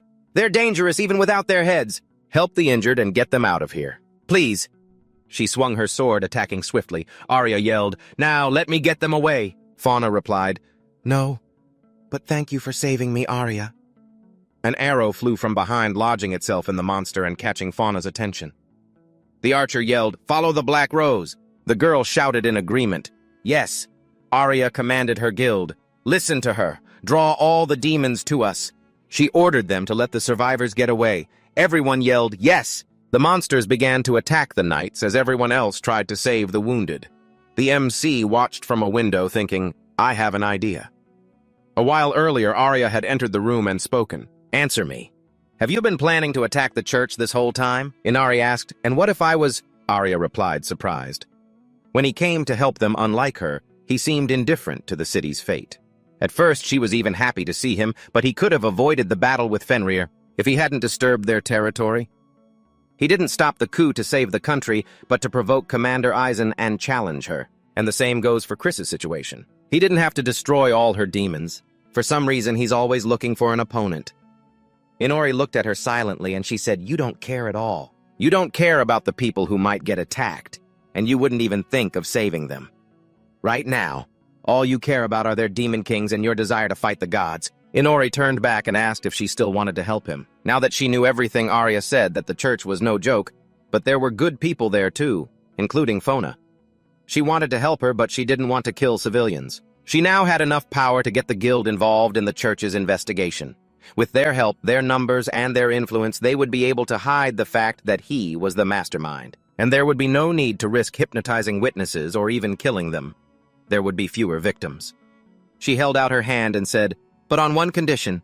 I'll be the one to take care of this girl, all right?" Inori waved his hand dismissively and said, "Do whatever you want. I don't care. She's already lost the will to live." Arya said she knew this was selfish, but she wanted to try, even if he disagreed with her about something. In the present, Inori stood watching the church tower collapse, recalling Arya's words. She belonged to him, but she still wanted to help people in need. She would continue to help him, but she would do it her own way. In the present, Inori looked at her from the window and thought, "Well, either way, this doesn't affect my plans. The key figures of the church have been eliminated and the stones have been stolen. If she wants to try so hard, then let her. That's her problem." He looked on as the people dealt with the monsters and said, "They're finished." Inori looked up at the sky and said, "That's right, congratulations on losing an eye. Are you satisfied now? Your goddess will suffer the same fate." A moment later in the forest, Arya said, "It's all over. Chris." She was sitting near the base of a tree, hugging her knees. Arya looked around and said, "Both Raven and the church's men, they're all gone." Chris kept her head down and remained silent. Arya sat next to her and said, "I had a younger sister too, but she died." Chris turned to look at Arya, who smiled and said, "She was very sweet. She used to always cling to the hem of my skirt. Brushing her silky hair was a joy for me. We were even alike in some ways. Both of us couldn't be honest with ourselves, but we had a chance to make up before she passed away." Chris listened to her intently but remained silent. Arya stood up and said, "All right, what does any of that matter to you? What I'm trying to say is, you're free now." She handed her a piece of paper and said, "And I found out where they buried your sister. Go visit her." "Because I never got the chance to visit my own sister." Chris watched Arya leave and, after a moment of hesitation, stood up. A while later, voices echoed in the city. "What's the latest news? Did more demons escape?" "They say Captain Raven was attacked by one." "And what happened to him?" "How did demons even get inside the church? Are they raising them in there like rats or something?" The villagers were talking in a tavern about how it was the guild members who stopped the invasion instead of the church. After clearing the rubble, they discovered that someone had quietly entered the church's cemetery and dug up a grave. A shout rang out, "Why would someone dig up a grave?" One mystery after another. The people were terrified, imagining what would happen to their town next as Chris sat in the cemetery holding a skull. She hugged it, remembering how she used to hug her sister. She thought, "It's so cold, so cold. If only we could find a place with no winter or hunger when we grow up. We'll definitely find it, but for now, this is enough for us." Chris wondered if that was her sister's voice. The cold is nothing when you have someone to keep you warm. You keep me warm and I'll keep you warm and we'll be so toasty. Chris hugged the skull and cried. She said her sister was such an idiot. Such an idiot. At that moment, Arya asked, "Are we leaving this place?" Inori replied, "Yes, there's nothing left in this city to surprise me. Don't you like it here? I thought you were settling in quite well, but alas, the decision has been made." Arya replied, "It's fine. I'm ready to go too." Inori turned back and asked, "All done excellent." Arya asked, "And where are we going now?" Inori replied, "I don't know." Arya said, bewildered, "Sometimes you just surprise me." A while later, Chris was riding a monster and said, "We'll find a place that's always warm." She looked up and thought, "Far, far away from here." Arya thought, "To see new lands." A while later, people in the city were talking. The Black Rose is leaving the city. A man said, they say she's moving away. A young man said with teary eyes, but I didn't even get to say a word to her. A girl entered the room and shouted, "You fanatic, here's your water and medicine." She looked at the open window confused and asked, "Where did she go?" A moment later, a voice echoed inside the house. "The freshly baked pastries, your tea set, all the gifts and everything else. I'm happy to report that it's all been safely transferred into the shadows. They're ready to depart." Arya smiled and said, "How convenient." Inori asked, "Well, shall we go?" She smiled and replied, "Yes." As they went outside, they suddenly heard loud shouts. "Arya, is she really leaving the city? Now who's going to protect us from the demon invasion?" A man crossed his arms and said, "That guy must have whispered something to her or done something evil." Then a young man reached out his hand and said, "Get away from him. She doesn't need people like him. Let her marry me." The MC picked up a bag and said, "They just finished packing and everyone's already worked up." The crowd shouted excitedly, "Arya!" She turned back with a small smile and a wave. She said that she had submitted a notice to the guild this morning that she would be leaving. "Word travels fast," Inori said, rolling his eyes. "But if you hadn't taken on every single guild quest with such dedication, you wouldn't have problems like this." "You told me I had to learn to blend in with the crowd," Arya replied. "You make it sound so easy. The guild was my first job. I couldn't help but give it my all." The MC said she had a nickname, and her eyes suddenly lit up. They continued down the road when they suddenly saw Fiona by the wall. She had her hands on her hips and asked, "Were you just going to leave like that without a word?" "I certainly didn't expect that," Arya said in surprise. "Fiona, are you allowed to walk around already?" Fiona smiled and asked, "Why would they suddenly forbid me? Thanks to you, I wasn't seriously injured." "So where's Kiri?" Arya cried out in a panic. "What happened to him? Wasn't he just walking next to you?" The MC had climbed onto the bridge railing and was lying down to avoid being noticed. Arya said, "He ran off." "So that's how it is," Fiona smirked and replied. "That's just like him. Kiri? No. Inori hasn't changed." Arya looked at her in surprise and asked, "So you knew?" Fiona looked up and said, "A little." Arya seemed a bit embarrassed. "Please forgive them. And me." "Actually, my name is Arya. I am the former princess of the Kingdom of the Rising Sun." Fiona's eyes widened in surprise and she yelled, "Ari, a princess!" Arya cried out in embarrassment. "Ex-princess, and don't shout about it. And it's not Ari, it's Arya. Inori saved me and took me with him. I still know very little about him, but I don't mind following him and uncovering his mysteries." Fiona smiled and said she was glad she liked him. Arya blushed and shouted, "How can you just assume I like him?" "It's obvious," Fiona replied. "He's the one I chose. My instincts have never failed me." She told her to follow him. Arya smiled and said, "All right." She shouted, "Inori!" He jumped up startled, and Fiona yelled, "Usually I'd catch him every time he tried to escape. But for today anyway, I'll let it slide." Inori clicked his tongue in annoyance, and Fiona said, "And all his lies to me, his master? I'm willing to forgive those too. But if he dares to lie to Arya even once, I will never forgive him. And the fact that he doesn't fear divine punishment is no reason not to take my words seriously. If he dares to hurt her, I will come and punish him myself. After all, I am his master." Fiona turned and said, "Arya, thank you for telling me your real name." She told her to take care of herself. A moment later, Fiona waved goodbye to her, thinking, "This city has changed so much since they came here. They will continue to change the world around them.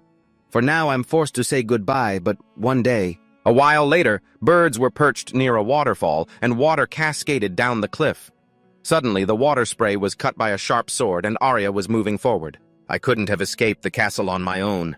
I couldn't have stopped the demons on my own, let alone prevent them. I didn't even realize some things. Both the impending coup in the kingdom and the dark side of the church. I still have a lot of work to do on myself, but I need to know where to start." Inori looked at her and asked, "What's wrong with you? Did you decide to take a bath?" Arya looked at him and, slightly embarrassed, cried out, "Inori, no, I didn't. I was just..." The MC pointed at a wild boar and said, All right, whatever you say. Let me get a better look. Here." Arya asked again, "This is..." The MC replied, "It looks like a pig or a wild boar. I got the idea to try roasting it as is without draining its blood." "But it's a demon," Arya said. They had been wandering aimlessly since leaving Regan. A cave behind the waterfall had become their temporary shelter. But Arya didn't mind much, as it turned their wanderings into a good excuse to train. The little Fenrir rested in Inori's shadow. After all, it was her fault that it had used up all its energy fighting the demons. Shinji's gourmet side had awakened, and she was hunting for new strange fruits every day. And as for Inori, Arya looked at the stone in the MC's hand and asked, "You found it already?" Inori replied that at first he had hoped to be able to control it and see through the eyes of the god, just as they saw through his, but as soon as he used the magic, I was immediately disconnected from them. Oh well. There will still be a chance to figure out how to fight the gods, Arya thought, and Inori is still trying to get stronger. She held her hand forward and unleashed a holy flame. Inori asked why she would use magic. Arya said she wanted to try purifying it with light magic. The MC asked, "Purify it?" Arya replied that demons are creatures of darkness and are fundamentally incompatible with humans. "But if we try to neutralize its properties, couldn't we at least eat it properly?" Inori then asked what was stopping her from just eating it immediately. "You did it with that bug," he pointed out. Arya replied that she wanted to eat it properly and with some flavor. Inori said, Fine, I was just kidding. He was actually concerned that the demons here didn't seem particularly strong even during the day. He had hoped to encounter stronger monsters by going further from human settlements. Arya looked at him intently and asked if maybe it wasn't that the monsters were weak, but that he himself had become too strong.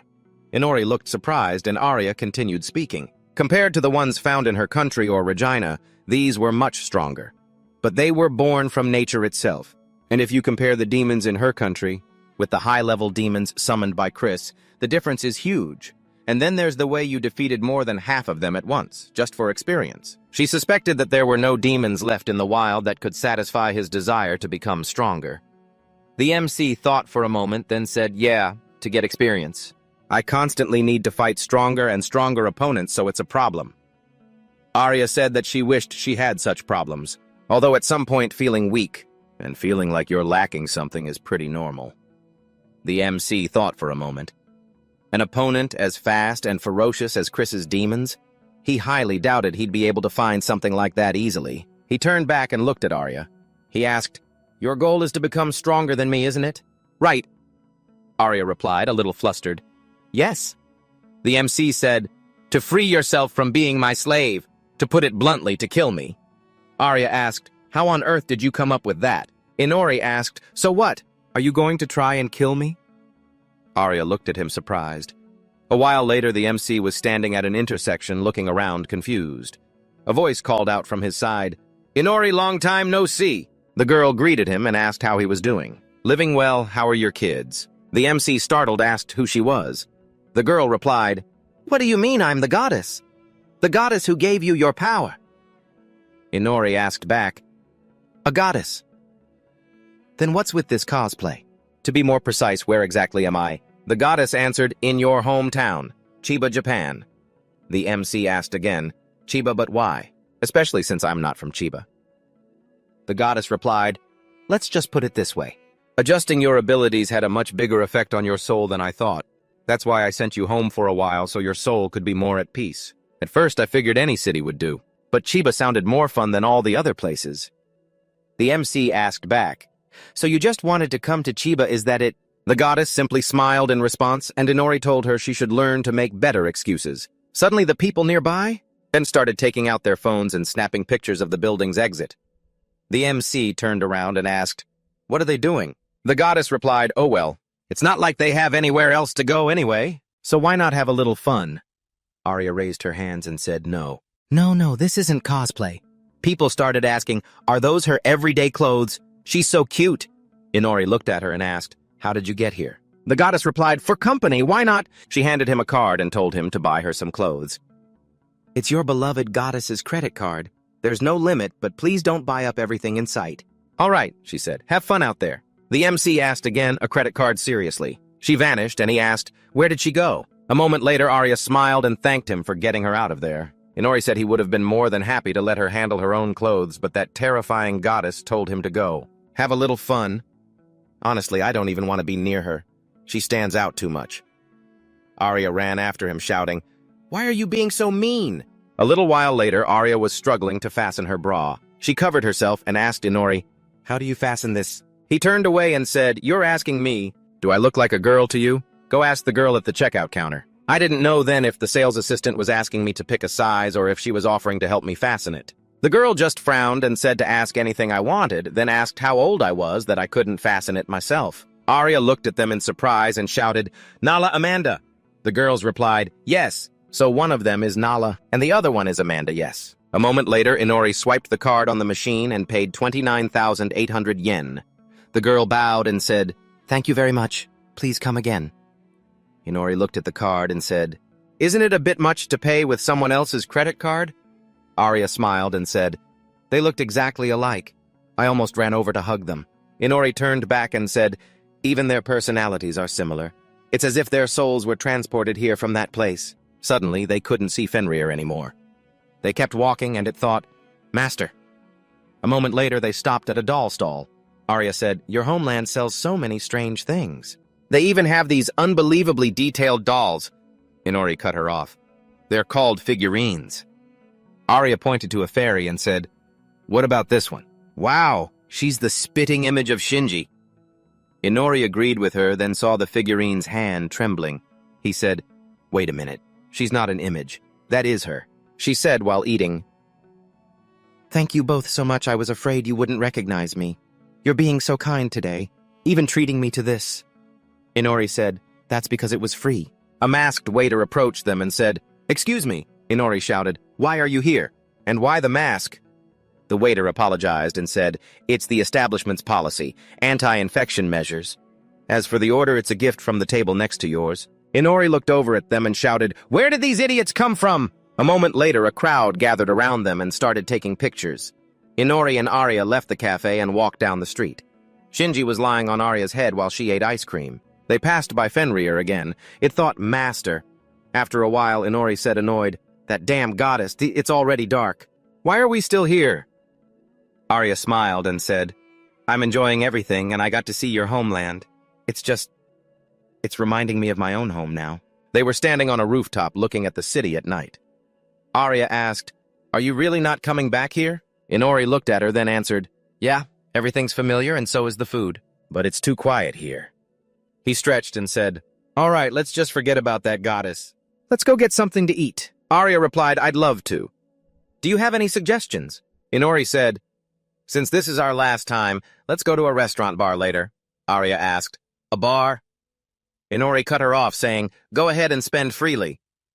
Just then, a blinding light appeared behind them. It quickly began to illuminate everything.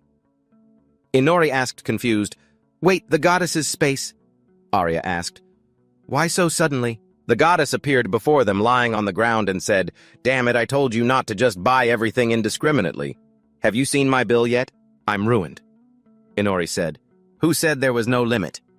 He turned back, and the goddess screamed, "What, you bought a 1964 car? Did you see the price on that thing?" Inori smiled and said, "I've always wanted to buy something like this. It's not that I have a license, but I still wanted it."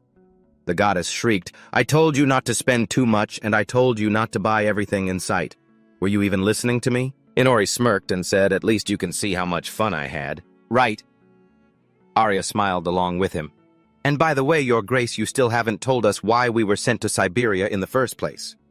He replied, "Exactly. You said something about his soul or whatnot." At that moment, a cardboard poster in the shopping center read, "In collaboration with Siberia."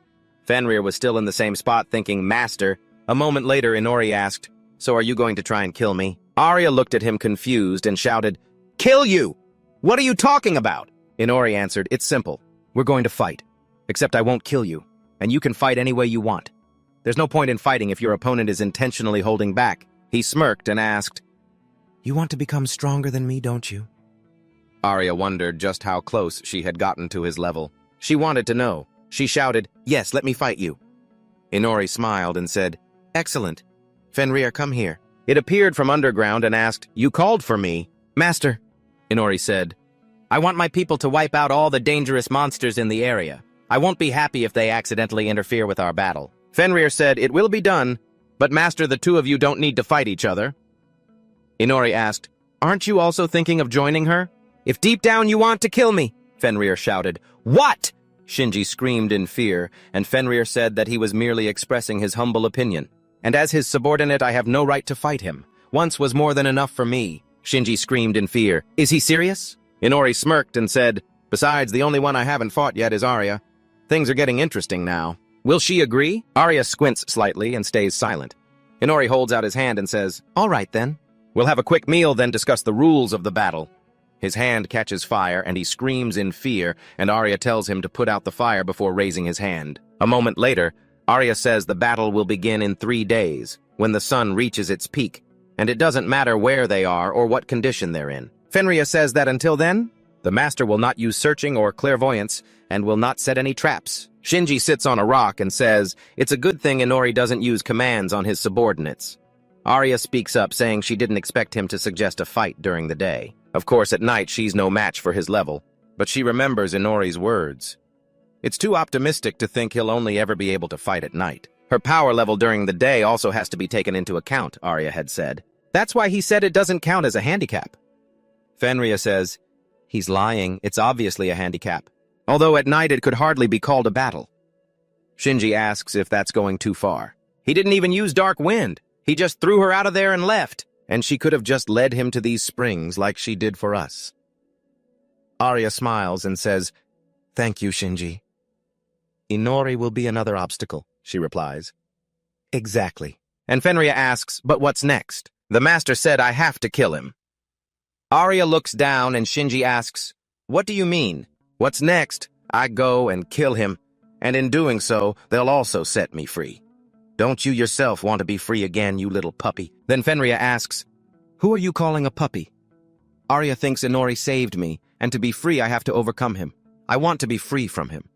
She recalls fragments of memories with him and thinks, but I gave up everything for a second chance. My homeland, myself, my royal duties, everything. She sinks underwater, then surfaces, clenching her jaw as she thinks. I gave up everything to be free. Arya thinks Inori wants a battle, doesn't he? She clutches the towel in her hand and thinks this is it, my chance to win my freedom. She looks up and thinks, even if the price is Inori's own life, I must follow my own will. She looks up at the sky and says, he'll get it. It's annoying that they're giving me a handicap. Inori isn't the only one who's learned something. I'll show him what I've learned on my own. 3 days later before dawn, Takafuji Inori, a demon, a vampire, possesses a very long list of skills. He holds the corpse of a monster in his hand and looks at the window, the system with his skills. Inori thinks that he's accumulated a lot by stealing skills. He thinks about it. He doesn't have any skills that are particularly powerful. But he has many passive skills like heat resistance or poison resistance, but they won't help him in battle right now. He needs his own unique skills. Inori sinks his fangs into the monster's corpse and thinks about things like blood-sucking skill enhancement, a second demon eye, and dark leg magic. He obtained them when the goddess dragged him through 8 different worlds. But along with them, he earned the hatred of the sun god. Because of this, during the day, he is limited to only one unique skill obtained in this world. Searching. That's my main weakness. Or so Arya might think. And she's partly right. But if she's that shallow, our fight can hardly be called a battle. The battle with Chris's demons significantly increased my level and titles. My vampire title. My unique skills have not only grown stronger, but I can now choose up to 4 unique skills to use during the day. But the selection can only be made at dawn. I have to lock in my chosen skills now. The sun god's hatred is active. Searching will be the first. This is indispensable in combat and allows for a preemptive strike. The second will be my right demon eye. It unlocks clairvoyance and improves focus speed while moving my most versatile tool. The third is dark leg magic. It allows for telekinesis and moving through shadows, and stealth is related to it. For the fourth, maybe I'll try taking the skill she used to kill me back then. Fenrir asks, "Are you absolutely sure?" Arya smiles and says, "Yes. Let Inori try his own tricks." Shinji says that she doesn't believe that's enough. She doesn't believe it. Fenrir says he wouldn't mind lending her something. But I have no intention of fighting my master. Arya says, that's enough. This magic tool entered my body along with Inori's blood and memories. She thanks Fenrir for helping her get it. Unlike Inori, I can use magic weapons, the sword he gave me is now simply called a longsword, and it will be a great help to me in this battle. I've done everything I can in these 3 days, and hopefully this will also be useful. Shinji sighs and says, it's useless. He's underestimated her. It's useless. Let her take this chance and kill him. Then Arya says, the master said he wouldn't kill me, but please, don't let me die. Arya smiles and says, it's okay. If I push Inori to the point where he's willing to kill me, then so be it. A moment later, the MC floats in the air and thinks as vampires. They are very sensitive to the sun's movement. They can feel the moments of sunset and zenith as if the sun were right in front of them. The same goes for Arya. At that moment, Arya says, 5, 4, 3, 2, 1. The MC smirks and says, the battle begins. He extends his hand forward and thinks dark leg magic shadow step. First, I need to pinpoint their positions relative to each other. With the searching ability of my right eye, that's a piece of cake. He releases his mana and thinks I'll seize the initiative and attack before she even realizes it. The search for the brilliant mana spread throughout the forest, and Inori thought that even with his enhanced tracking abilities, he still couldn't find her. Could she be even farther away? Of course, they hadn't restricted the combat area in any way, but there has to be a trace. No matter where she was hiding, the clairvoyance of his right eye would spot even the faintest of traces. Suddenly, a bright stone flew into his eye and a sword pierced his back. Arya gritted her teeth and Inori turned around bewildered. She thought aim straight for the heart and head for a few more stabs. Inori screamed, "It hurts so much!" He swung his leg and attacked Arya. Brilliant mana surged through the forest. It knocked down trees and spread farther and farther. A terrible thought came to him. He had accidentally pushed her with all his strength. Arya flew backward into the tree trunks. They came crashing down on her from above. Blood spewed from her mouth and her body trembled. She thought, was that a kick? How much stronger has he gotten if he can do this during the day? She stood up and thought, but the first blow was still mine. The MC rushed forward and thought, how did this happen?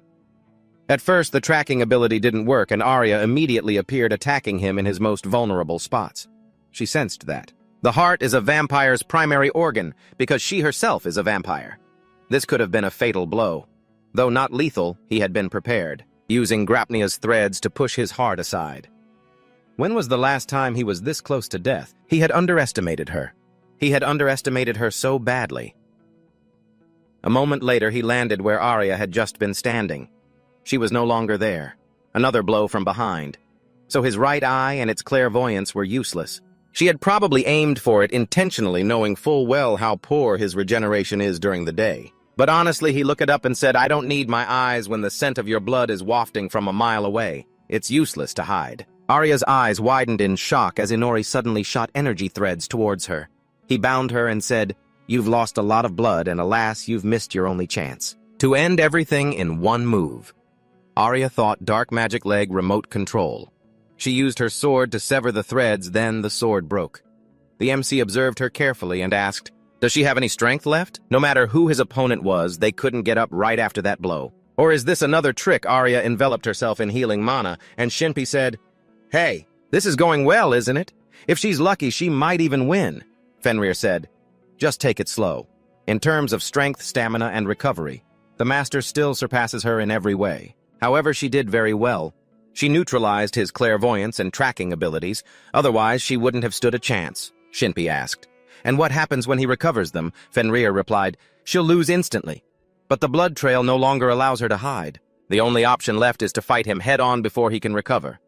From this moment on, the real battle begins.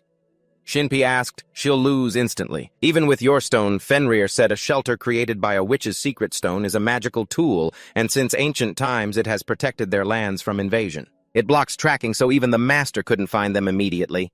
It used to be hidden in the hollow of a tall tree.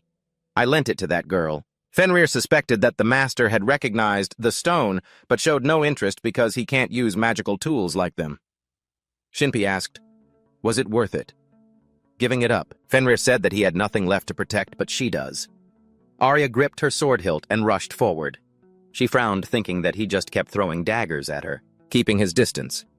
She didn't mind a long-range fight, but at this rate, she released her mana and thought Wind Tunnel. It was aimed at the MC, and he thought this is the spell they used when escaping the castle. Wind magic. It's too obvious even without my magic eye. Arya thought she would settle this before Inori. Recovers his eye. Wind Tunnel. Multiple attacks aimed at Inori and struck his body. He released mana from his hands and used dark magic leg shadow space. He shielded himself with a tree trunk, but Arya's attacks were able to pierce through it. She thought horrifying. She couldn't see Inori because of the smoke.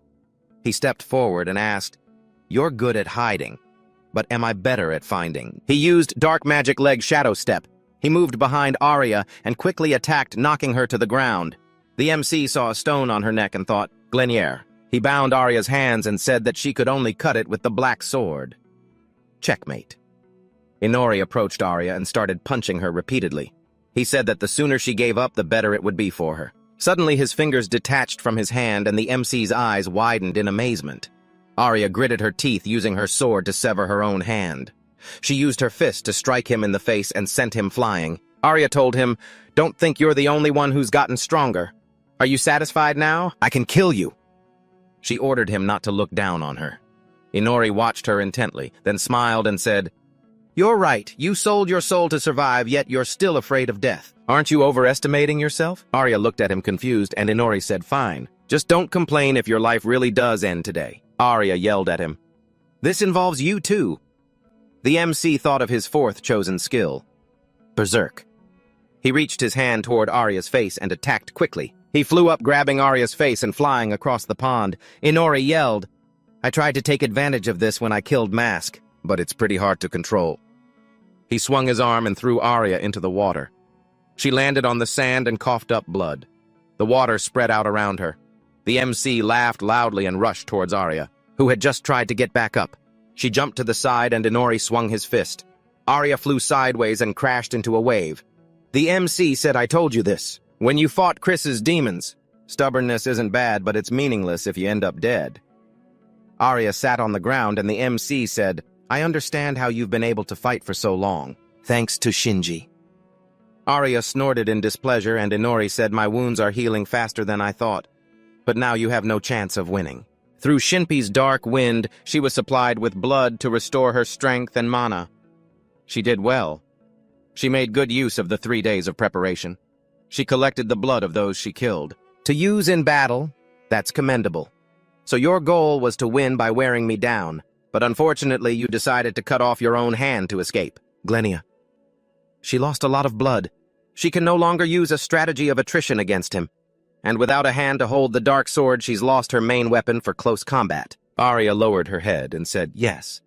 I don't have many trump cards, and now I have even fewer." But then she shouted, "That's not a reason to give up."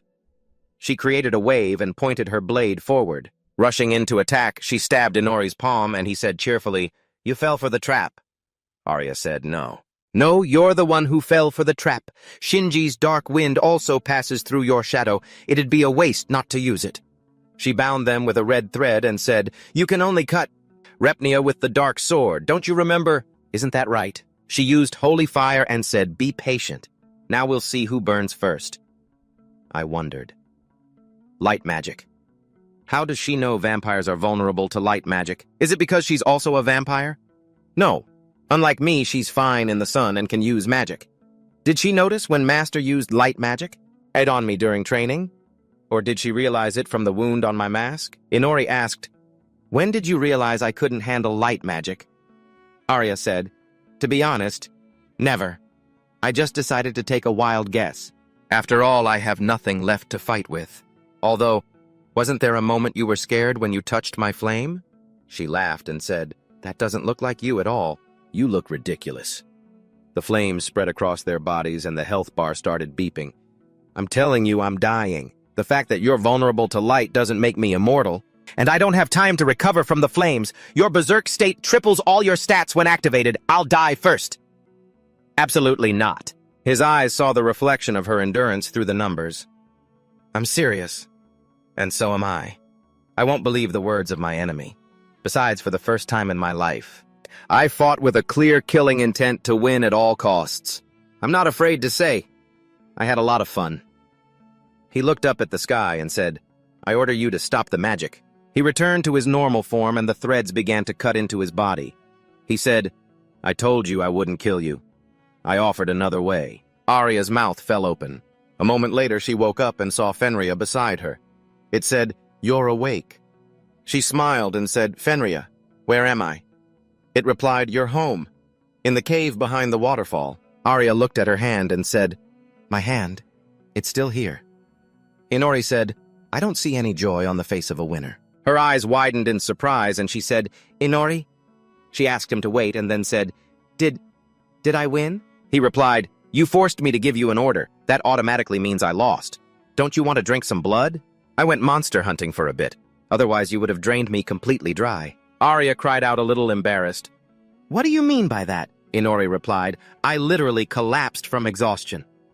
Fenrir looked at them confused, and Arya blushed beet red, her hands in her lap. He said, You were ready to risk your life to kill me. I need to set you straight and quickly.